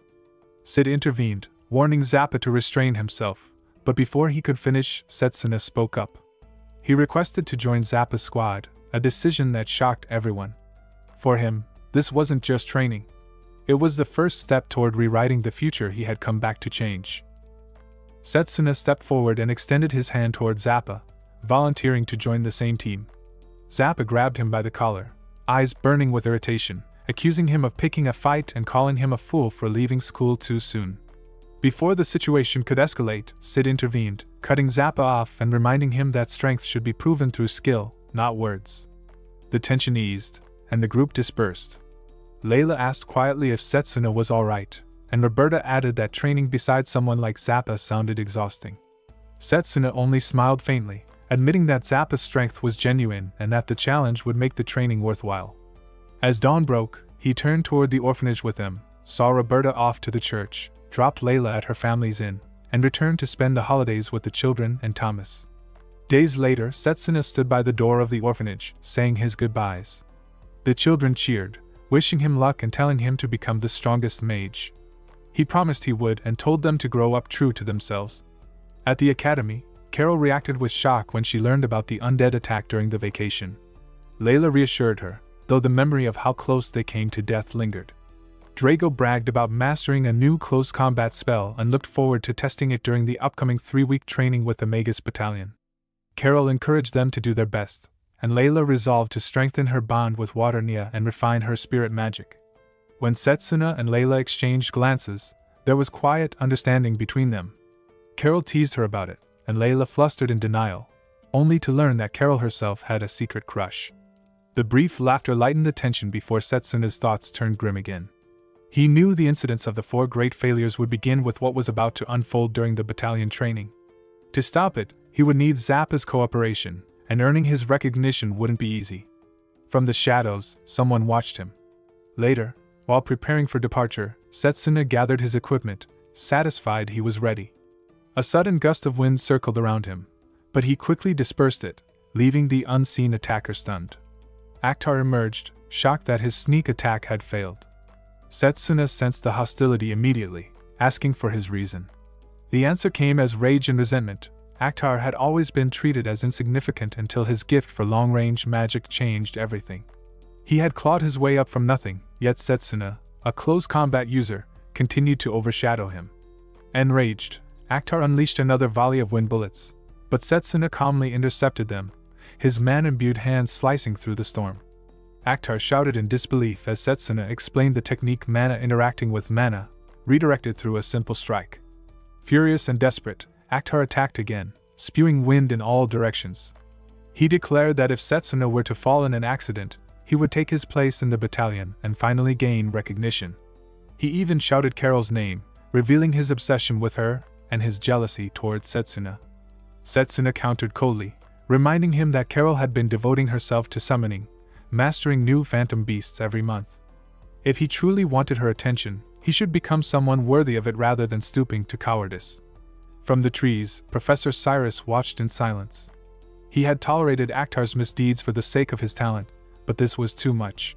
He noted Setsuna's rapid growth and realized that if Setsuna had chosen long-range magic, he might have surpassed everyone. A sudden noise startled him. He turned just in time to see a shadow vanish between the trees. Back in the clearing, Akhtar's attacks grew erratic. Fear began to surface in his eyes as Setsuna closed the distance between them in an instant. Seeing the mana gathered in Setsuna's fist, Akhtar braced for death. But the blow that landed carried no mana, just a clean, human punch. Staggering and confused, Akhtar could only stare. Setsuna told him the incident would be reported, that his growing list of suspicions would finally catch up to him, and that expulsion or even exile from the Magus world was likely. Before he could finish, someone stepped between them, shielding Akhtar. Setsuna froze when he saw who it was. Carol stood there, her back to Akhtar, her presence calm but firm. Setsuna's voice rose in anger, demanding how Carol could defend Akhtar after everything he had done. Carol didn't deny it, she admitted Setsuna was right, but spoke of a different time. Back in their first year, she said, Akhtar had been a commoner like her, mistreated by others yet still willing to share what little he had. He had once been kind, the sort who'd give away his healing potions even when injured himself. Setsuna fell silent, remembering that same boy. Akhtar, standing nearby, looked stunned that anyone still remembered those days. Carol continued, acknowledging that his actions couldn't be excused, but she wanted to believe that somewhere within him, that kindness still remained. She knew people would call her naive, yet she still wanted to give him a chance to make things right. Akhtar stepped forward, positioning himself between them. His voice was steady now. He said he would withdraw from the academy the next day and bowed deeply, saying he expected no forgiveness. Turning to Carol, he recalled how she had once helped him think about growing stronger and admitted that, even though his ambition had corrupted him, he had truly liked her. Carol wiped a tear, smiling softly. She thanked him, saying she was happy to hear it, because for the first time in a long while, he sounded like his old self. Then, almost shyly, she added that there was someone she already liked. Akhtar exhaled, shoulders slumping in quiet resignation. He turned to Setsuna and told him to give his all during training, to live the dream he could no longer chase. Setsuna promised to carry his hopes forward. As Akhtar walked away, Cyrus watched from a distance, unseen, his expression unreadable. The next day at the Magus Core Western Branch, Zappa called for Valerie to hurry up. Valerie responded promptly. Zappa walked ahead, teasing about slow pace, instructing to stand tall and appear sharp for incoming trainees. Valerie said it didn't matter if others underestimated them, and Zappa acknowledged but insisted they straighten up upon arrival. Trainees lined up. The instructor explained the kingdom's Magus battalion was the strongest force on the continent, with trainees serving as full members for 3 weeks. They expected great results, noting 3 trainees from Elmridge, Setsuna, Drago, and Mifune. Core members commented on the batch. Formation magic seemed decent, close combat trainees were questionable, and one supposedly weak trainee had even clashed with Zappa. The instructor announced team assignments, with trainees stating their desired units. Zappa thought about Sid's unit, wanting a quiet, easygoing member, ideally Mifune. Setsuna requested to join Sid's unit. Zappa noted this internally, knowing placements depended on upcoming tests. The instructor summoned golems for an assessment.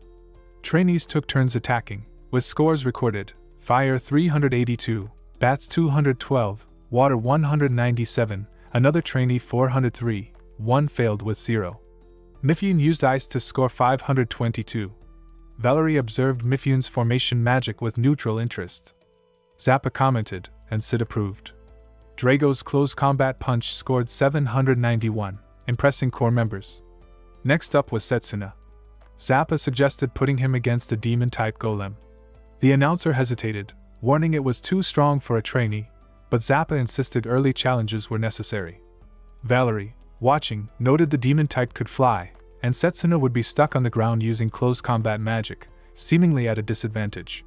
A magic circle appeared, and a winged golem emerged before Setsuna. He smiled.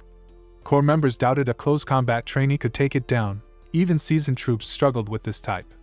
Trainees whispered he might give up. Mifune wondered what Setsuna would do next. The core gossiped about Setsuna's upcoming test, confident that close combat magic couldn't fare against a flying enemy. The announcer signaled the start, and Setsuna moved with blinding speed, his double blade slicing the golem to pieces in a single strike. The golem collapsed. Valerie stared, astonished at how quickly it fell. The system failed to register a score. Setsuna thought he might have overdone it, but this was fine. The battalion valued eliminating threats efficiently over flashy numbers.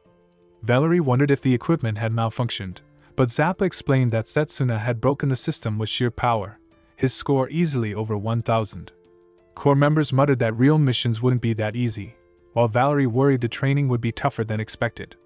The next day, Zappa criticized Valerie for moving too slowly, and Valerie apologized. Zappa teased about their ability to instruct and confirmed that Valerie had been put in charge of trainee instruction. In Sid's office, the unit captain explained that the current batch included problem students, particularly Setsuna. Han from Ise Magus Academy had casually scored over 700 points, and if they clashed with Zappa, it would be problematic. Valerie acknowledged responsibility for training both Setsuna and Han. Setsuna and Han approached, greeted Valerie, and followed for a tour of the facility. Valerie explained that the kingdom's Magus battalion gathered elite magi with access to advanced magitech, housing, and resources. Each unit had 5 members. Trainees would join as the 6th and 7th.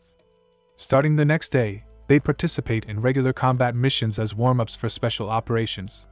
Setsuna recognized familiar faces, while Valerie explained that those performing well would receive an officer's recommendation, highly sought after across the continent. Setsuna recalled how desperate he had been in the past. Valerie nudged him to pay attention, prompting Setsuna to focus. Some core members gossiped about Valerie, questioning their abilities as an instructor and mocking them. They threw a man-infused stone at Valerie, who dodged and accidentally bumped into Han. Valerie quickly moved on, continuing the tour. Setsuna noted the core's lax discipline. When a member challenged them, Setsuna kicked a stone back, infused with mana, cracking the wall behind. The core approached angrily, but Setsuna remained calm, claiming he was just a close combat mage. Valerie expressed gratitude for the protection, slightly embarrassed. Han teased about being defended by a trainee. Valerie concluded the tour for the day. Later, Valerie practiced formation magic on a circle. Setsuna approached from behind, noting the impressive firepower. Valerie explained the casting time was too long for rapid deployment. They had chosen the spell for its sheer power to avoid underestimation, but worried it might have been the wrong move. Setsuna reflected that no one had yet mastered the proper use of that type of magic.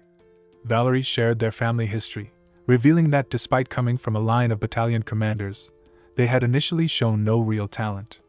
Determined not to tarnish their family name, they enlisted and had trained relentlessly. Setsuna praised their perseverance, finding them admirable. Valerie, standing in the center of the magic circle, cast a spell creating a field of blooming flowers. It was simple, meant to calm the heart. Setsuna admired its beauty and suggested using the spell in tomorrow's combat mission to prove themselves. Valerie hesitated but agreed to try, and Setsuna offered a secret training session to prepare. Valerie began the briefing, explaining that Setsuna would be joining the SID unit for actual missions. The team would now face real combat. Monsters were ranked on a star-based danger system, something Setsuna already knew from academy lessons. Goblins and undead were basic 1-star threats, while the Death Lord from the dungeon had been a 4-star. Valerie clarified that the Magus battalion normally handled 3-star and above, and that their current mission involved a monster sighting in the wetlands, a training operation meant to transition them into live battle conditions. Once inside the combat zone, Sid took command. He and Zappa moved ahead, leaving the rest to provide magical support and protect the trainees. Setsuna quietly shared with Valerie the intent to prove they were strong enough to stand on their own after the previous night's training. Valerie's expression held the same determination, a silent promise to demonstrate the strength inherited from a lineage of light magic. Setsuna reflected on how remarkable Valerie's mana reserves were, easily among the battalion's finest. Even being able to cast Hecaton Bolt during practice had proven that much. With better control, that power could reach extraordinary levels. The ground suddenly shifted. Something coiled around Setsuna's leg. Reacting on instinct, Setsuna sliced through it before the grip tightened. A tentacle retracted into the murky water, revealing an octopus-like monster emerging from the swamp. The group immediately recognized the threat. The creature was a monster Dagon, a 3-star monster known to hunt in groups. Its tentacles lashed in unpredictable motions. One of them caught Valerie before anyone could react. Setsuna focused mana into a physical boost, lunging forward and cutting through the thick limb. Sparks of energy trailed from the strike as Zappa released a burst of yellow light from his circle, landing a direct hit. The monster barely responded. Fire magic was ineffective against aquatic foes. Sid began forming another spell, but Valerie stepped forward instead, signaling to take over. Zappa protested, pointing out the risk and the difficulty of hitting such a fast target with Hecaton Bolt, but Setsuna intervened. Magic, after all, could only grow through trial and effort. Sid weighed the choice, then gave a brief nod of approval. Valerie formed a new circle. Flowers began spreading across the muddy ground. Zappa frowned at the sight, unable to understand the purpose. Setsuna waited, recalling a conversation from their earlier training. Phantom Garden could serve as the foundation for simultaneous casting. The spell consumed little mana and covered a wide area, making it ideal for layering another spell inside. Valerie's expression shifted with realization. Moments later, lightning erupted from within the illusion. The Dagon convulsed as the concealed Hecaton Bolt struck from inside the Phantom Garden. It was a fusion of two magics that neutralized each other's flaws. Sid recognized the technique immediately, impressed by the precision and creativity.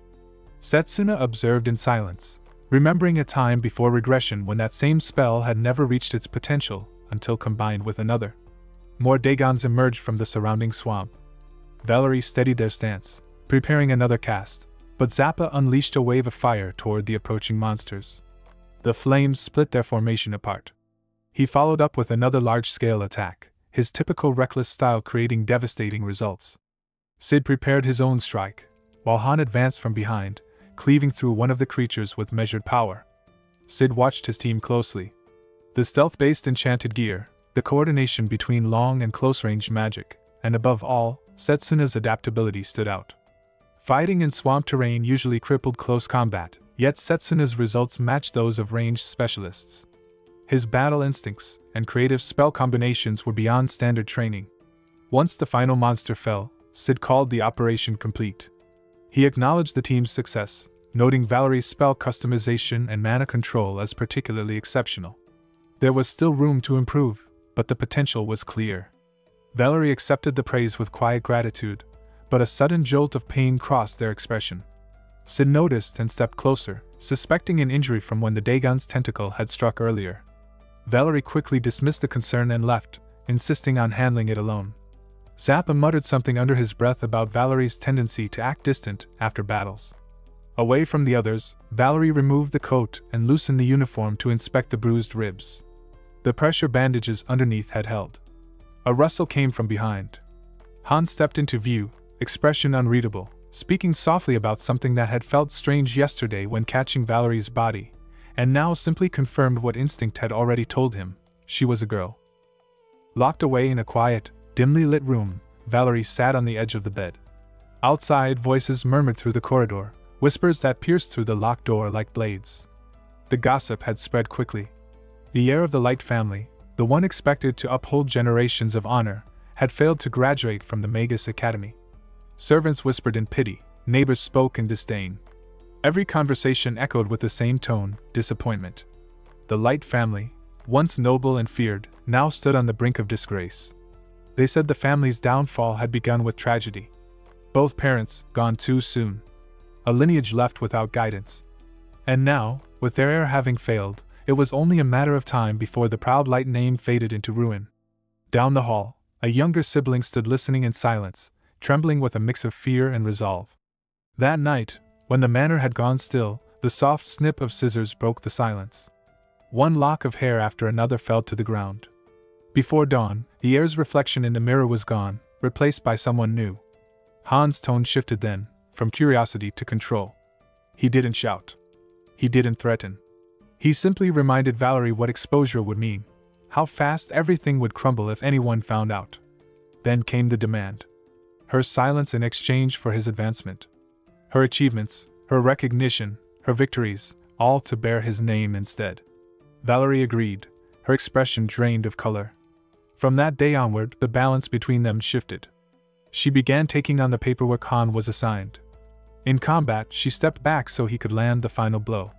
During evaluations, her words faltered, her confidence dimmed. Setsuna noticed. He noticed the fatigue in her eyes, the hesitation in her magic, the small winces that appeared when Han was near.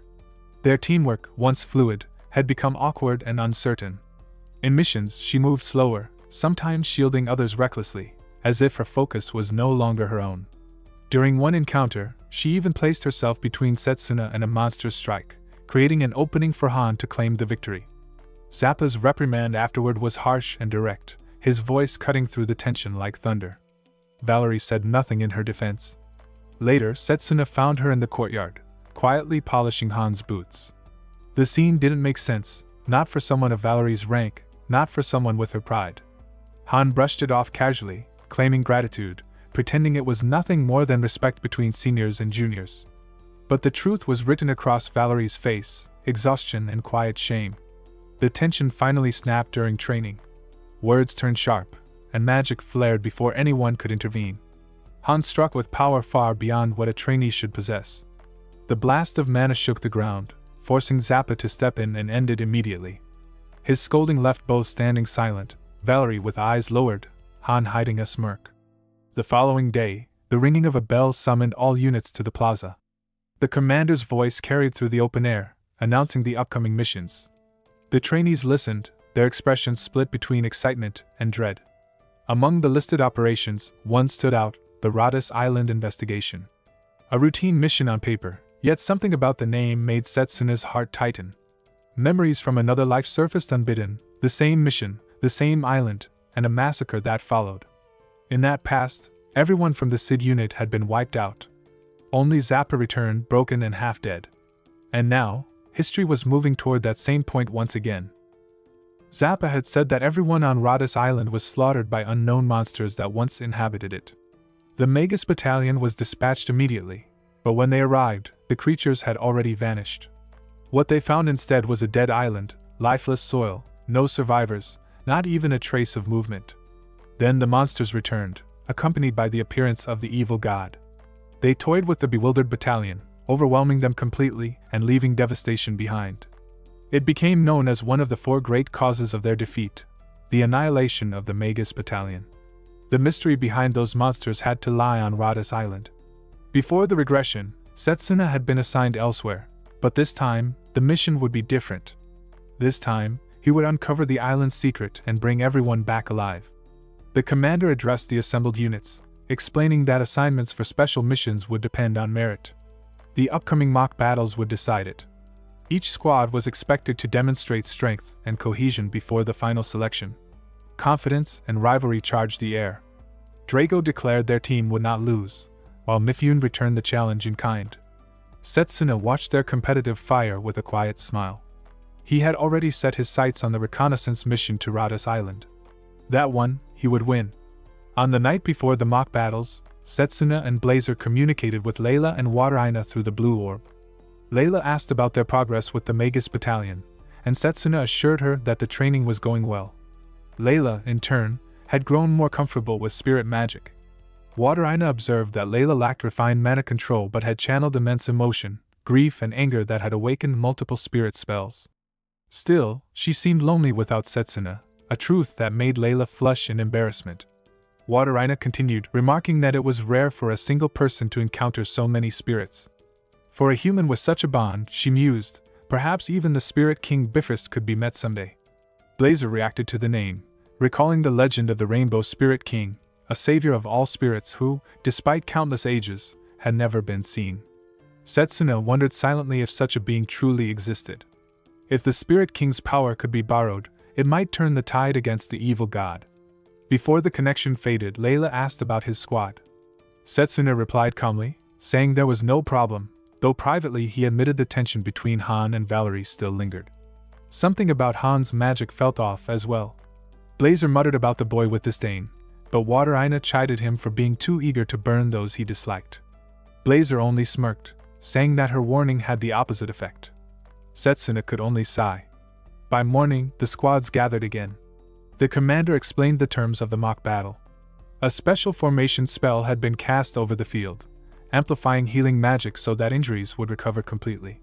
It would not restore life, however, carelessness could still be fatal. Each squad would consist of 5 members, including trainees. Victory could be achieved by knocking opponents from the ring, incapacitating them, or forcing surrender. Sid, as captain, laid out their formation. He and Zappa would handle the main offense. Setsuna and Han would provide rear attack support, while Valerie would manage defense and coordination. The formation was balanced and efficient, one that made use of each member's skills while ensuring the trainees could still contribute.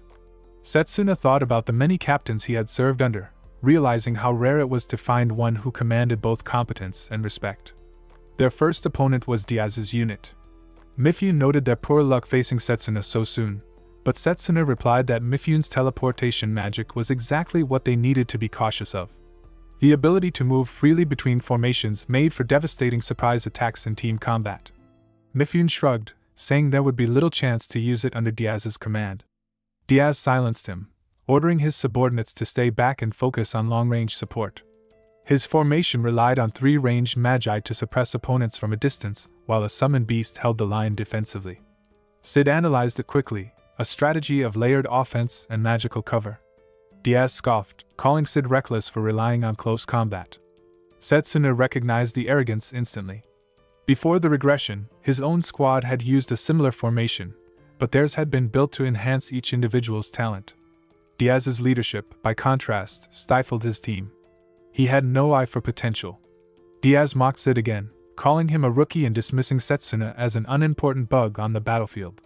Sid took the insult without reaction, only glancing at Setsuna to signal the start. Setsuna stepped forward.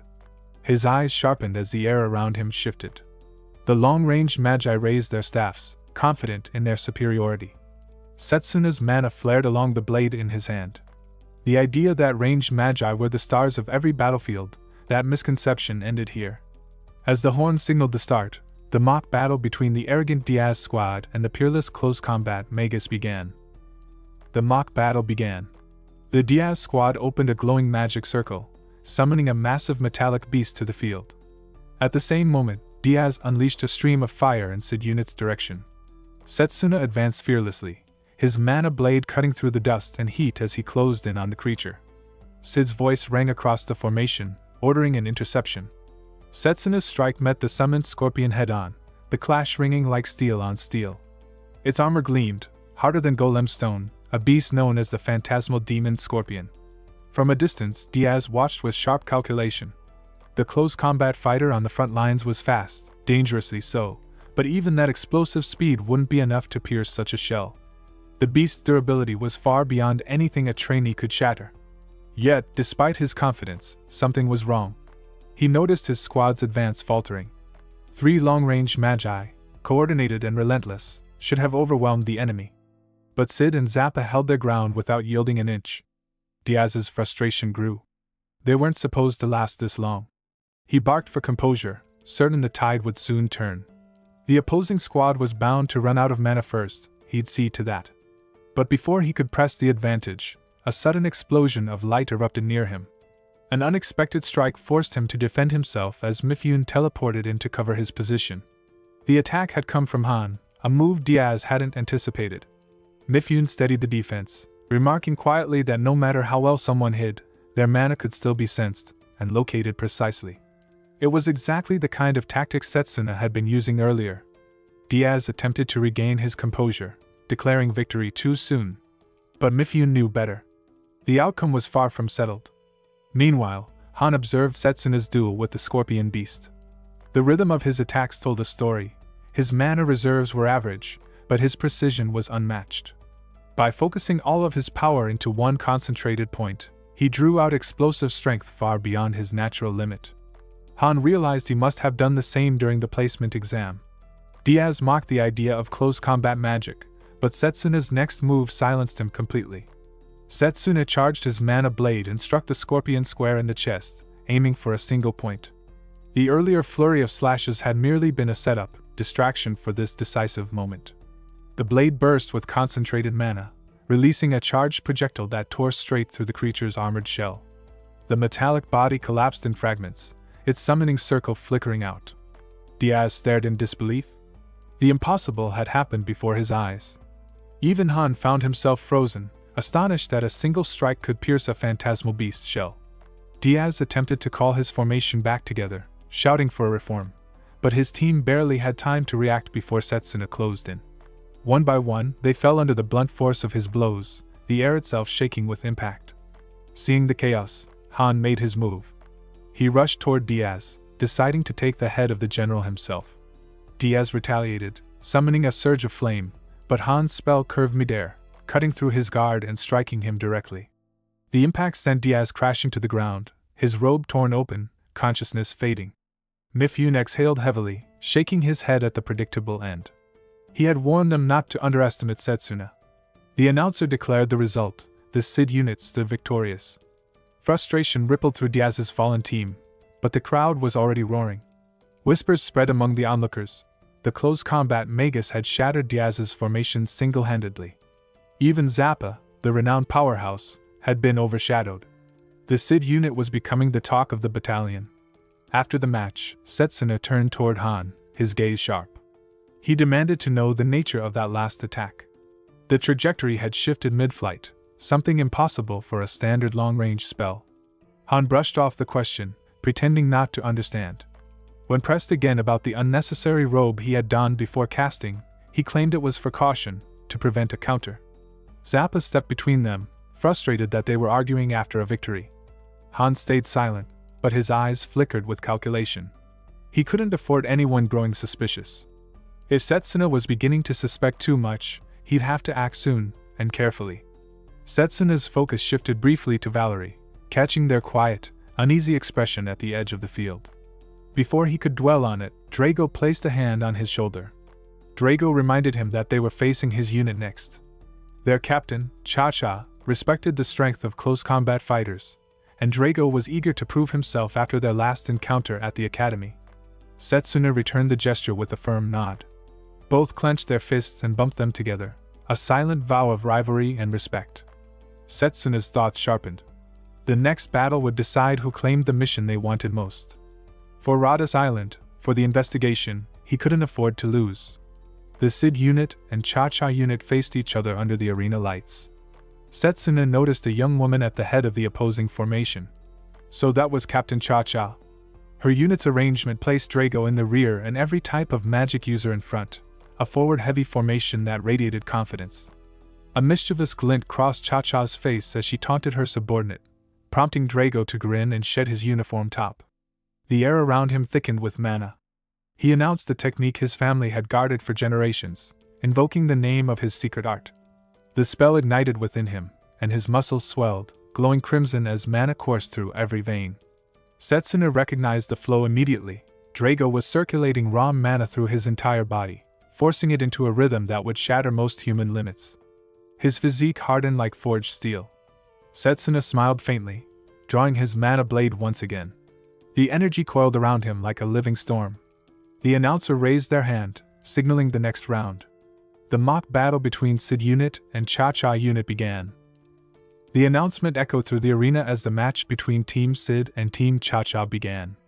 Drago charged forward first, a blur of muscle and motion. Setsuna narrowly avoided his punch, but the passing force scraped his face, the air itself trembling from the pressure. He knew that taking a direct hit from that power could end the match in a single blow. Seizing an opening, Setsuna caught Drago's arm and drove a kick toward his face, channeling a surge of physical boost through his body. But Drago tore his arm free with raw strength, forcing Setsuna back. Every exchange left Setsuna struggling against an overwhelming force. He shifted behind Drago, aiming for an undefended spot, but even that failed to land with any effect. From the sidelines, Han launched a precise strike, mocking Drago's clumsy aggression. Drago ripped a slab of flooring from beneath his feet and raised it as a makeshift shield, blocking the blow. Reckless, but effective. Setsuna analyzed the fight as it unfolded. The new spell, Hercules, enhanced physical strength to unnatural levels, a crude technique for most mages, yet devastating for someone like Drago, whose body had been honed since childhood. With nothing but muscle and magic, he was overpowering them all. Setsuna felt the pressure mounting. It had been a long time since close-quarters combat pushed him this far. Across the field, Zappa unleashed a wave of fire, only for Drago to crush the flames between his hands, scattering embers like sparks against stone. Zappa bristled and unleashed another attack, but Drago stood firm, his body glowing faintly from layers of enhancement magic. Cha-Cha roared from behind, her regenerative spell keeping her strength unbroken. The stacked buffs from her formation made her recovery nearly instantaneous. Sid, observing the field, recognized the pattern, an ancient warrior formation, long forgotten, revived through modern magic. It was a bold move, centering on Drago's brute power. The tide began to turn. Sid's formation weakened under the pressure, forcing him to act. Gears of light appeared above him, shifting and aligning as he prepared his magic. If the match would be decided by a single point of failure, then he would wager everything on Setsuna. In the fray, Setsuna faced Drago head-on. There was no time to build a proper spell. The opposing team's coordination had given Drago overwhelming support. But he trusted his allies. Zappa's flames flared higher, signaling a new assault. Their teamwork caught Cha-Cha's side off guard. Two of her teammates shouted warnings. Drago was too far forward, their defense collapsing. Behind them, Han appeared like a shadow, cutting off their support line. The formation shattered. Han's attack came at perfect timing, but Drago anticipated it, turning with uncanny awareness. Setsuna recognized the rhythm immediately. The instincts of a former battalion captain kicked in. Battlefield awareness was second nature. He charged in, catching Drago's arm once more. With a surge of power amplified by Hercules, he pivoted and slammed the giant to the ground. The impact thundered through the arena. A glowing mana blade stopped just short of Drago's face, marking the end. Drago struggled, disbelief written across his features, but the match was over. Cha-Cha's frustration echoed faintly before the announcer declared Sid's squad victorious. The crowd erupted in mixed awe and confusion. Mages weren't supposed to fight like that, yet no one could deny Setsuna's strength. Setsuna caught his breath beside his fallen opponent, acknowledging that Drago was no ordinary fighter. The throw had been risky. Even he hadn't fully controlled the amplified power behind it. Drago, still grounded, swore he wouldn't lose the next time. Setsuna could only nod, already anticipating the rematch. By the end of the day, all mock battles concluded, and Sid's squad stood undefeated. The privilege of choosing the first special mission was theirs. Later, Zappa asked which mission they would take, but Sid remained non-committal, promising to decide by morning. Setsuna suspected he might choose another, and knew he had to speak with him that night, to push for the Rodas Island investigator mission.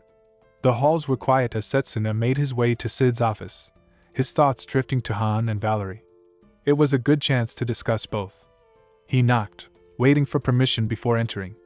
Inside, the room was lined with books and maps. What caught his eye, however, froze him in place. 3 versions of Sid occupied the space at once. One wrote calmly at the desk, another stood by the shelf examining reports, and a third sat on the table, reading in silence. Setsuna stared, his mind catching up to the impossible sight. Sid was known as a long-range mage. Yet here he was, divided into 3 bodies, each perfectly synchronized. The realization struck like a spark in still air. Whatever magic this was, it went far beyond anything Setsuna had seen in the academy. Setsuna stared, Trying to make sense of the sight, Captain Sid split into 3 bodies, each moving with precise purpose.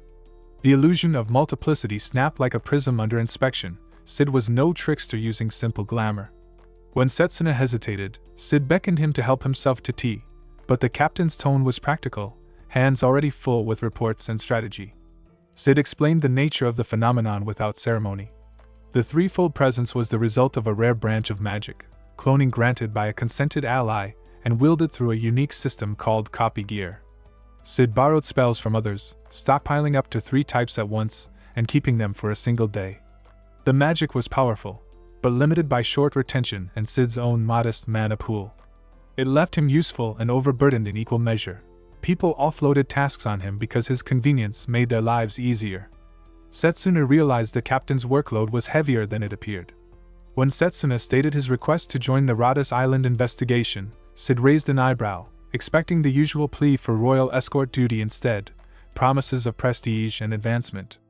Setsuna admitted there were promotions to be had, but something else had priority.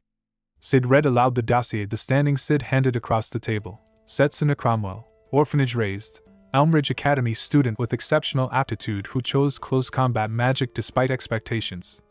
The captain, curious and quietly sympathetic, asked what drove him. Setsuna felt the old despair flare briefly, the memory of a ruined future vivid and raw. He answered plainly, anger. Someone was trying to steal what mattered to him, and he wanted to expose and crush those schemes with his own fists. It was why he had chosen close combat. Sid absorbed the confession, then acknowledged Radis Island's mystery and risk. The captain admitted he had already considered sending his unit there. Setsuna's earnestness landed like iron. At that moment 2 figures stepped in, Daniel the summoner and Iris the steady healer. Their arrival broke the room's tension with awkward chatter about trivial things, about a heart-shaped chocolate Captain Cha-Cha had made and Sid's clumsy decision to break it up and share it with the unit. The banter was human and ordinary, a small reminder of what everyone here fought to protect. Daniel and Iris also mentioned that Cha-Cha's unit would accompany Sid's team to Radis, concern more than celebration, confirming that they would not go alone. Setsuna felt the weight of it. These were people he had to keep alive. He excused himself, and Sid offered a quiet aside about Zappa's rough exterior. Setsuna left, passing the training grounds where Zappa stood with Valerie. Zappa unleashed scorn at Valerie, declaring she was a liability and attempting to discharge her from the unit. The threat escalated as Zappa raised a magic circle, preparing to land a punishing blow meant to wound enough to remove Valerie from duty. Valerie answered with steady resolve, confessing a duty to protect family and insisting she would not be cast aside before it was fulfilled. Confidence returned to them like iron found after bending. She formed her own circle in reply, ready to stand their ground. The duel seemed inevitable until Setsuna stepped between them, intercepting Zappa's flame with a slice of his mana blade. He argued up close that Valerie's determination had been proven and asked Zappa to trust her one more time. Zappa spat a warning, fail on Radis and Setsuna's evaluation would suffer as well, then turned away, still sharp but restrained. Sid gathered the team, Cha-Cha's unit chirping their presence, Daniel offering a wary comment on the coming danger. Sid gave the final order. They would set sail for Radis. Daniel, recalling Radis as a once peaceful hot spring retreat, hoped for a peaceful arrival. The wish sounded thin against the reality looming ahead. Beyond the harbor, on that island of horror, the land lay soaked in blood. Corpses and severed limbs floated in a crimson pool, and among them, a creature reveled, maw dripping, a monstrous calm in the slaughter.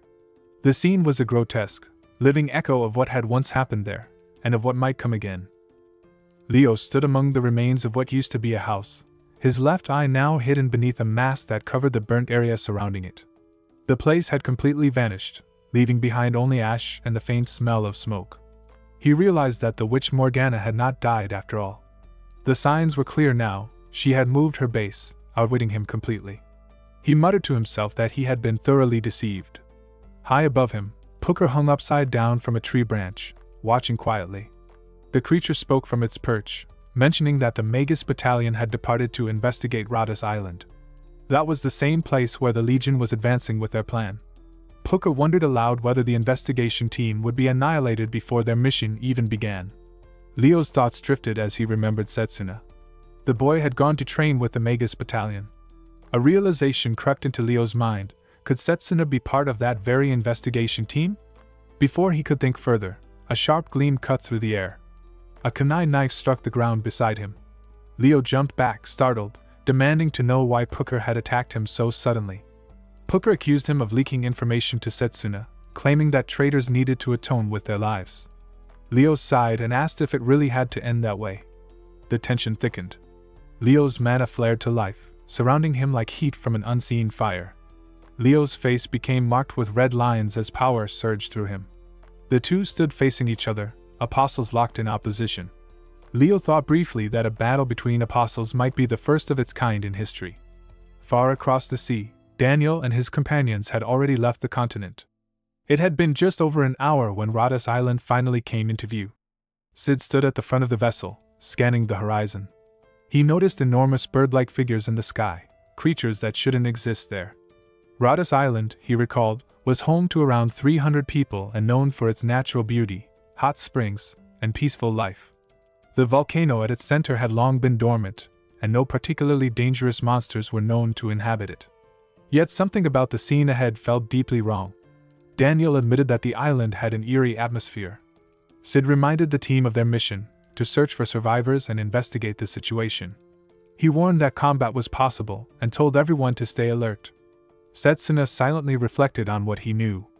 In the past, Sid's unit had been wiped out on Rodas Island. Zappa, who survived, could recall only fragments, being attacked by mysterious monsters. Now that those same creatures had reappeared alongside the evil god, Setsuna suspected the apostles' involvement once again. Sid continued his briefing, explaining that these special missions were extremely dangerous.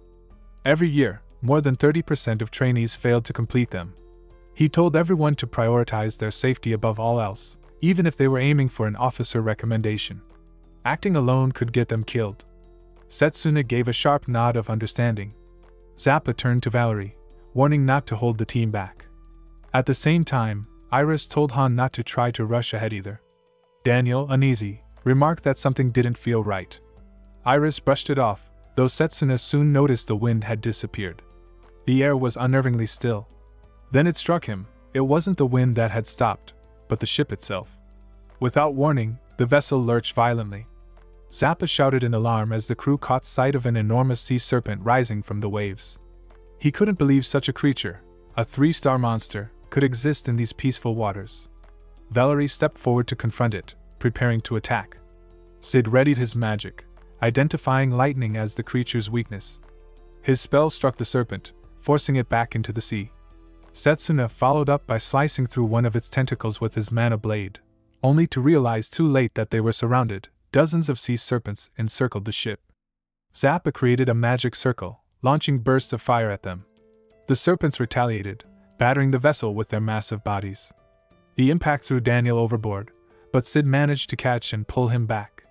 With urgency in his voice, Sid ordered Daniel to summon the divine bird. They had to abandon ship and escape immediately. Daniel hesitated, glancing toward Cha-Cha's unit, whose ship was also under attack. Sid shouted for him to trust them. If both teams went down together, no one would be left to mount a rescue. Valerie, straining with effort, announced that her formation magic was collapsing. Han reported that the ship wouldn't last much longer. Sid gathered everyone under a protective barrier. Within the glowing shield, he commanded Daniel to get everyone aboard the divine bird. As the summoning circle flared to life, the bird appeared, allowing the team to escape into the skies above the raging sea. Setsuna looked down in frustration, cursing their situation. But peace didn't follow. A massive shadow loomed overhead. Setsuna looked up, his face darkening beneath the shadow's presence. Hovering above him was a monstrous bird with a human face. Han's voice trembled as they realized there were more, entire flocks of those twisted creatures closing in. Zappa readied his weapon, shouting that they were being swarmed. Setsuna moved ahead to intercept them, preparing for combat as Sid made a grim decision. Escaping through the air was impossible. They would have to descend to the island below. The divine bird landed roughly on the shores of Rodas Island. Sid quickly assessed their situation. With monsters in the sea and the ship destroyed, escaping would not be easy. It was clear that they had been lured here deliberately. Iris worried about Cha-Cha's unit, whose ship had been left behind, but Sid reassured her that they were skilled enhancement-type mages who could likely swim to shore if the distance wasn't too great. Zappa agreed, though his expression was tense. Iris hoped aloud that they could regroup soon, but Sid decided they had no choice but to move forward on foot. The group advanced inland, surrounded by the unsettling sounds of the jungle. Iris commented on how strange it was to think this place had once been a tourist destination. They moved through thick undergrowth, and Daniel's voice shook as he admitted it felt like they had stepped into a nightmare. Valerie's steps slowed, tension clear in their movements. Iris noticed and tried to comfort them, pointing towards something ahead. Among the twisted trees stood large flower buds.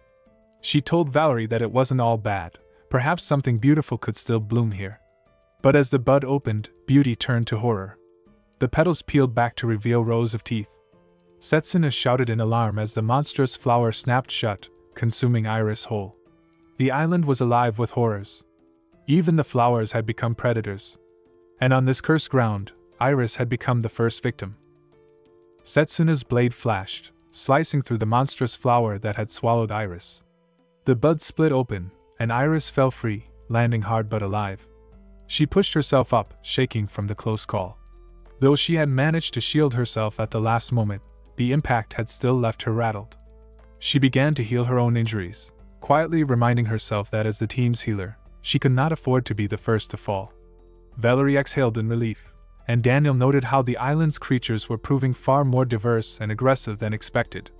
Sid agreed, remarking that it was as though everything on this land existed solely to harm humans. Daniel hesitated, glancing toward the mist-shrouded trees. The thought of retreating to regroup with Cha-Cha's unit crossed his mind, but Sid's eyes were fixed on the sky, where the harpy-like shapes still circled. Retreat was only an option if escape was even possible.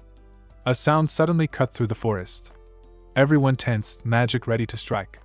But what stumbled from the trees was not a monster, it was a boy. He collapsed to his knees, his small frame trembling and covered in wounds. Valerie rushed forward, concern overtaking caution, and Iris began to heal him immediately. The boy could barely speak, his voice breaking as he tried to explain that he was looking for his little sister. Sid knelt beside him, asking for his name. The boy called himself Jonel. He explained that his village had been attacked by monsters unlike any they had ever seen before. In the chaos, the adults had focused on getting the children to safety, but he had been separated from his sister, Seppin. His plea was desperate. She was the only family he had left. Setsuna placed a reassuring hand on his shoulder, silently acknowledging that retreat was no longer an option. Sid agreed and ordered the team to prepare for a rescue mission. In the name of the Mage Corps, they would save every survivor still trapped on the island. The group echoed their assent with resolve. Jonel told them that the village was located near the island's center, about half a day's journey through the forest. Iris warned him gently not to overexert himself.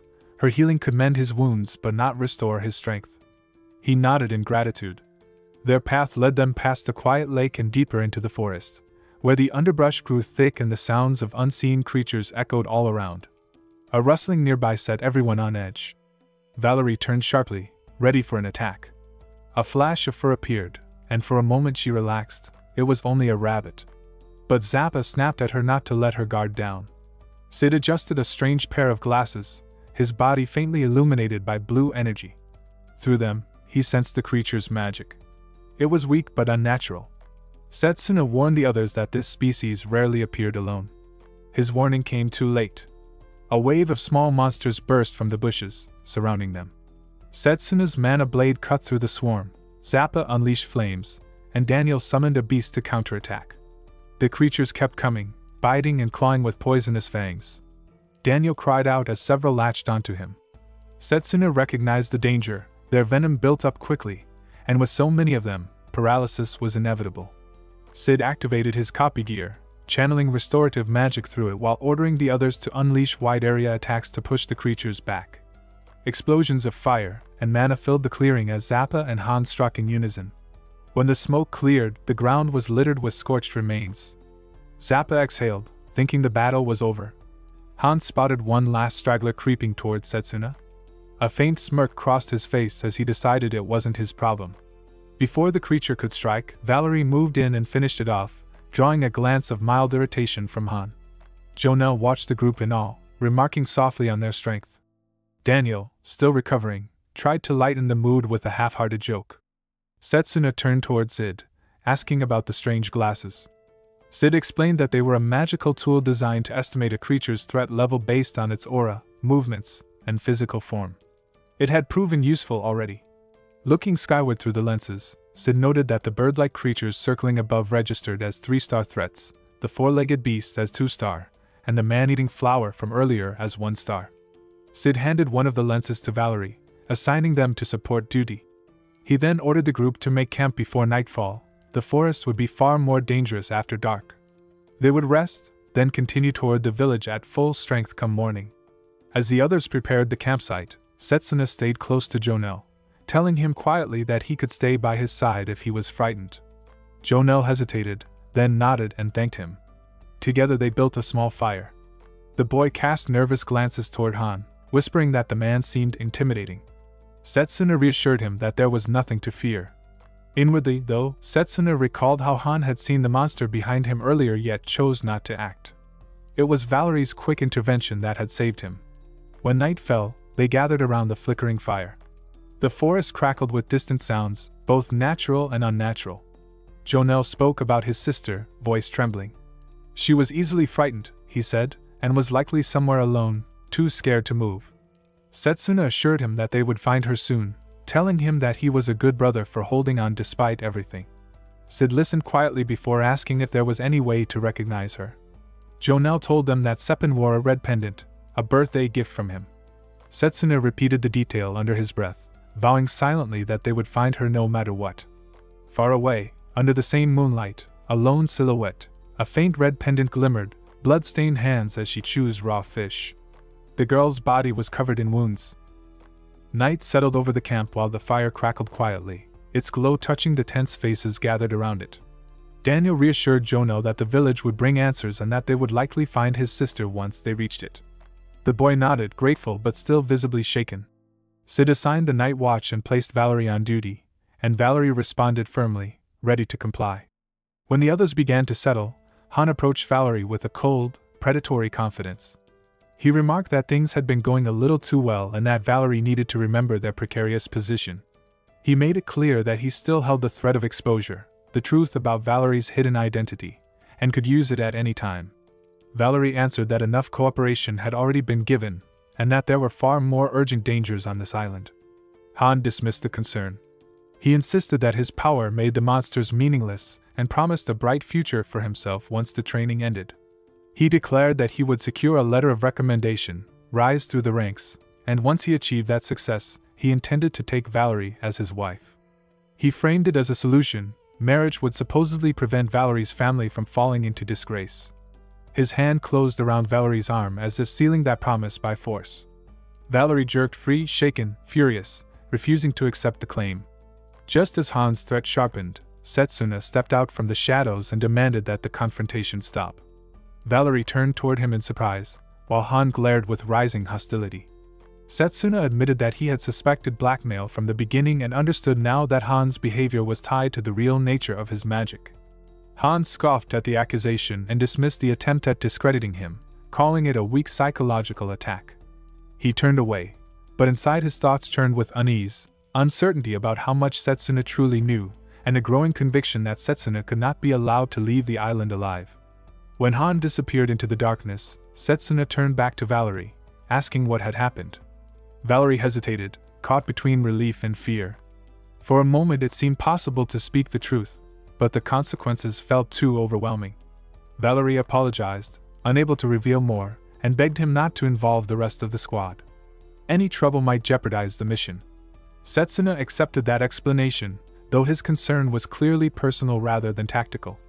He assured Valerie that he would help if anything happened and asked not to be shut out. Valerie steadied herself and thanked him, relief softening the tension around their shoulders. Morning broke with pale light spilling over the trees. Sid gathered the group and reminded them that the village should be reachable by midday.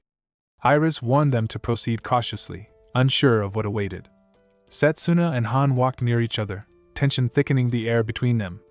Daniel tried to lighten the atmosphere, talking about finishing the mission quickly and enjoying a hot spring afterward, but Setsuna barely responded. Something felt wrong. The forest was unnaturally silent.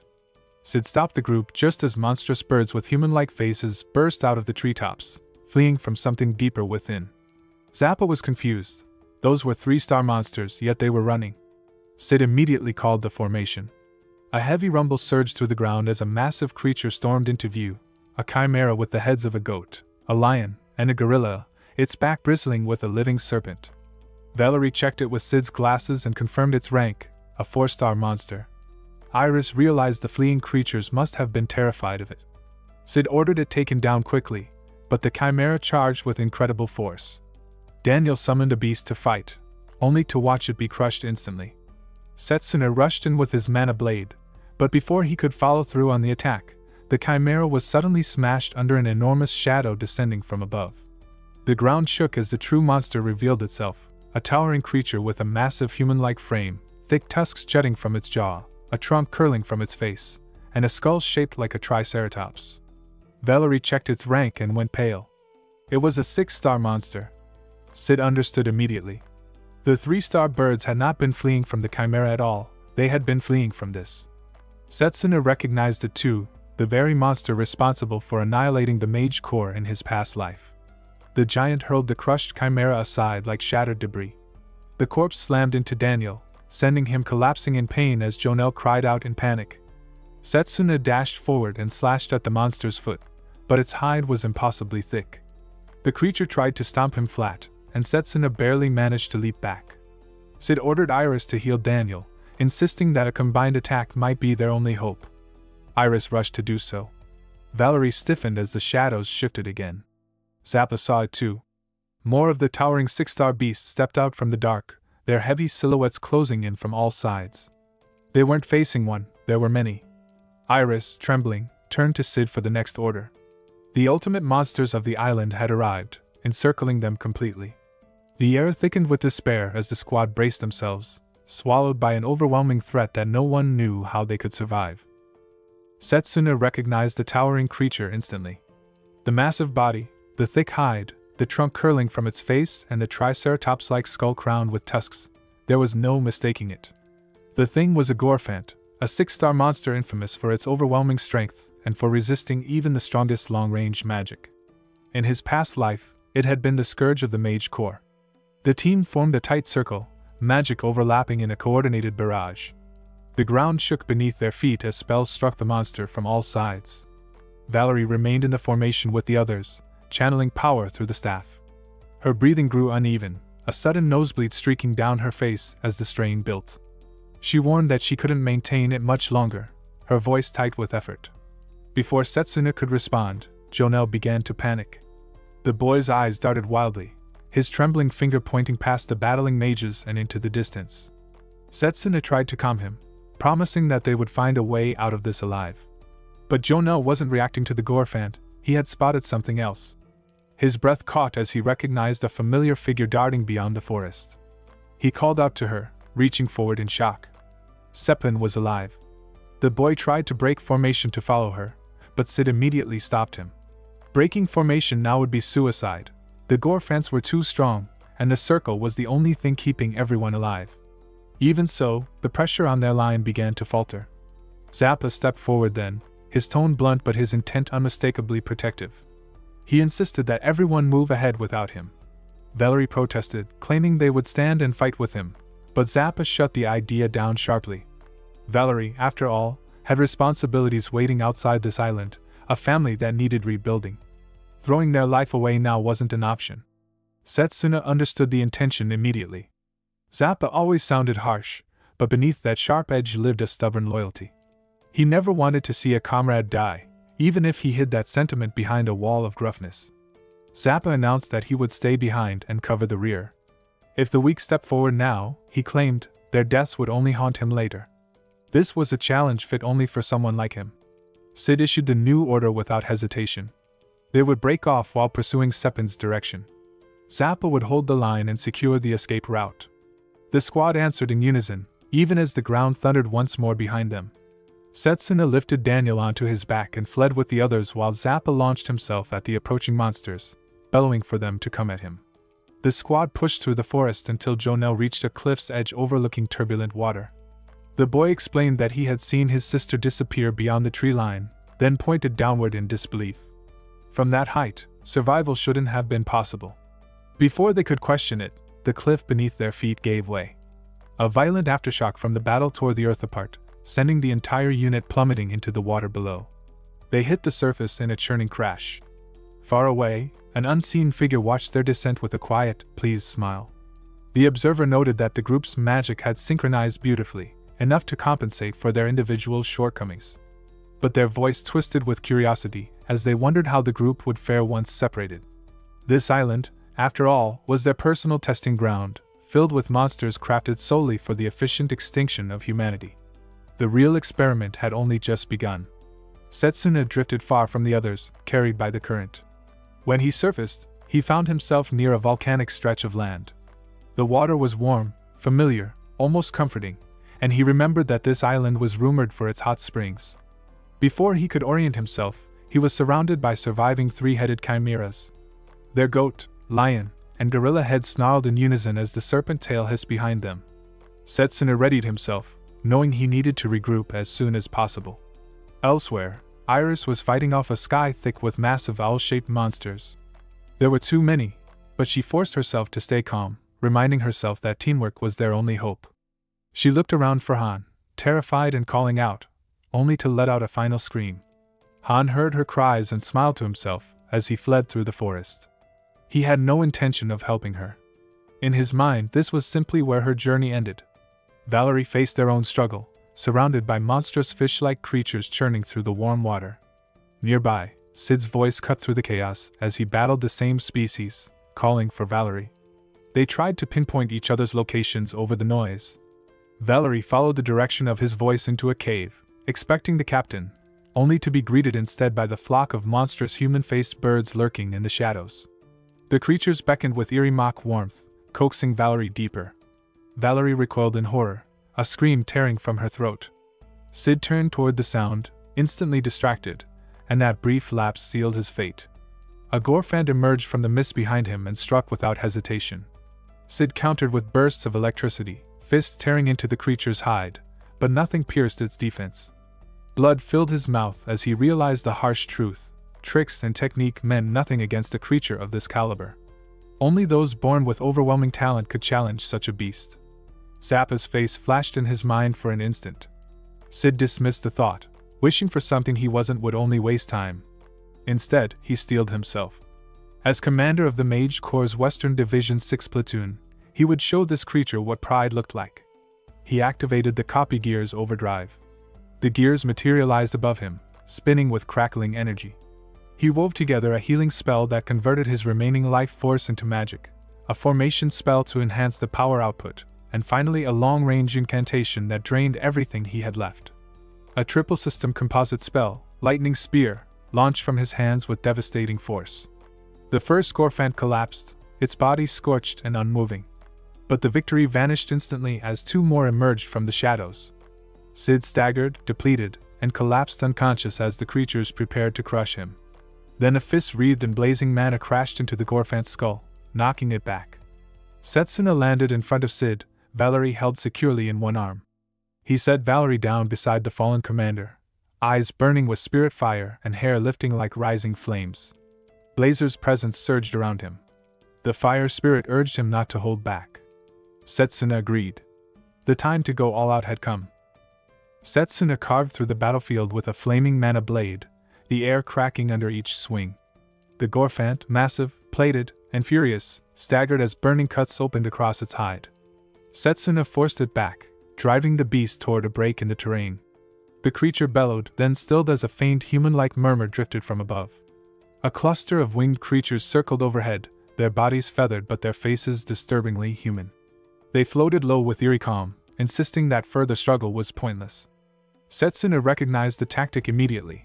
They mimicked speech to pull prey into submission. It was a mistake they made often. Close combat was their weakness. Flames flared. Wings ignited. The flock fell and shredded, burning fragments.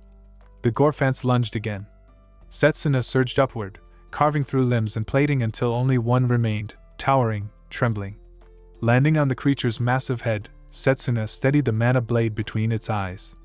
The memory of countless past battles with this species pressed sharp and cold against the back of the mind. The despair they once caused was returned in a final sweeping blaze that split the monster cleanly in half. Silence followed. The flames softened. Setsuna's form faded back to normal. Valerie and Sid lay on enormous leaves, the fire reflecting faintly across their unconscious faces. Setsuna checked for a pulse along Valerie's neck and finally breathed out, alive. A faint sound stirred. Valerie blinked awake, dazed but responsive. Setsuna leaned closer, asking if there was pain, offering help, only for Valerie to brush the concern aside with stiff insistence. Sid soon awoke as well, breathing heavily but grateful, though confused by how such monsters had been defeated. The explanation remained unspoken, and Sid let it go. The priority was regrouping. Zappa emerged next, stumbling from between the trees, badly wounded. Han followed closely behind. Zappa claimed the earlier monsters had simply matched well against his strength. Han explained that the stealth robe had allowed an escape from the monsters, but the maneuver had left Iris separated somewhere in the chaos. Sid tallied the missing, Jonelle, Daniel, Iris, and stressed the need to locate Cha-Cha's unit as well. Han then mentioned the village he'd passed, and Sid considered whether it might be Jonelle's. Preparations began immediately. Sid assumed only he and Setsuna were fit to move, but Valerie insisted on joining despite the risk. Han guided the way toward the valley. The forest thickened, and for a moment the group stretched out in a staggered line. Han's pace shifted, too light, too precise. Setsuna didn't notice, but Valerie did. As Han's magic gathered behind Setsuna, Valerie threw herself into the attack's path. The strike hit full force, tearing through fabric and exposing the tight bandages wrapped across Valerie's chest. Han's voice dropped into a cold snarl, reminding Valerie of the supposed obligation, an unspoken threat tied to family, but Valerie rejected it entirely.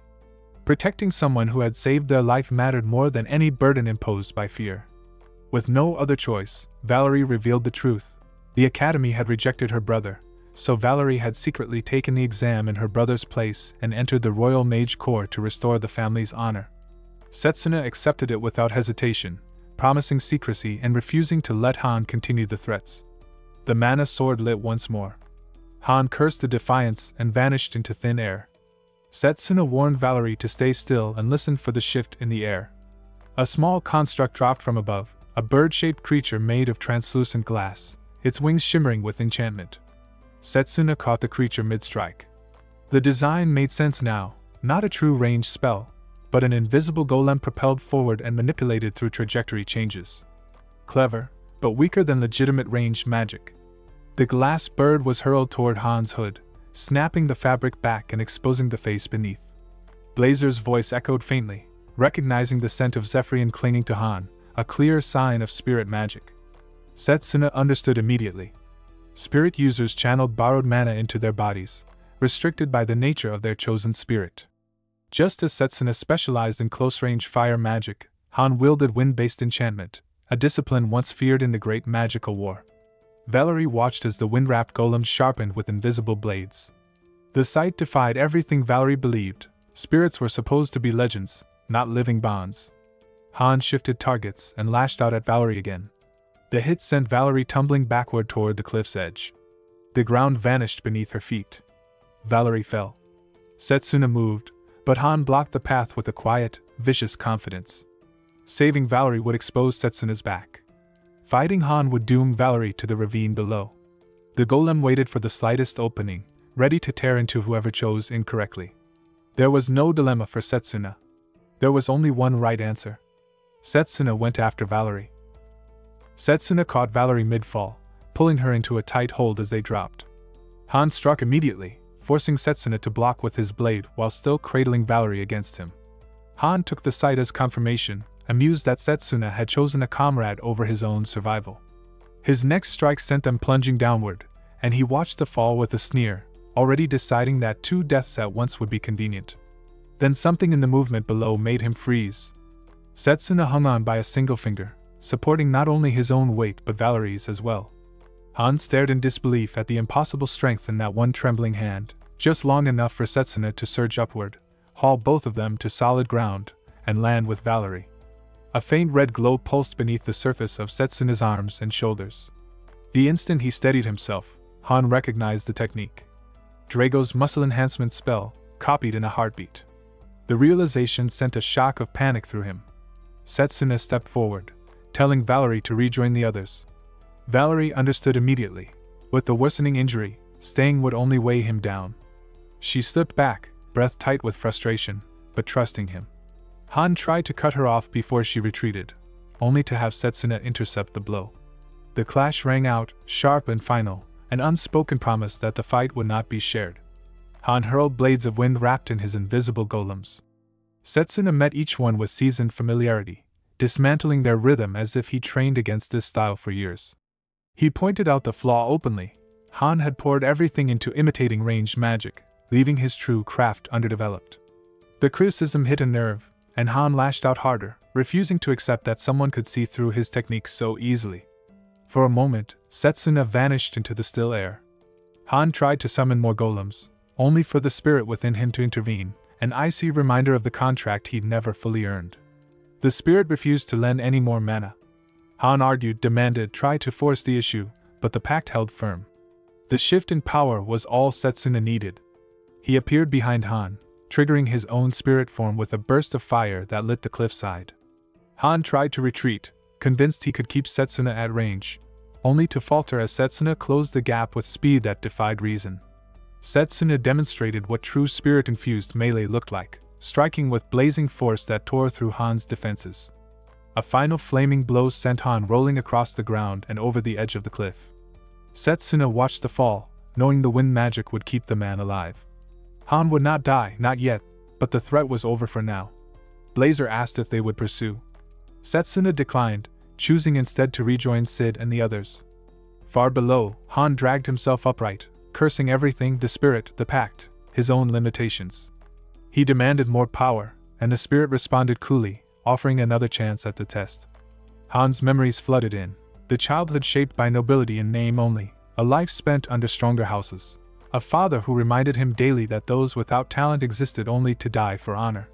He had stolen that ancient artifact, survived Zephyrian's trial, risen to the top of Issei Academy, and yet here he was, still not enough. Desperation drove him into a cavern hidden beneath the cliffs. Rows of sealed containers lined the chamber, each holding a dormant Gorfant suspended in glass.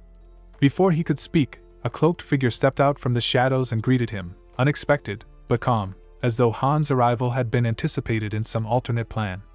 The figure welcomed him to Legion's workshop, the domain of the Apostle, and then asked the only question that mattered to someone who had clawed for power his entire life: did he want more? Leo rested his back against a tree, reviewing the concept of gravitational manipulation, control over the pull exerted on anything one physically contacted. Nearby, the upper half of Pucker's body lay mangled beyond recognition. Leo acknowledged that Pucker's ability had been formidable, yet it meant nothing against the person Leo had become.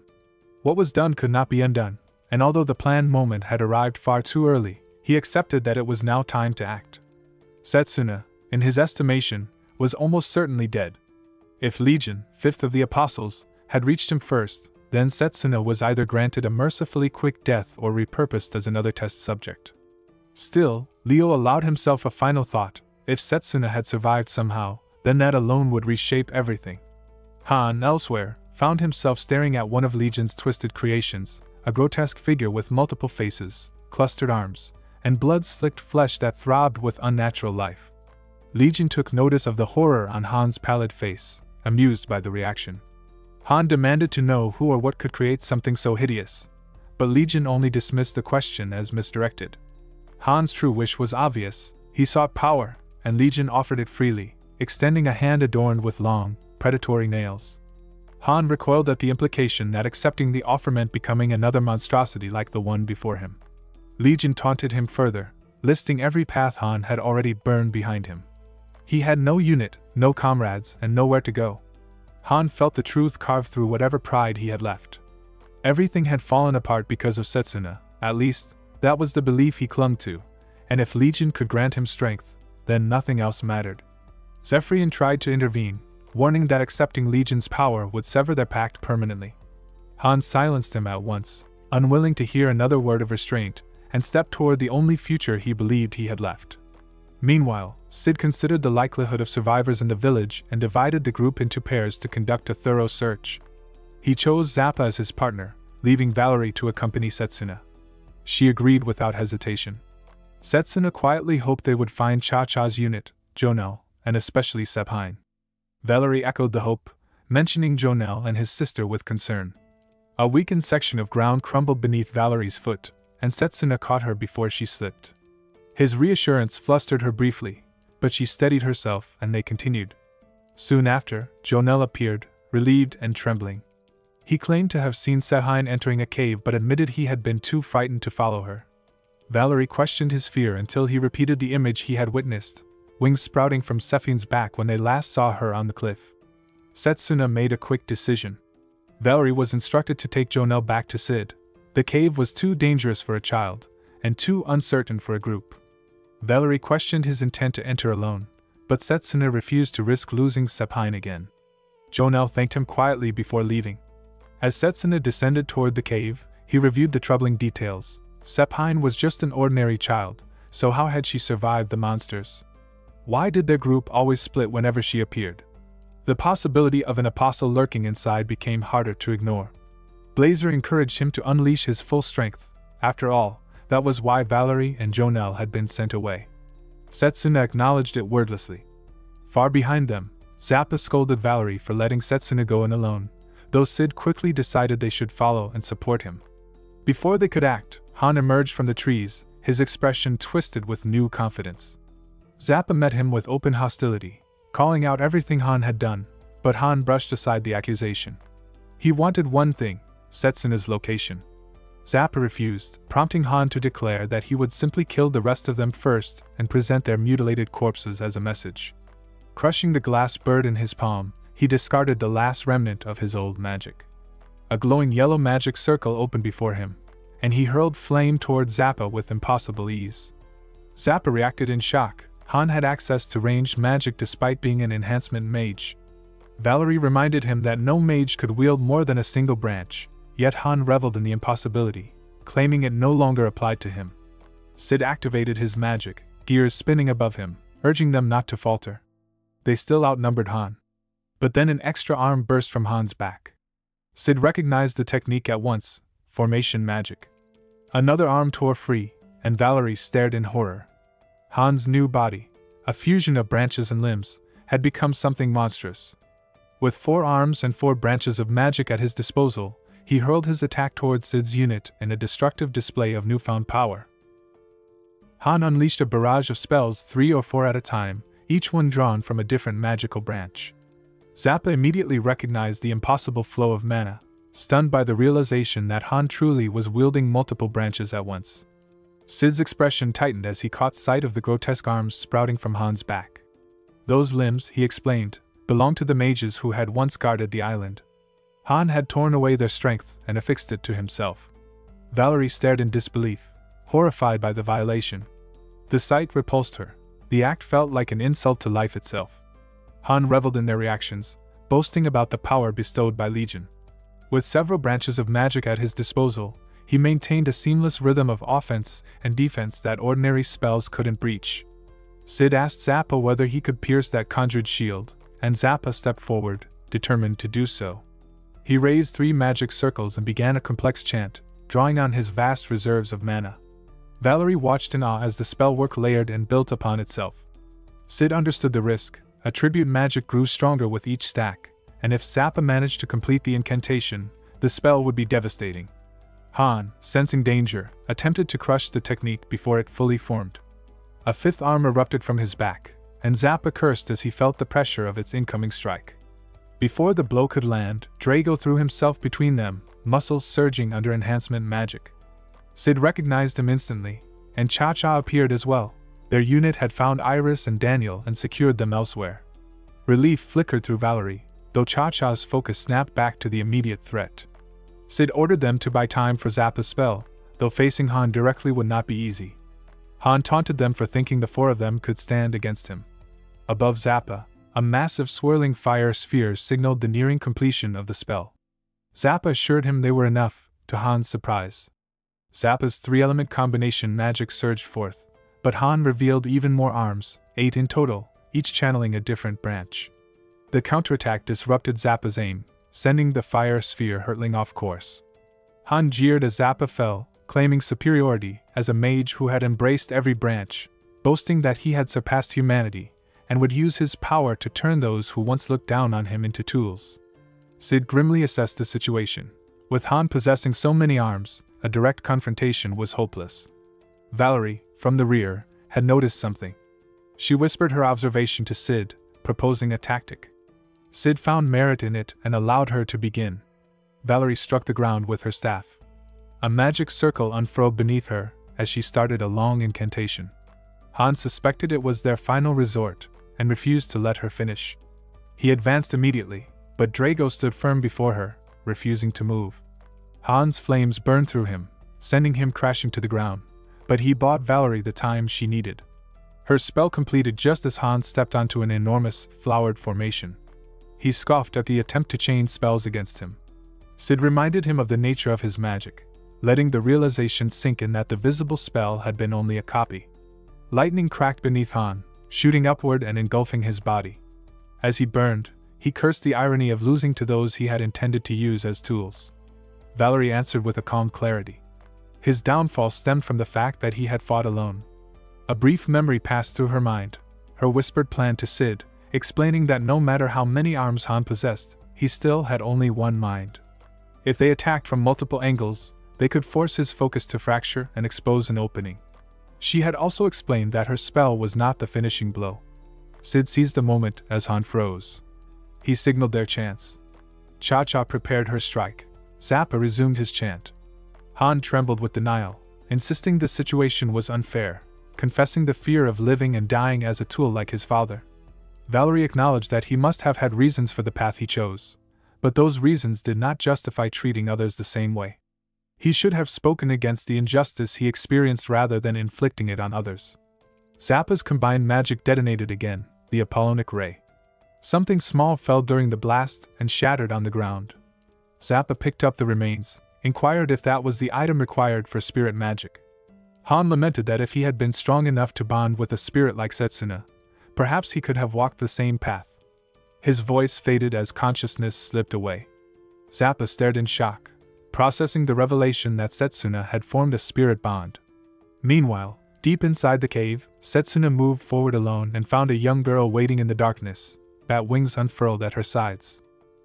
He asked if she was Sepine, and the girl's mouth stretched open to reveal sharp teeth before she lunged at him. He shifted backward just in time, causing her to stumble past him and fall. As he watched her struggle to get up, a frown touched his face. Her movements were clumsy. She was far too weak to be an apostle, and there was no malice in the air around her, only fear. He raised his hands and offered a warm smile, assuring her he meant no harm, that he was here to help the people of the island. The girl's eyes filled with tears as she asked if that was really true. He gently patted her head, telling her she must have endured so much alone, and asked what had happened. Through trembling breaths, she explained how monsters had appeared without warning, dragging villagers off to a place where their bodies began to twist in unnatural ways. She had slipped away only because the creatures weren't watching. Setsuna soothed her, telling her that her brother had been worried sick about her. Her expression froze. She corrected him quietly. Whoever was pretending to be her brother was not her sibling. Her real brother had died in front of her while trying to help her escape. She couldn't understand who the impersonator was. Setsuna pieced the situation together quickly, then asked her to stay hidden in the cave. His comrades were in grave danger, and he had no time to lose. Outside, Sid was checking on the others, sending Cha-Cha to inspect Drago's condition. Valerie rushed to the fallen man while Junel clapped nearby. His smile was off, too serene, too admiring, as he celebrated their victory, praising the way they had overcome a stronger opponent through strategy and cooperation. Something in his voice unsettled Valerie. Before anyone could react, Junel's arm distorted into a sharp, elongated blade that shot straight into Valerie, piercing her. Zappa's cry echoed across the clearing as he demanded to know what Junel was doing. Sid's suspicion sharpened into certainty. The boy standing before them was no longer Junel. He was Legion, the apostle Han had mentioned. Legion confirmed it freely. He admitted to turning the island into a monstrous laboratory. The story he told earlier had contained truth, he said.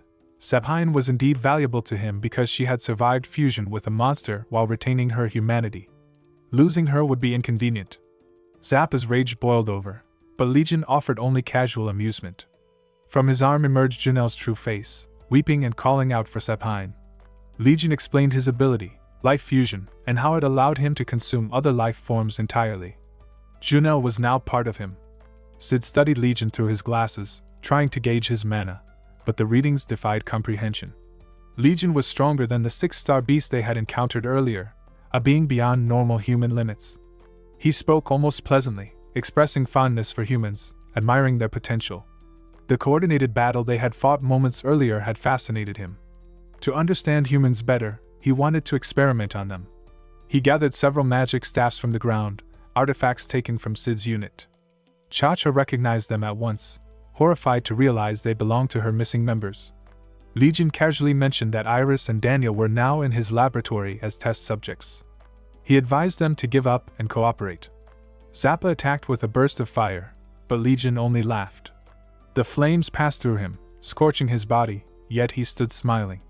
He admitted he felt pain but claimed not to be weak-minded enough to care about biological impulses. His skin darkened. Zappa noticed the change and realized he had grown dragon skin to adapt to the attack. Legion pointed out that his body simply chose the optimal defense instinctively. His arm then shifted into a massive claw aimed at Sid. The blow shattered the captain's shield instantly. Toxic pollen spread across Legion's arm, coating Sid and beginning to take hold. Legion explained that no mage could prepare for the traits of countless different monsters fused into one being. He slammed Sid into the ground, injuring him badly, and stated simply that he was far stronger than any of them. Cha-Cha ran towards Sid, only to be seized and constricted by a tentacle. Zappa shouted at Legion to stop and launch more fire, but the apostle was unimpressed. He pointed out that Zappa had only been using basic spells up until now, likely having reached his limit. Zappa looked around, the fallen bodies of Sid, Valerie, Cha-Cha, Drago, all of them defeated or dying. For a moment, he wondered if this was now a battle to the death. He steadied himself, declaring that the real fight was only beginning and began forming his 3-element spell. But Legion lunged forward, identifying a weak point instantly. A slash tore through Zappa's arm, the one holding his staff, before he could complete the chant. Legion suggested surrender, claiming he didn't want to damage such a valuable potential test subject. Zappa glared back, refusing to yield even with one arm ruined. He raised his remaining arm, gathered what mana he could, and vowed to kill the apostle. Above them, Legion descended in full force. And as Zappa's final attack ignited, it remained unclear whether it would be enough. Zappa hurled 3 bursts of fire at Legion, each one landing with enough force to tear a head from the creature's body.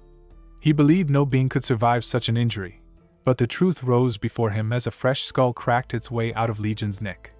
Legion showed no disappointment, only the certainty of something built to endure. Scales formed a pattern across his face, and shark teeth lined his new jaw. Zappa whispered his realization that the creature was invincible. Legion swept a massive claw toward him, but Drago caught the limb with his battered arms. Zappa tried to stop him, warning that his body had already taken too much damage, but Drago insisted he wouldn't need to hold on for long. He smiled through the swelling on his face, trusting that Setsuna would arrive. Setsuna burst in from behind and split Legion's body cleanly in 2. Drago collapsed, relieved, telling Setsuna he would leave the rest to him. Setsuna stood before both him and Zappa, mana sword drawn, ready to take the fight. He asked Zappa to protect the others. Zappa tried to warn him, but Legion had already leapt onto a tree branch, fully reformed. Setsuna surged forward, understanding the situation instantly.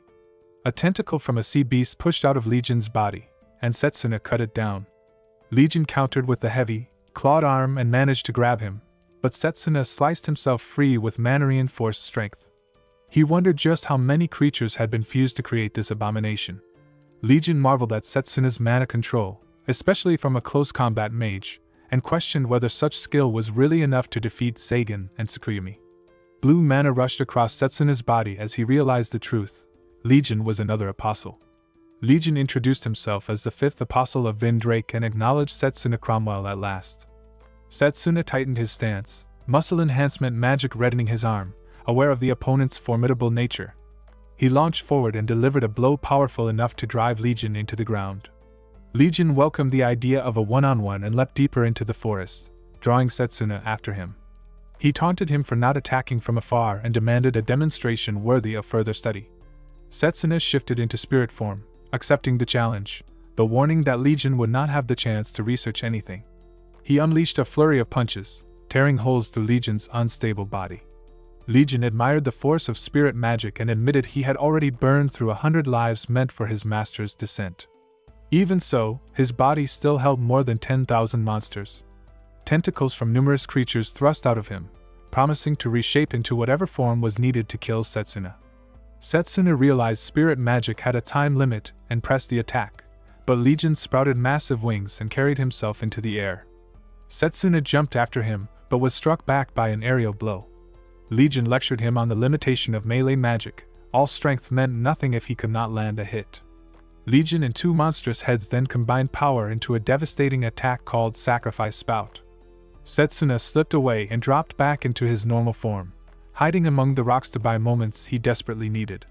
Legion began searching, assuming Setsuna was only stalling. Hidden below, Setsuna planned his next move. He needed a way to reach an airborne target. His eyes fell on Zappa, and on Zappa's arm, restored. Zappa explained that it was the work of the captains. A flash of memory passed through him. Zappa checking the wounded, telling Cha-Cha not to rise yet. She ignored her own injuries and reattached his arm with advanced healing magic. He wondered how she still possessed so much mana. As her spells connected, she realized he was healing far too quickly. Sid awoke then, offering the remainder of his mana. He reminded them Legion was holding villagers and comrades captive, a task only the strongest mage of the Western Royal Corps could face. That meant Zappa. In the present, Setsuna agreed they could not waste the captain's final strength. If they worked together, they might end this. But Zappa first demanded honesty. Could Setsuna truly stand against that monster using spirit magic? Setsuna confirmed he could. Zappa admitted he couldn't overlook a criminal even if one had saved his life, but harming his comrades was something he could never forgive. He offered a deal. If Setsuna defeated Legion with that magic, he would let the rest go. Setsuna accepted, calling the offer exactly the kind of logical compromise he expected from Zappa. The comment irritated Zappa, who complained that Setsuna never treated him like a senior as he did with the others. Setsuna only smiled, thinking of the years they had fought side by side. Zappa brushed it aside and handed him something, insisting he would need it to finish the fight. A light glinted in Setsuna's hand, and he stared at it in surprise. Zappa handed Setsuna the item he had taken when Han was defeated, assuming it was something capable of casting spirit magic and trusting Setsuna knew how to use it. Setsuna closed his eyes and called upon the wind spirit, Zephyrian. A voice answered, questioning whether he was prepared to face the trial. Zappa sensed the shift and felt uneasy about helping someone use spirit magic, but with Legion still rampaging, there was no time for hesitation. He promised to buy Setsuna time. Setsuna agreed and let himself fall into complete focus. His consciousness slipped into another realm where Blazer stood beside him. He wondered if this place was the realm of wind and what kind of spirit Zephyrian truly was. Blazer made it clear he didn't like the spirit, though Setsuna pointed out he said that about everyone. Blazer urged him to judge for himself, because the spirit would appear soon. Zephyrian manifested and declared the trial. Setsuna had to find the exit hidden somewhere within an endless labyrinth of wind. Setsuna questioned whether there should be some kind of worthiness check first, but the spirit explained he observed humans constantly, and enjoyed granting power to talented people just to see how they used it. Blazer exposed the spirit's true nature, describing him as someone who enjoyed watching humans grow drunk on power and crumble under it. Setsuna realized the spirit did not care who received his power as long as they were capable. He accepted the challenge, and Zephyrian opened the path. He stepped into the shifting labyrinth. Even if the maze was infinite, he knew there had to be a path. The flow of mana guided him like wind currents, and he followed their movement with certainty. Zephyrian watched in amusement, impressed by how quickly Setsuna understood the labyrinth's demands. Setsuna sensed the structure of the maze, and noted that an ordinary mage would wander here forever. But then the path split. One direction carried gentle, calm mana, the other pulsed with the storm's violent energy. The calm path should have been correct, but something felt off. A spirit trial would never be that simple. Han had only accessed half of Zephyrian's power, which meant the true answer lay elsewhere. He called out into the winds, declaring that Zephyrian sought someone with the will to face the storm and the strength to overcome it. Zephyrian confirmed it. If Setsuna wanted all his power, he needed to break through the raging tempest and find the true exit. Outside, Legion grew bored with the fight and mocked Zappa, assuming his spells were nearly exhausted. Zappa refused to yield and unleashed Skunk Fog, banking on Legion inheriting not only the strengths but also the weaknesses of the many demonic creatures fused into him. Two serpent heads emerged and pinned Zappa against a rock wall, cornering him as Legion declared the game over. A sudden whirlwind tore between Zappa and the serpents. Through it stepped Setsuna, now green-haired and transformed by Zephyrian's blessing. Legion immediately noticed the change in his presence and grew eager to claim him as a test subject. Setsuna took to the sky with newfound wings and struck Legion across the face. Legion reeled at the realization that he could fly. Zappa watched in awe, finally seeing the true power of a spirit mage. Setsuna formed a blade of concentrated wind, the Stormbringer, and launched an attack. Legion barely kept pace with the overwhelming speed, noting only that the strike lacked the full impact of Setsuna's earlier fire magic. He assumed Setsuna would not waste his life force again.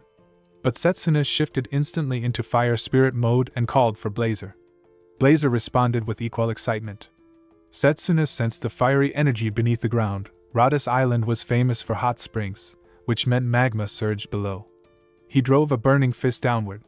Blazer's flames burst forth, the heat ripping open the earth. Lava surged up from the depths, carried by the force of Setsuna's blow. The magma-coated punch hurtled toward Legion, leaving his fate hanging on the edge of that blazing impact. Legion's body was swallowed by the rising lava. Setsuna immediately grabbed Zappa and leapt into the air, lifting them both above the molten surface. As they hovered, they looked down into the churning magma. Zappa remarked that no living organism could survive such heat, and admitted he was glad he had bought Setsuna enough time. Setsuna's expression shifted sharply. A dark, energy-soaked mass began rising from the lava.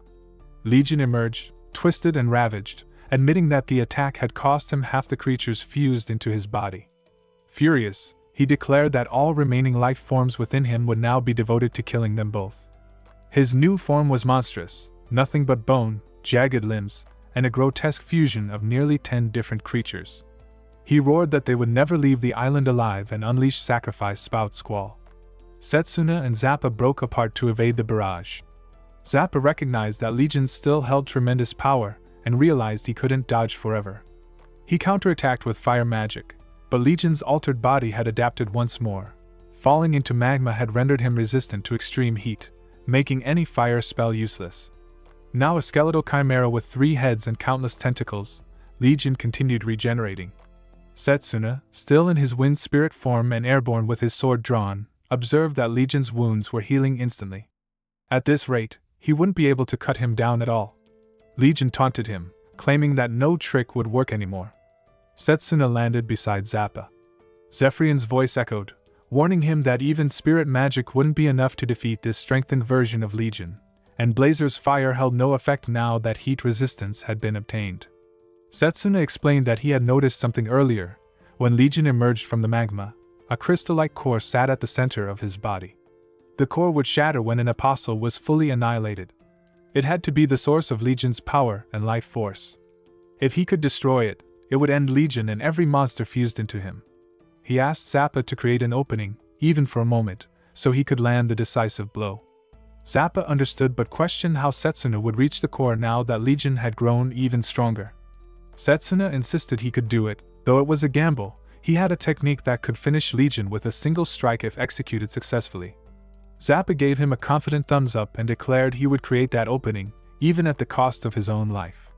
The gesture triggered a memory in Setsuna. In his previous life, he had fought beside Zappa, who gave him that same thumbs up, urging him forward in the battle against Vindrake. The memory of that moment resurfaced painfully. He thought of how they had fought through hordes of demons in an attempt to prevent the end of the world. His ally had promised to clear a path for him, telling him to focus on finding a way to defeat Vindrake. Setsuna smiled bitterly in the present.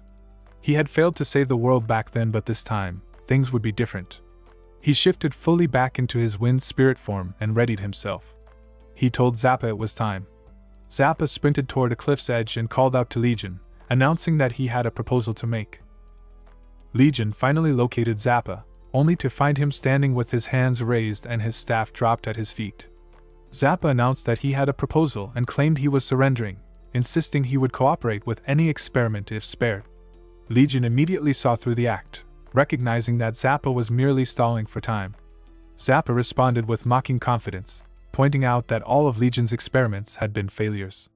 Every monster had been defeated and even Sephion was now under Setsuna's protection. Legion had boasted endlessly about his research, yet here he was, cornered and struggling. If anything proved his failures, it was the current situation. Legion realized Zappa was intentionally provoking him and immediately grew wary, but a sudden flash of electricity cut through the air. A massive bolt struck him head-on. Zappa had used Legion's own horns as lightning rods. Though the attack landed, Zappa sank to his knees, exhausted. Legion noted his weakened state and searched for Setsuna, suspecting the diversion had been pointless. Zappa pushed himself to continue. He needed Legion distracted just a little longer. He tried to muster one final spell behind his back.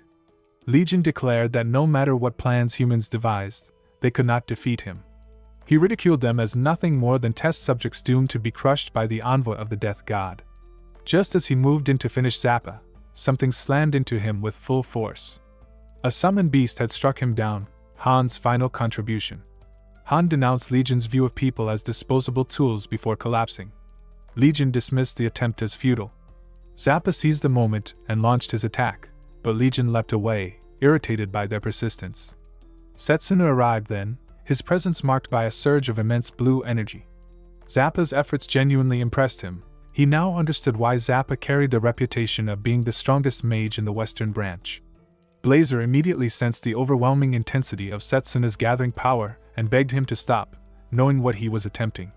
Setsuna, however, had resolved that there was no alternative.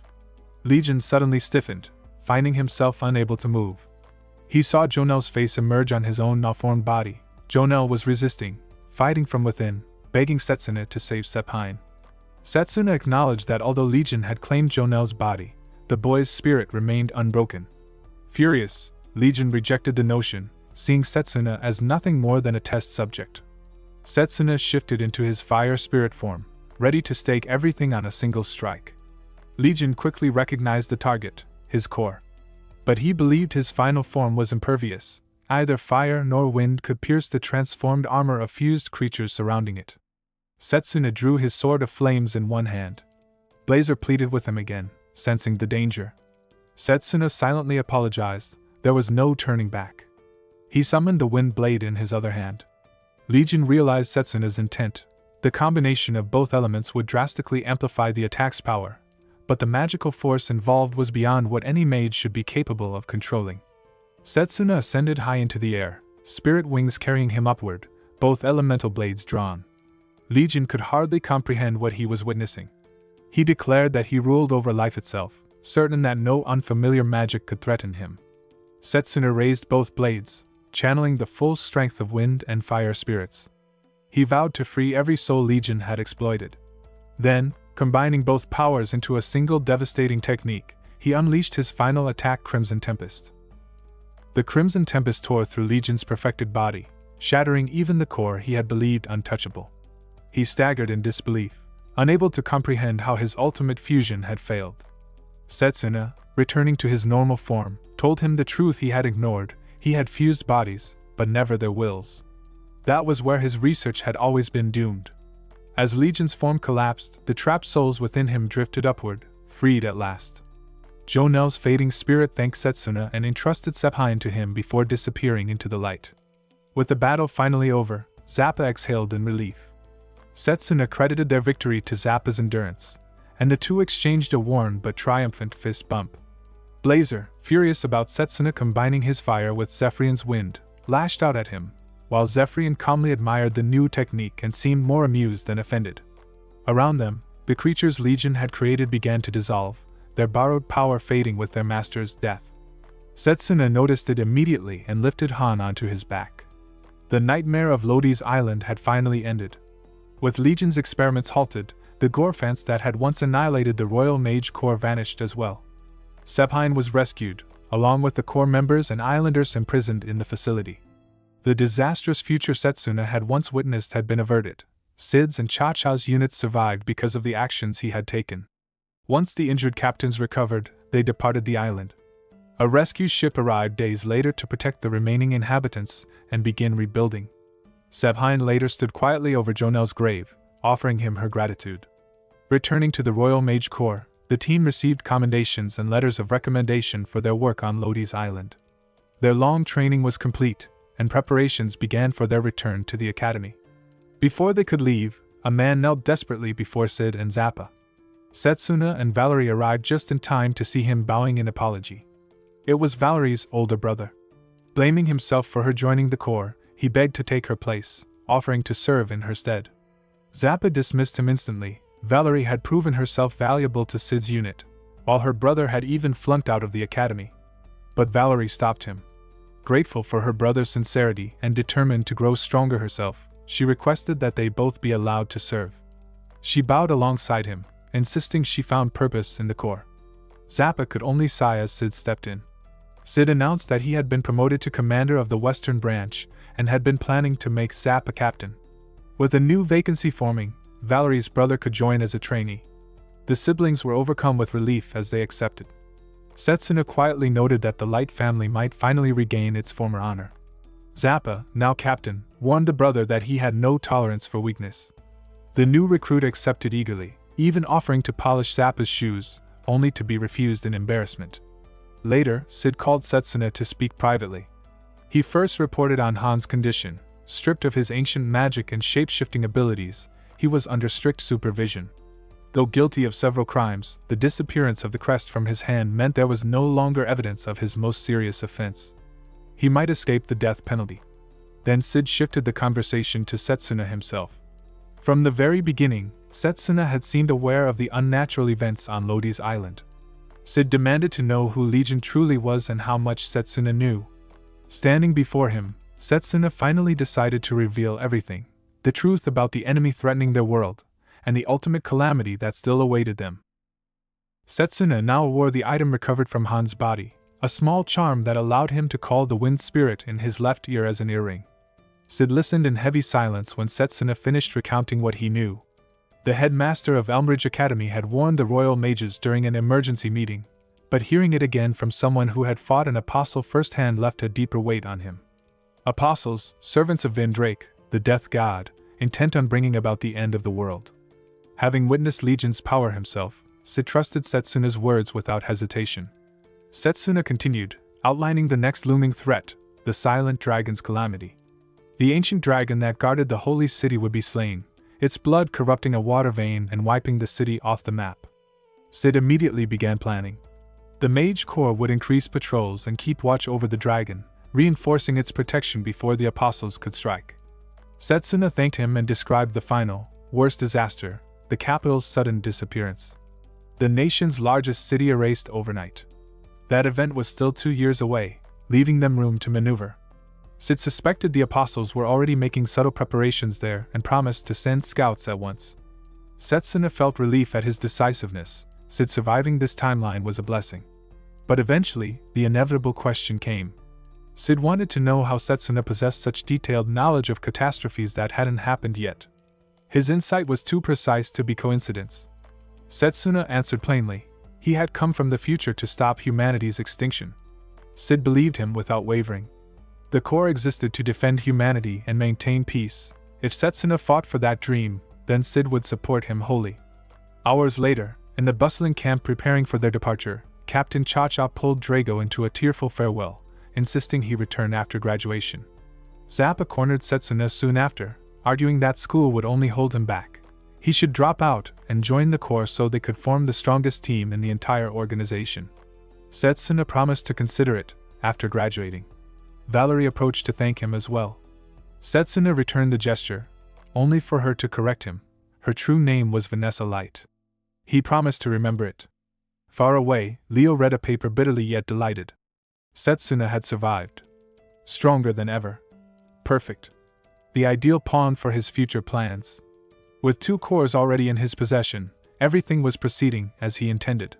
The paper on the floor beside him lay smeared with blood. When Setsuna returned to the academy, Layla greeted him with bright relief. The headmaster had also returned and was requesting their presence. Setsuna welcomed the opportunity. There were things he needed to discuss as well. Inside the headmaster's office, Liano commented on the adventure Setsuna had just endured and asked him to recount everything. Setsuna explained the battles, the apostles, legion, and the catastrophe he had averted. The headmaster agreed it had been grueling but praised him for warning the corps. It was only the beginning, however, the apostles would now move more boldly. He also commended Layla, who had learned spirit magic during their time apart. Liano informed them he had been traveling with the headmaster, preparing for the eventual war against Vindrake. A full-scale conflict could erupt at any moment, and both students needed to be ready. Setsuna thought back to the timeline he had escaped, the orphanage children lost, his comrades dead, the world collapsing. Protecting everyone this time felt unreal. To safeguard that fragile peace, he declared his resolve. He asked the headmaster for permission to form a pact with the time spirit. The headmaster summoned his own spirit.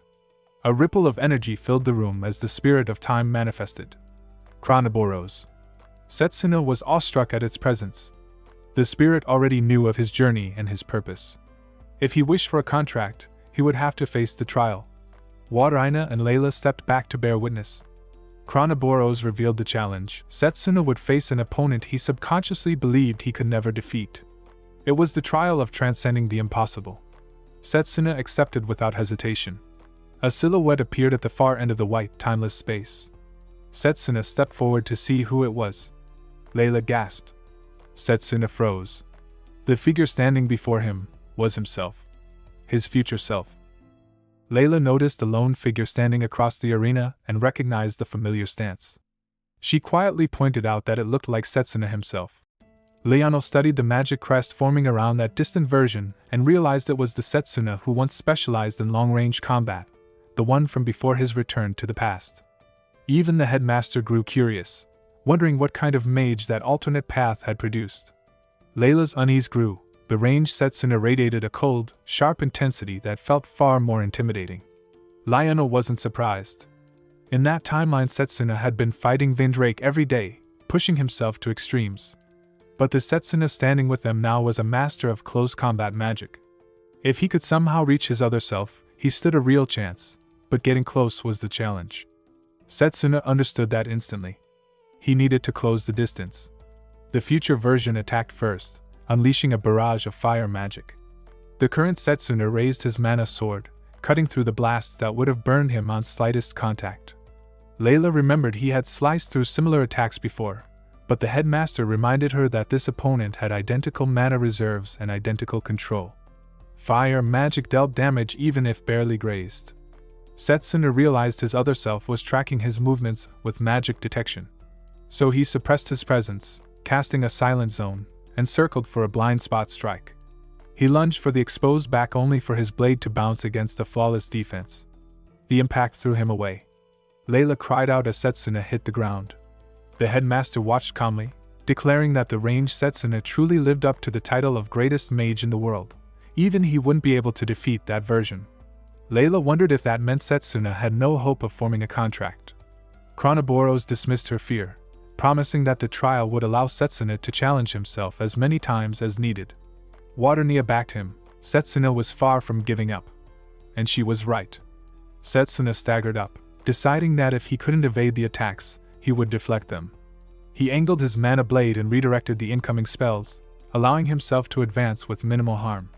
But the future Setsuna began weaving something far more dangerous. Liano recognized the technique, compound casting. Spell after spell layered into place with surgical precision. The headmaster counted them under his breath, amazed by the flawless control. He had never seen so many elements shaped at once. Setsuna recognized it as well. That mixture had been his signature technique as a ranged mage, a 6-element combination, elemental burst. Layla couldn't understand how such a powerful mage could still not defeat Vindrake back then. The headmaster explained that all magic failed before magic disintegration, except close combat techniques that required no incantation and activated too quickly to be erased. Liano added that although ineffective against Vindrake, the ranged Setsuna was still monstrously skilled. And defeating someone like that in melee seemed nearly impossible.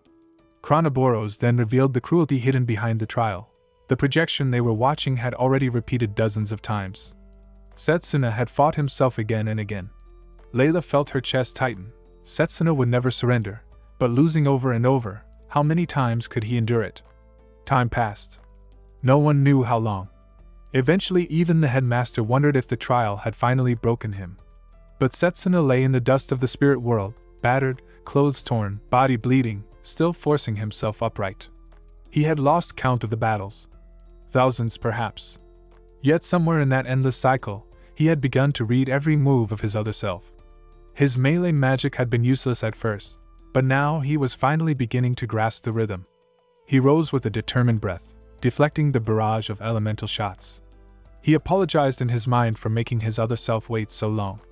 As he stepped forward, one of his eyes shimmered gold, the mark of his resolve. This time he would prove it. Close combat magic could surpass a ranged mage. The headmaster watched the shift in Setsuna's stance with growing uncertainty, unable to understand what the sudden change meant. Layla stared, startled by the sight of his right eye shifting into a different color. Liano froze as well, recognizing something far more significant in that golden glow. Setsuna steadied his breath, focusing on the sensations rising within him. What he needed to do now was exactly what he had done once before. He murmured to himself that he could finally see it, the flow of mana itself. Liano realized what had awakened within him, the war god's eye. Layla could hardly believe it. Liano explained that long ago, a blind close combat mage had been revered as the war god, a man who, while standing at death's door, had gained the ability to perceive mana streams directly. His legend spoke of a golden eye, but such a state was said to require decades of training, a lifetime of battles, and the peak mastery of a warrior who had survived countless fights. Setsuna understood the mechanism instinctively. Close combat magic was the only magic system that strengthened the body by circulating mana internally. By channeling that same principle into the optic nerves, he had gained the ability to see mana itself. But that refinement required such delicate precision that it bordered on the techniques known in martial arts as Qigong. Chronoboros observed all of this in awe. Within the timeless realm of the trial, Setsuna had fought without pause, without rest, and without the limits of a normal lifespan. What should have taken years or even decades, he had accomplished here through unending confrontation with himself. The trial meant to challenge him had become the forge that elevated him. Liano considered how unusual this path was. A typical close combat mage spent most of life hardening the body and mastering martial technique, only turning to mana control after reaching the limits of physical growth. Setsuna, however, had already mastered mana control in his previous life. Now, with the body in its prime, he had aligned every aspect, mind, technique, and physical form perfectly. Liano could only envy him. Setsuna had become the ultimate close combat mage. Setsuna acknowledged the truth within himself. His discipline might lack reach, but inside its limited zone it possessed the potential for absolute dominance over mana. It allowed him to cut through any spell and push straight toward his opponent. What he had achieved now was the perfected form of close combat magic. Layla could only watch in stunned admiration. Across the battlefield, the future Setsuna began forming incantations again. The headmaster recognized the signs with dread. It was the same devastating spell as before. Waternia felt the surge of danger as well, calling out in alarm. Setsuna braced himself. The 6 elements were intertwining again, being held together until the final moment. But this time, he could see every line of mana weaving through the spell. He focused and declared that he could see it all. With a single decisive strike, he cleaved through the elemental burst and scattered its power. The spectators erupted in excitement as the impossible unfolded before them. Setsuna leveled his blade at his future self. The ranged version raised his hands with a quiet, knowing smile. Setsuna told him he was close to proving that he would defeat the evil god with this power. Liano burst into laughter, triumphant. The headmaster acknowledged the truth. Setsuna had surpassed the strongest version of himself. Layla's voice trembled, filled with pride. Chronoboros declared that Setsuna had passed the trial. Layla realized this meant Setsuna now carried 3 spirits. Liano added that with the war god's eye, he could fight the high-ranking apostles on equal footing, perhaps even greater. Setsuna agreed, but reminded them that his final goal was the destruction of the evil god far beyond the apostles. To achieve that, he needed to form contracts with even more spirits. The headmaster had expected exactly that answer. He explained that there was a perfect place for Setsuna to continue forging new contracts, the hidden elf village known as the Valley of Spirits. Layla was astonished. She had never imagined such a place existed. The headmaster assured her it was a top-secret location, unreachable through ordinary means, but he had a way to get them there. A knock interrupted him. He allowed the visitor inside, and Zachary entered while supporting an injured man. They brought word claiming to be from the Holy Church. The wounded messenger held out a letter addressed to Setsuna, sent by Lady Roberta. Layla was surprised to hear Roberta's name. Setsuna unfolded the letter and began reading. The message spoke of the highest-ranking priest of the Holy Church, the great saintess, and warned that there was something urgent Roberta needed to tell him. Layla's eyes caught the dark smear on the paper. It was blood. A tremor ran through her. Something terrible had happened to Roberta.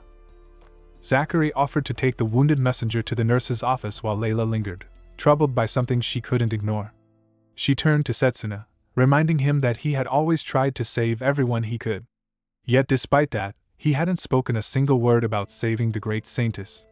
Setsuna replied with a calm certainty that she was far beyond saving, and that was why he had never once uttered the death god's name until now.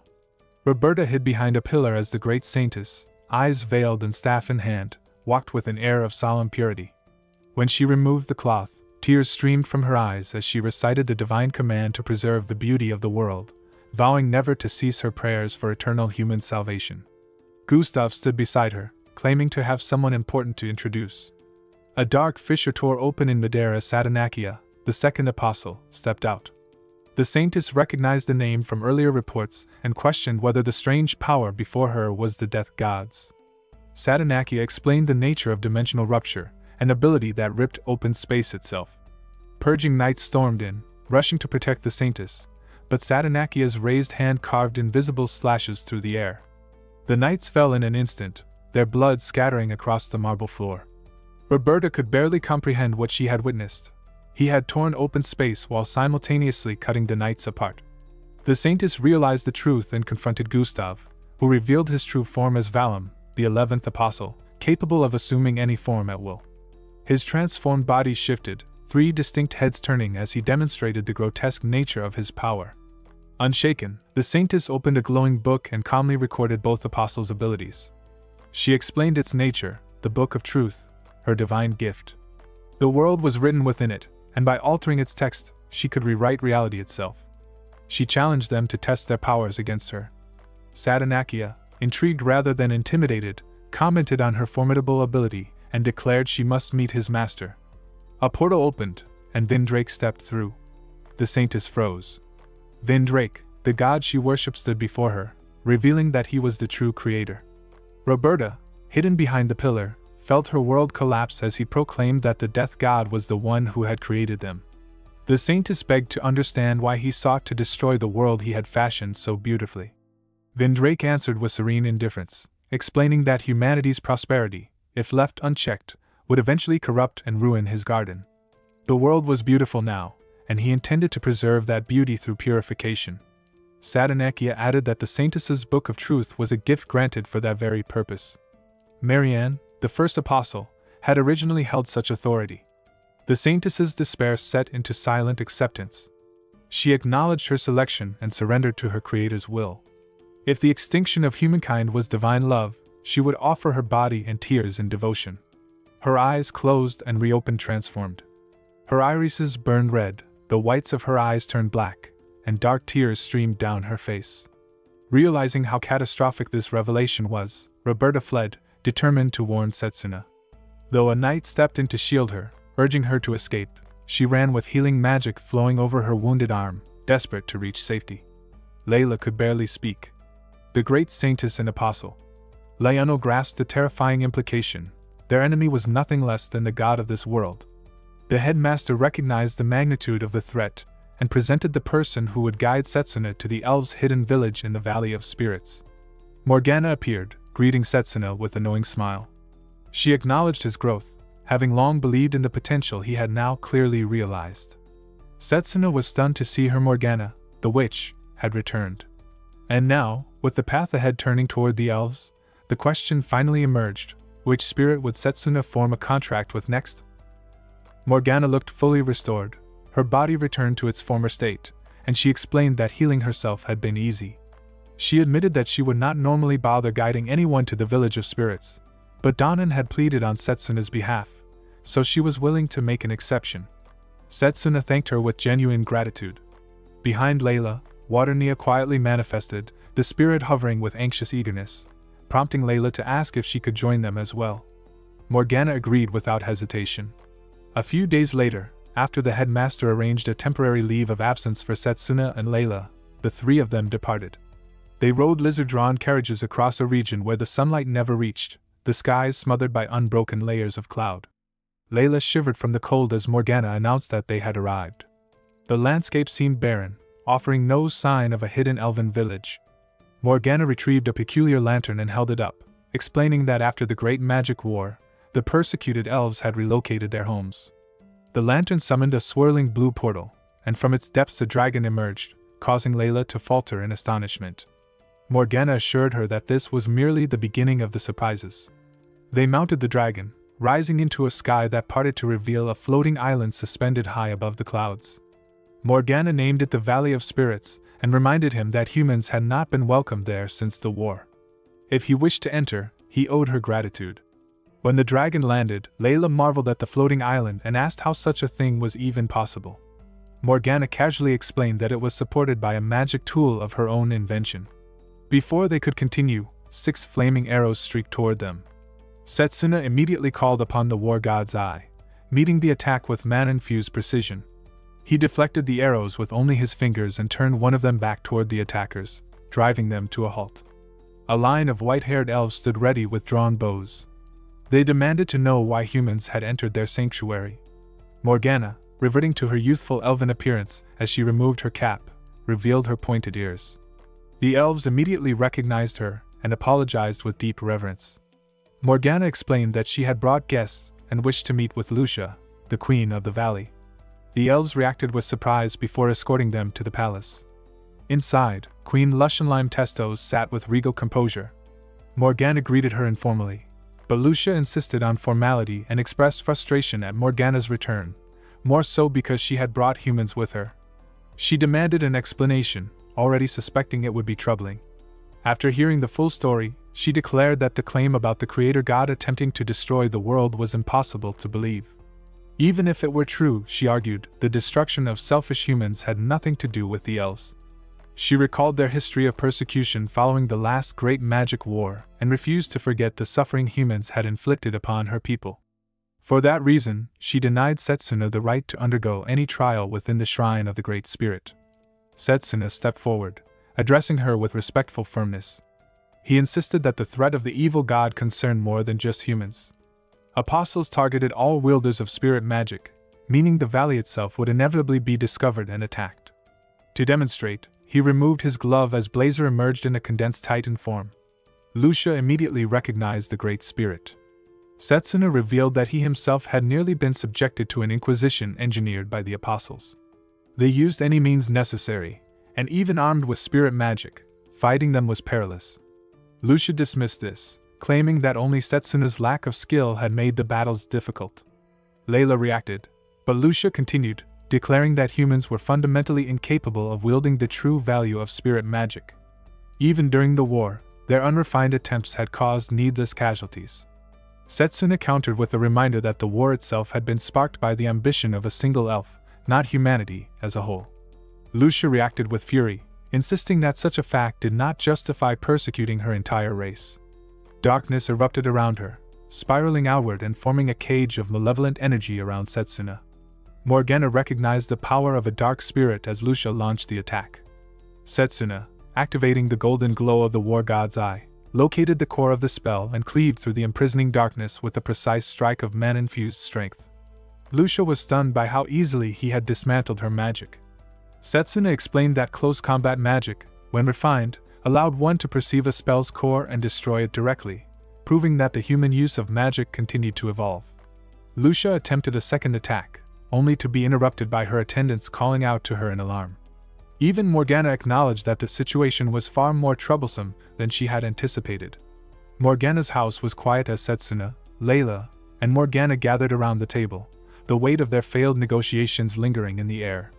Setsuna noted that discussions with the queen had collapsed entirely, while Morgana dismissed it with a weary remark about Lucia's stubborn nature. Layla tried to suggest persistence, But Setsuna rejected the idea, uneasy about letting the situation stretch on. What should have happened years later, the great saintess's defection was already shifting because he had altered the 4 great causes of defeat. The apostles were moving differently in this timeline, and Morgana pointed out the obvious truth: no one could predict what would come next. Setsuna wrestled with how to convince Lucia to allow him into the shrine. Morgana believed Lucia already understood they would not leave easily and would likely force a test of strength, with the outcome deciding the matter. Setsuna could only think of how a victory would worsen the resentment between humans and elves, complicating the cooperation he had hoped for in the fight against the apostles. Layla rose from the table and slipped quietly out of the house. Water Ina questioned her destination, and Layla admitted that witnessing the trial of the time spirit had made her understand the burden Setsuna carried, fighting endlessly, from the destruction of the world until now, without rest. It might have been necessary, but the weight of it still pained her. She reached for the fruit in the nearby tree, pulling them down with her mana, hoping to prepare something comforting for him. She had cooked with the same fruit before at her family's inn, and she intended to make baked sweets that might ease his heart, even a little. As she gathered the last one, nearby elves spotted her and rushed forward, recognizing her as the human Morgana had brought. By the next morning, Setsuna sat with Morgana in the palace, troubled that Layla had not returned home the previous day. Lucia approached, cold and direct, instructing the humans to leave the Valley of Spirits. Setsuna refused, explaining the weight of humanity's future resting on him, asking again for permission to take the trial of the Great Spirit. Lucia saw through him immediately. He would not leave no matter how firmly she denied him. With a sigh, she allowed a single chance, a battle against her, victory earning access to the shrine, and defeat meaning immediate departure. Setsuna hesitated only briefly before realizing he had no other option. Lucia made it clear she granted this chance only because of Morgana, emphasizing her belief that elves and humans could never coexist. As Setsuna and Morgana followed her outside, they came across an unexpected scene: Layla at a table with several elves, busy with trays of baked goods. Lucia stopped in confusion. One of the elves proudly presented something freshly baked, and Layla eagerly asked the children which version they preferred. The children chose the elves' creation, and Layla accepted her loss with a laugh, acknowledging the 3 centuries of cooking experience she couldn't match. The elven cook returned the compliment, intrigued by the unusual sweetness Layla had managed to draw from the fruit. Setsuna and Lucia were taken aback by the easy harmony before them. When Layla noticed Setsuna, she rushed over, explaining how the chef had discovered her while she was experimenting with the fruit and had challenged her before she even realized what was happening. Morgana could only note how the situation had transformed into a cooking competition. Layla then offered her tray to Lucia, who accepted it, and the elven children immediately tugged her back to join them. As Setsuna tasted the sweets, he quietly observed how lively and cheerful the atmosphere felt. Morgana reminded Lucia of her earlier claim that elves and humans could never coexist and admitted she understood the sentiment. Yet she questioned whether judging others solely by race differed at all from the way humans had wronged the elves. Setsuna stepped forward and extended his hand, asking for Lucia's strength to help save the world. Lucia sampled the sweets, found them unexpectedly pleasant, and finally reached out to clasp his hand. She allowed him to address her as Lucia and agreed to guide him to the shrine. Setsuna, relieved, thanked her and then thanked Layla as well, grateful that she had chosen to accompany him. Layla felt her heart warm at his smile, savoring that small moment. As Setsuna walked ahead with Lucia, Water Ina teased Layla about whether it was time for a confession. Layla knew it wasn't. Anything she said now would only burden him when he already carried so much. She would speak her feelings only after the battle with the evil god was over. Water Ina accepted her resolve, and Lucia finally announced that the shrine of the Great Spirit lay just ahead. Far away, Satanakia completed preparations for the next phase. All their hidden plans, laid in anticipation of their lord's descent, had been disrupted. Mercy was no longer an option. She ordered a simultaneous attack across all regions, declaring that Lulu and Cruel would suffice to complete the death curse of the ancient dragon deep in the temple. The remaining apostles were to cross dimensions and begin the purification of the world. No matter how powerful Setsuna was, he would not be able to stop every part of their design. Inside the shrine, Lucia explained that the 3 great spirits of light, thunder, and ice were enshrined here, each guarding a trial distinct in nature and difficulty. Setsuna would need to choose carefully which path to take before stepping forward.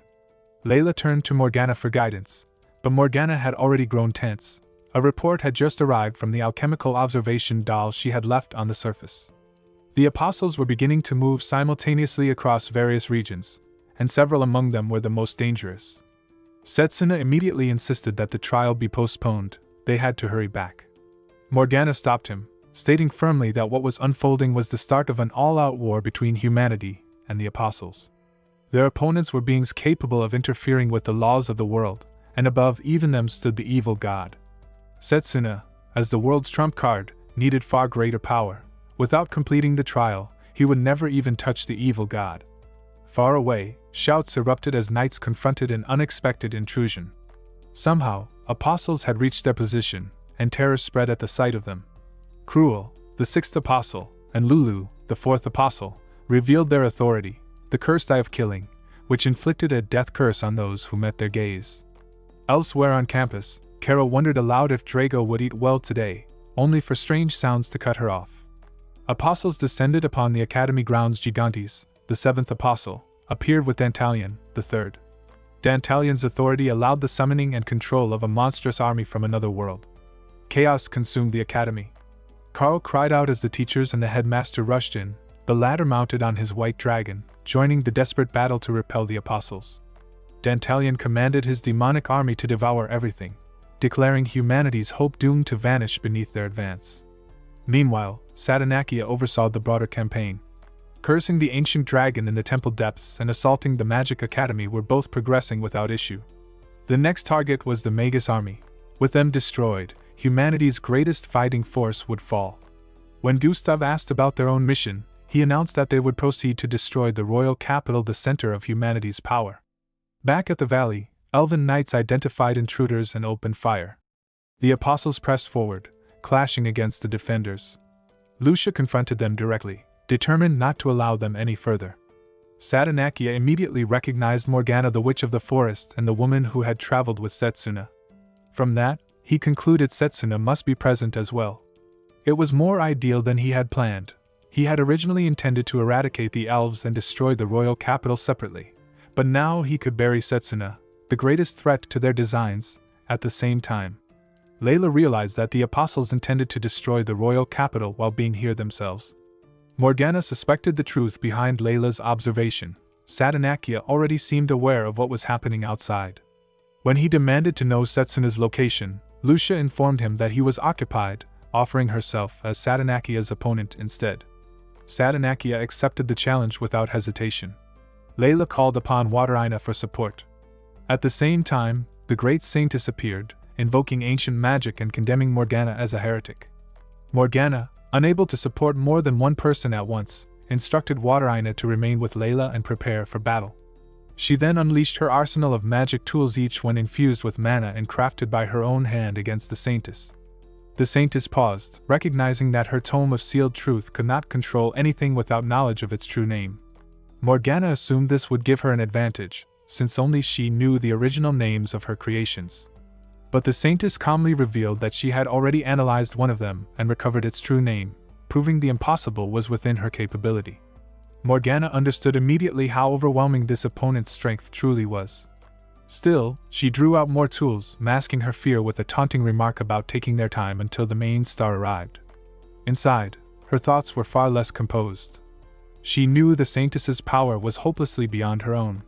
The only thing she could do now was buy time for as long as her life allowed until Setsuna returned.